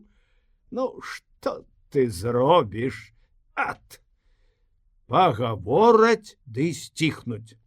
Языкоў тымчасове не папрывязваеш. Дзе б ты бачыў? А я думаю, хто яго ведае, кажуць, прыехала, а тымчасове гаворкі гэтыя пайшлі. Ажно ж за інжынера? За інжынера. Ого! Ну... Ой, адно, каб як нага прайшла. Спірытусу гэтага з мурашкамі, каб кумок тымчасове дастаць адно. А пытаць, дзе па людзях трэба. Дык, значыцца, Ганна паедзе пад вясну. Вашыновіч пайшоў дадому пад поўнач, несучы ў сабе і зайздрасць, і абыякавасць да ўсёй гэтай справы. Я ніколі гэтак не думала, ніколі гэтак не пісала, як цяпер. Не ведаю, што са мною робіцца, і, мусіць, не заспакоюся я, пакуль не будзе ад цябе ліста. Каб ты адно ведаў, якія гаворкі пайшлі тут пра нас з табою, што гавораць. Мама плача, а тата нічога. Але бачу, што і ў яго на сэрцы скрабе. Мама вельмі нудзіць. Мама кажа, што і раней пачалі гаварыць, як толькі дачуліся, што я маю прыехаць дадому. Як гэта дачуліся? Гавораць, што ты мяне кінуў, што цяпер усе маладыя гарадскія гэтакія. Я маму супакоіла трохі, але ўсё роўна яна нудзіць, бо яна і сама не ведае, каму верыць і што ёй думаць. Калі я прыехала, дык адразу нічога не разумела. Пачалі частаваць, мяне клапаціцца, але неяк вельмі сумным мне гэта ўсё здалося. А пасля я ўжо дачулася. Мама сама расказала мне пра ўсе гэтыя гаворкі. Я буду ўсё чакаць, калі паеду да цябе. Ты як-небудзь пастарайся, хоць табе і цяжка будзе, я гэта ведаю, каб мне больш як да канца зімы тут не быць. Бо тады не дадуць мне па вуліцы прайсці, ўсё будуць гаварыць. А ўрэшце, як сабе хочуць, можа, табе вельмі цяжка будзе, дык як-небудзь перабуду. Ты адно не забывай мяне. Ведаеш, усё неяк у хаце змянілася. Неяк і кухня, здаецца, іначай выглядае. Тата абгабляваў тую лаву, на якой я, бывала, малако цадзіла. А Вяргіня ў агародчыку на вуліцы змерзла. Не было каму тут яе выкапаць. Вельмі шкада мне Вяргіні. Брат смяецца, кажа, што ён тут на гэтай самай градцы, дзе расла Вяргіня, на спробу пасея нейкіх новых буракоў. Будзе глядзець, як яны будуць расці, ці варта іх больш сеяць. Жартую ўсё з мяне. А каб я была дома, дык сярод буракоў і Вяргіня расла б. Было б зусім весела глядзець праз акно. Прыехала я. Добра. Па поўдні яшчэ больш пацяплела, зусім было адліжна стала, і зусім цёпла было ехаць. Усе кажуць, што я паблажэла з таго часу, як мы з табою паехалі былі адгэтуль. Напішы, ці ты выехаў той самы дзень, як і я, ці яшчэ на дзень застаўся быў. Што яшчэ табе пісаць? Завуць усе дома мяне госцею, вельмі клапоцяцца пра мяне. А мне неяк радасна і хочацца плакаць. Бывай здароў, не забывай мяне, 10 снежня, Ганна. Это я напісала ўчора вечарам, а цяпер раніцою прыйшоў ліст ад цябе. Я прачытала, родненькі мой. Адпішу табе, трохі пачакаўшы, цяпер неяк не магу пісаць. Тату сёння баліць нага, енчыць, стогне. Раней дык нічога гэта ўсё было. А гэта я адвыкла, дык неяк страшна робіцца. Туман на дварэ густы пайшоў, дык яму горш робіцца. Пайду сёння рабіць што, буду, мусіць, з мамаю крупы дзерці ў жорнах. Брат досвідкам уставаў малаціць, а мне ўсё не спалася. Усё новым, інакшым, як было, здаецца мне. Хацелася ўстаць разам з братам, але не хацела непакоіць маці, падумала б, што я хворая якая, што не спіцца мне. Гэтак і ляжала, пакуль мама не паднялася. На дварэ ўсходжваецца вецер. Бывай. Гануся моя, пішу табе з дарогі. Выехаў у той дзень, як і ты. Не меў часу напісаць табе перад самым выездам. Дрэнна пісаць у вагоне, але затое якая шырыня думак. Цяпер я цвёрда рашыў на інжынера вучыцца. Краіна наша гэтулькі перспектыў мае наперадзе, гэтулькі працы чакае. Я цяпер зусім упэўнены, што, будучы інжынерам, я буду адчуваць сябе на сваім месцы. Я ўпэўнены, што я знайду тут сябе. Якая шырыня бяжыць за вокнамі. І як сябе адчуваю я цяпер вольна. Калісьці, як жыў яшчэ я дома, і часта быў галодны, і зімою дрэнна адзеты, тады здавалася мне, што будзе самае вышэйшае дасягненне маё. Калі я сам выйду з гэтае беднасці і выведу з яе сваіх бацькоў, калі я і яны пачнём жыць па-чалавечы. Нават думаў яшчэ гэтак, калі першыя гады вучыўся. Пасля прыйшло іншае. І цяпер зусім сфарміравалася. Памятаеш, мы гаварылі пра гэтае з табою ў першыя дні, калі жылі разам. Цяпер усё тое, што бяжыць і кружыцца за вагоннымі вокнамі, ляжыць перада мною. Вось чаму мяне вельмі ўзрадавала ты, тады, калі сказала, што ты таксама хочаш вучыцца. Вялікая будучыня перад нашай краінай. Тое, аб чым мы з табою тады гаварылі, што паднявольвала асобу чалавека, плавіцца і пераплаўляецца. Гэта ўжо яскрава прыметна, цяпер нават і сярод сялянства, не гаворачы пра горад. Матэрыяльныя перашкоды, якія стаяць тут перад чалавекам, жывуцца. Мы знішчым сваю беднасць. От чаму перад гэтакай перспектывай я ўвесь напоўнены нейкаю бураю работы. Я буду старацца ў горадзе, зараз жа прыехаўшы, взяцца за заканчэнне свае дыпломныя працы. Это дасць мне магчымасць лёгка пачаць вучыцца некалі на лета. Не ведаю, як давядзецца мне ў горадзе, але самае страшнае перажыта. Бывала, і босы хадзіў халады, і галодны рабіў, і не адзеты зімою, але ўсё прайшло. Адно, што бацькам не магу ніяк памагчы, сама ведаеш. Але ўсё ідзе да лепшага. За ўчарашні дзень я ўтаміўся, але спаць не магу, нейкая нервовая ўзбуджанасць не дае.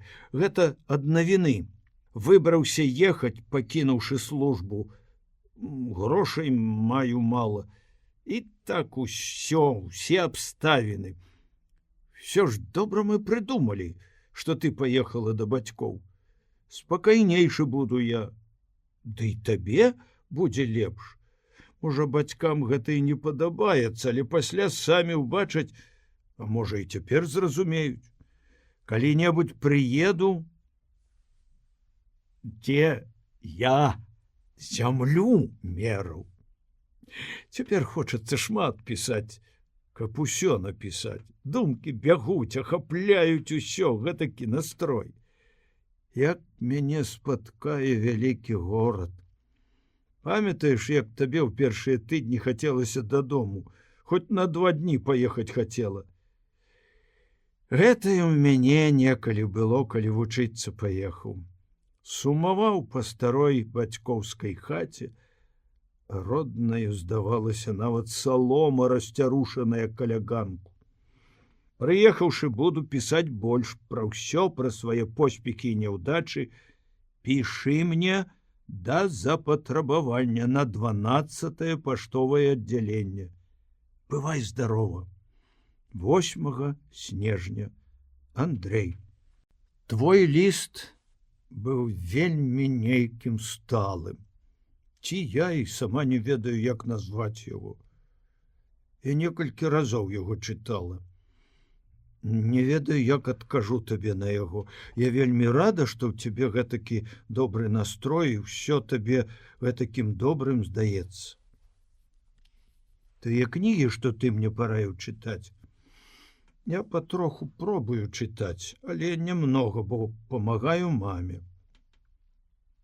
Вечарамі хіба, а днём раблю з мамай усялякую работу. З усім, што ты пісаў, я згодна, і мае думкі гэтакія самыя, але я, можа, ніколі не гаварыла табе пра гэта. Я ўсё шкадую Вергіні. Здаецца, жывая яна была. І самохаць яе са свету жылі. Табе, можа, не цікава пра гэта? Можа, ты пасмяешся надо мною, але я пішу табе, бо неяк усё думаецца пра ўсё гэта. Маме адной цяжка рабіць, і брату, мусіць, трэба будзе жаніцца. Гэтак мама ўсё гаворыць, але брат вельмі ж малады яшчэ нават на прызвах не быў, і сам ён не хоча. А маме цяжка. Дык недобра неяк усё гэта ў хаце. Тату з нагою лепш стала. Сёння зранку хадзіў па двары, нешта ў гумне рабіў. Гаворкі пра нас з табою трохі заціхлі. А можа, гэта я не чую іх, бо нікуды не хаджу. Кожны вечар дзяўчаты збіраюцца на вячоркі, а мне неяк нядобра ісці. Хоць часам і хацелася б пайсці. Тут ходзяць гаворкі, што на лета нанова будуць перамерваць усю зямлю, будуць высяляцца некаторыя на пасёлкі, некалькі хат заснуюць камуну. І ў нас у хаце нават была гаворка. Брат кажа, што тады не трэба было б яму супроць свае волі жаніцца. Не ведаю, ці гэта ён стала гаворыць, ці гэта толькі пад настрой. Жыву я да часу неяк, гэтакі настрой у мяне. Не магу ні за што, як мае быць, узяцца. Пішы мне, як табе паводзіцца там, у вялікім горадзе. Пішы пра ўсё. 15 снежня. Ганна.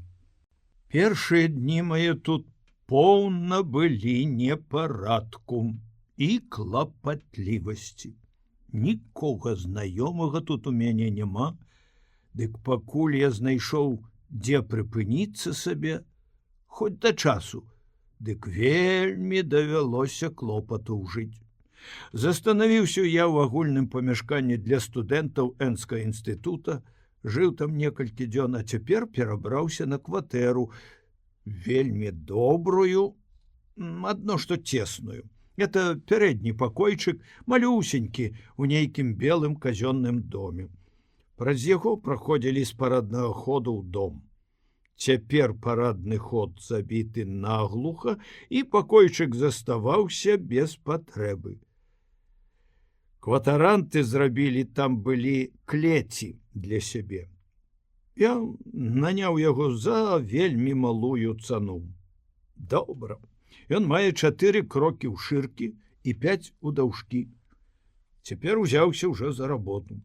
Цэлымі днямі сяджу ў бібліятэцы, за зіму думаю скончыць працу, а тады не будзе ніякае перашкоды залічыцца зноў у студэнты. Цяпер я ў адным месцы стараўся наконт работы. Вельмі можа быць, што дастану яе. Тады можна будзе зарабляць у месяц рублёў 40, а то можа і 50. А яшчэ ў другім месцы ўжо маю работу на рублёў 10-15 у месяц. Дык тады можна будзе і табе прыехаць. Я ж ведаю, што ты не з раскошы і можаш і з недастаткамі мірыцца. Всё ж таки добра, што я паехаў. Памятаеш, як я хістаўся? Ды і абое мы мелі думкі, што не трэба мне кідаць гатовыя службы, больш-менш спакойнага жыцця і нават забяспечанасці матэрыяльнай. Але нешта не дае мне ўсё спакою, цягне мяне. І добра, зусім добра, што перамог гэтыя страшныя думкі, паехаў. Праўда, што той ліст быў нейкі, як ты пісала, сталы. Настрой быў гэтакі, узнятасць настрою, імчанне думак. Это часта бывае са мною. Дык напішы мне, як ты думаеш пра тое, каб прыехаць табе сюды. Пражывём, можа, і не прыйдзецца табе і сядзець у бацькоў да вясны. Вельмі гэта добра будзе, калі усялякія там гаворкі пайшлі. Я ведаю, што табе прыкра ад гэтых гаворак. Калі ўсё аформіцца добра, і калі ты будзеш згодна прыехаць, дык я напішу табе, калі выязджаць, у які дзень, каб мог тады спаткаць цябе на вакзале. А то ты прыедзеш і не ведаць меж куды падацца. Яшчэ наконт грошай на дарогу. Мусіць, давядзецца табе папрасіць іх у таты, бо ў мяне, мусіць, не хопіць. Але гэта яшчэ невядома, тады буду бачыць. Можа, тату будзе і непрыемна, бо яму ж нагаварылі былі. Ды ён і сам думаў, што я вельмі многа зарабляю. Я ж сам чуў гаворкі, што ты за мяне пайшла панаваць.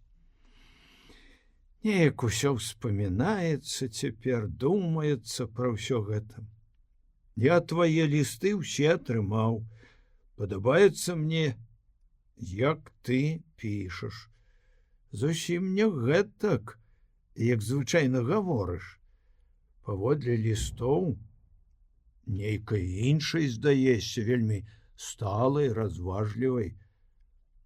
А ты ж усяго і ёсць моя малюсенькая Ганулька. Гануся, пішы.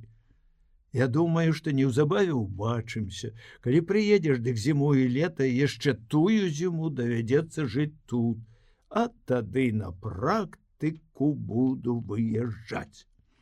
Але да гэтага яшчэ далёка, і многа раздумаць над гэтым не буду. Неўзабаве зноў чакай ліста, буду пісаць часта. Цяпер вечар. Кагадзе прыйшоў, змёрз і грэюся. Тут халады. Бывай здарова! 20 снежня, Андрэй. За вуліцамі, за хатамі, над лясамі і полем узыходзіў месяц. Вечорнае неба было чыстым і шырокім, прытульна і вольна скрыпеў снег пад нагамі, але была зімовая цеплыня і спакой. Ганна паволі ішла вуліцаю, рассеянымі зіркамі акідала хаты, яшчэ не сцямнела зусім, і востра вырысоўваліся ў небе вельмі выразныя абрысы далёкіх і блізкіх дрэваў. Далёкія кусты ледзьве цямнелі няроўнаю стужкаю за полем. Усё маўчала і слухала. Ганна адна была на вуліцы. Асалода ад гэтага спакою поўніла яе. Раптам утрапенне пачуццяў ускалыхнула яе. Абое яны памкнуліся былі прыпыніцца, нават несвядома, на адзін найкаротшы момант зрабілі былі гэта яна і Алесь, што прайшоў насустрач. Пасля пайшлі, і цяжка было Ганне разабрацца ў наступныя хвіліны ў сваіх пачуццях і ў вострай трывозе сваёй. Адно сказала добры вечар. І пачула яго гэтакі знаёмы голас: добры вечар. Як дайшла да сваёй хаты, прыпынілася на хвілінку ў варотах, не азірнулася назад, а паглядзела на верхавіны высокіх дрэваў на чыстым вячорным небе. Сёння ж напішу пра гэтую трывогу сваю Андрэю. Але прыйшоўшы ў хату, пасядзела моўчкі каля акна і на доўгі час пахавала ўсё гэта ў душы сваёй. Алесь жа выйшаў сад, глянуў на паплавы за ім, на ружовую стужку захаду над чарнатою лясоў. Адчуваючы, як у вострым смутку сціснуліся грудзі, увайшоў у хату. Маня, хадзем гуляць. Куды? Хадзем от, апраніся. Взяў яе пад руку, пайшлі яны вуліцаю, поўнаю гучнай цішыні. Ледзьве ружавеў захад. Да часу мы гэтак, Маня, жывём. Як да часу? Гэтак, як цяпер? Пра што гэта ты гаворыш? Гаварылі хату ставіць новую. А я падумаю яшчэ. Чаму? Каб усю гэтую вуліцу да гары нагамі перавярнуць. Што ты думаеш гэта? Нічога мне не ўцяміць. Ведаеш, от гаварыў я з табою каморнікаў выпісаць на лета. І папрацую ж я. От як. Прайшлі ўсю вуліцу, вярнуліся назад. Захад пацямнеў, стужкі лясоў, відаць, сталі выразней. Юрка і Юзік весела марозілі рукі, стараючыся з-пад мёрзлага снегу ляпіць снежкі. Нашто вы рукі марозіце, жэўжыкі? Снег цёплы. Это спачатку рукі мерзнуць, а пасля ж гарэць пачнуць, як разагрэюцца ў снезе. Ну, я і права. Каб я так жыў, што праўда. Ах вы жэўжыкі! Чаму? І яны пайшлі ўслед, усе прыпыніліся каля хаты. Што вы цяпер робіце? Вучымся. А я яшчэ і тату памагаю ў гумне. Я памагаю, кагадзе коня паіў. Ты ж вядра са студня не дастанеш. Уга, не, лепш нават за цябе. І ўсе засмяяліся.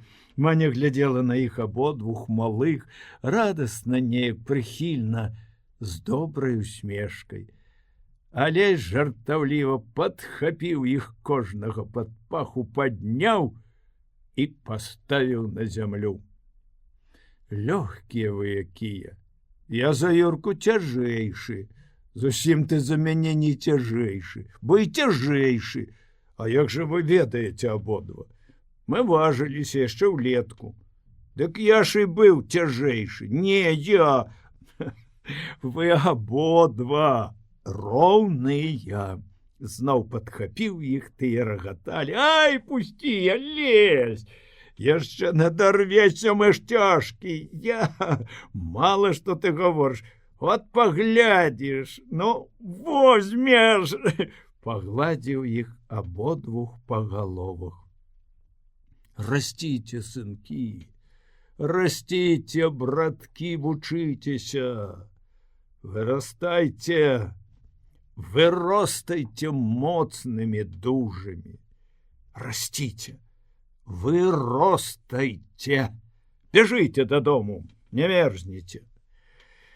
У хаце запаліў агонь, мацеры не здаровілася, спала, укрыўшыся ўся ватовымі вопраткамі. Маня пачала брацца за нейкую хатнюю работу. Пачакай, Маня, пасядзі. Чаму? От пасядзі, пагаворым. Сеў каля яе, абхваціў рукамі яе галаву, цалаваў валасы, твар. Абое свавольна паглядалі на ложак. Ці не прачнулася маці. Чуеш, Маня, гэта ж паўната жыцця. А часам ты сумны нейкі бываеш. Мала што. Ты на гэта не глядзі. І яшчэ галубіў яе, забываўся на ўсё. Пусці, Алеська, я буду рабіць што. Всё роўна ўсяго за век не пераробіш. Пачакай. Хораша добра глянула яму ў твар. Яшчэ хадзем гуляць, Маня. Добра. І яны пайшлі ў вячорны спакой бачыць і слухаць, як востра жыве ў ясных далях замарожаная снегам зямля. У той дзень ішоў адліжны вецер сініх лясоў, заснежаных даляў. Густы і вясёлы быў вецер. Спявалі дрэвы безупынную мелодыю сваёй ветравой волі, пахлі вільготнай карою. Гойдала вецце ў неабсяжнасцях неба, пахлі лясы, хвоі і мох. І свежы ядловец весяліў вочы. Дарогі губляліся ў празрыстасці даляў, і гэтакія глыбокія, гэтакія сінія былі і стужкі неба і зямлі на даляглядах, як дзяўчыніны вочы. У тым самым даўнейшым рудым гарнітуры з вузенькім каўнерыкам была яна. Думала, клапацілася, і маці каля яе, і сумавала, і радавалася, губляла свае матчыны слёзы, апошнія клопаты свае аддавала дачцы. Вы, мама, не плачце, это нічога. Так гэта я, ты на мяне не глядзі. Перад вокнамі на двары брат высцілаў у возе сядзенне. Ну, то чаго вы, мама, плачаце? Добра яно. Але ўсяк думаецца. Тады дык ехала недалёка ў свой горад. А гэта за свет немаведама. Дык мацернаму сэрцу і горка. Бацька кульгаў па хаце і быў вясёлы. Вот табе і пагаварылі, языкамі папамянцілі. Цяпер усякаму скажу, это не то што... Дядька Вашыновіч тупаў на двары каля саней, стараючыся памагчы. У хаце чуваць быў яго голас, і якім родным раптам здаўся гэты голас. Тым часове заварацень слабы, гатоў лопнуць. Брат адказваў, не лопне. Ой, глядзі, каб у дарозе важдацца не давялося. Бацька пайшоў з хаты, прынёс у сані бярэма сена, стаў вымошчваць у нагах. І якія ж у яго слаўныя, родныя маршчыны каля вачэй і на лбе. Всё было гатова. Куплены ў горадзе лазовы кошык, замкнёны зялёным замком, быў перавязаны тоўстым шпагатам. Маці клапацілася. Ці хаця ж усё там тваё цэла за гэты час? Цэла будзе. Гаспадыня хаця ці пільнавала там? Пільнавала. Можа, ты нядобра і зрабіла, што, едучы сюды, не ўзяла з сабою хоць самага лепшага? Цэла будзе, сёння пазабіраю. Цяжка табе будзе там, у поезд. Брат паможа. Хіба што? Анна сядзела каля стала.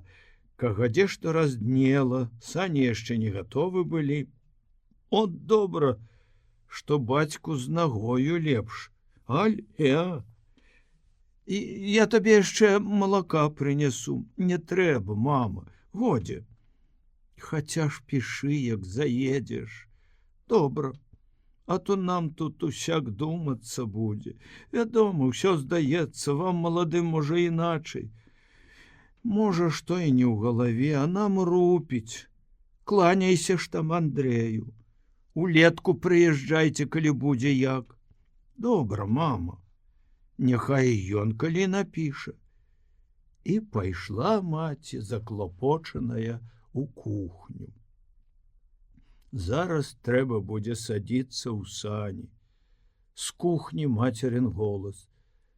Што б табе гэтакае прыдумаць, апрануць наверх, каб цяплей табе было ехаць. Ой, сама не ведаю. Лёгкі туман, ледзьве прыметны за вокнамі. На вуліцы чуваць галасы, здаецца, гэта пахне жытам і сенам. Ганна падышла да акна. Чарнела над снегам сухое каліўё замёрзлай вяргіні. Моўчкі глядзела на яго, села зноў за стол. Калі ж гэта я зноў прыеду сюды? І ці жыў будзе? Ці жыў будзе тады бацька? Ці жыва будзе маці? Ой, і як будзе тады брат жыць? І гэтакаю прытульнасцю павявае тутака ўсё. І гэтакі шырокі вецер. Яшчэ раз дастала, каб перачытаць ліст Андрэя. Папрасі бацькоў ад мяне, каб выбачылі, што я не прыслаў табе грошай на дарогу. Няхай зразумеюць, няхай не крыўдзяцца. Я выйду цябе спатыкаць у той дзень, калі павінна ты прыехаць. Калі ж цябе не будзе, я выйду ў наступны дзень. Скажы бацькам, што я дзякую ім за цябе. Работу я дастаў, і мы пражывём не вельмі гаруючы. І гэта скажы бацькам. Я буду старацца, каб табе тут было добра. Адно ты кахай мяне гэтак, як кахала. Перад намі шырокі прастор будучыні, перад намі усё наша. Хутчэй жа будь тут, родная моя. Я люблю цябе.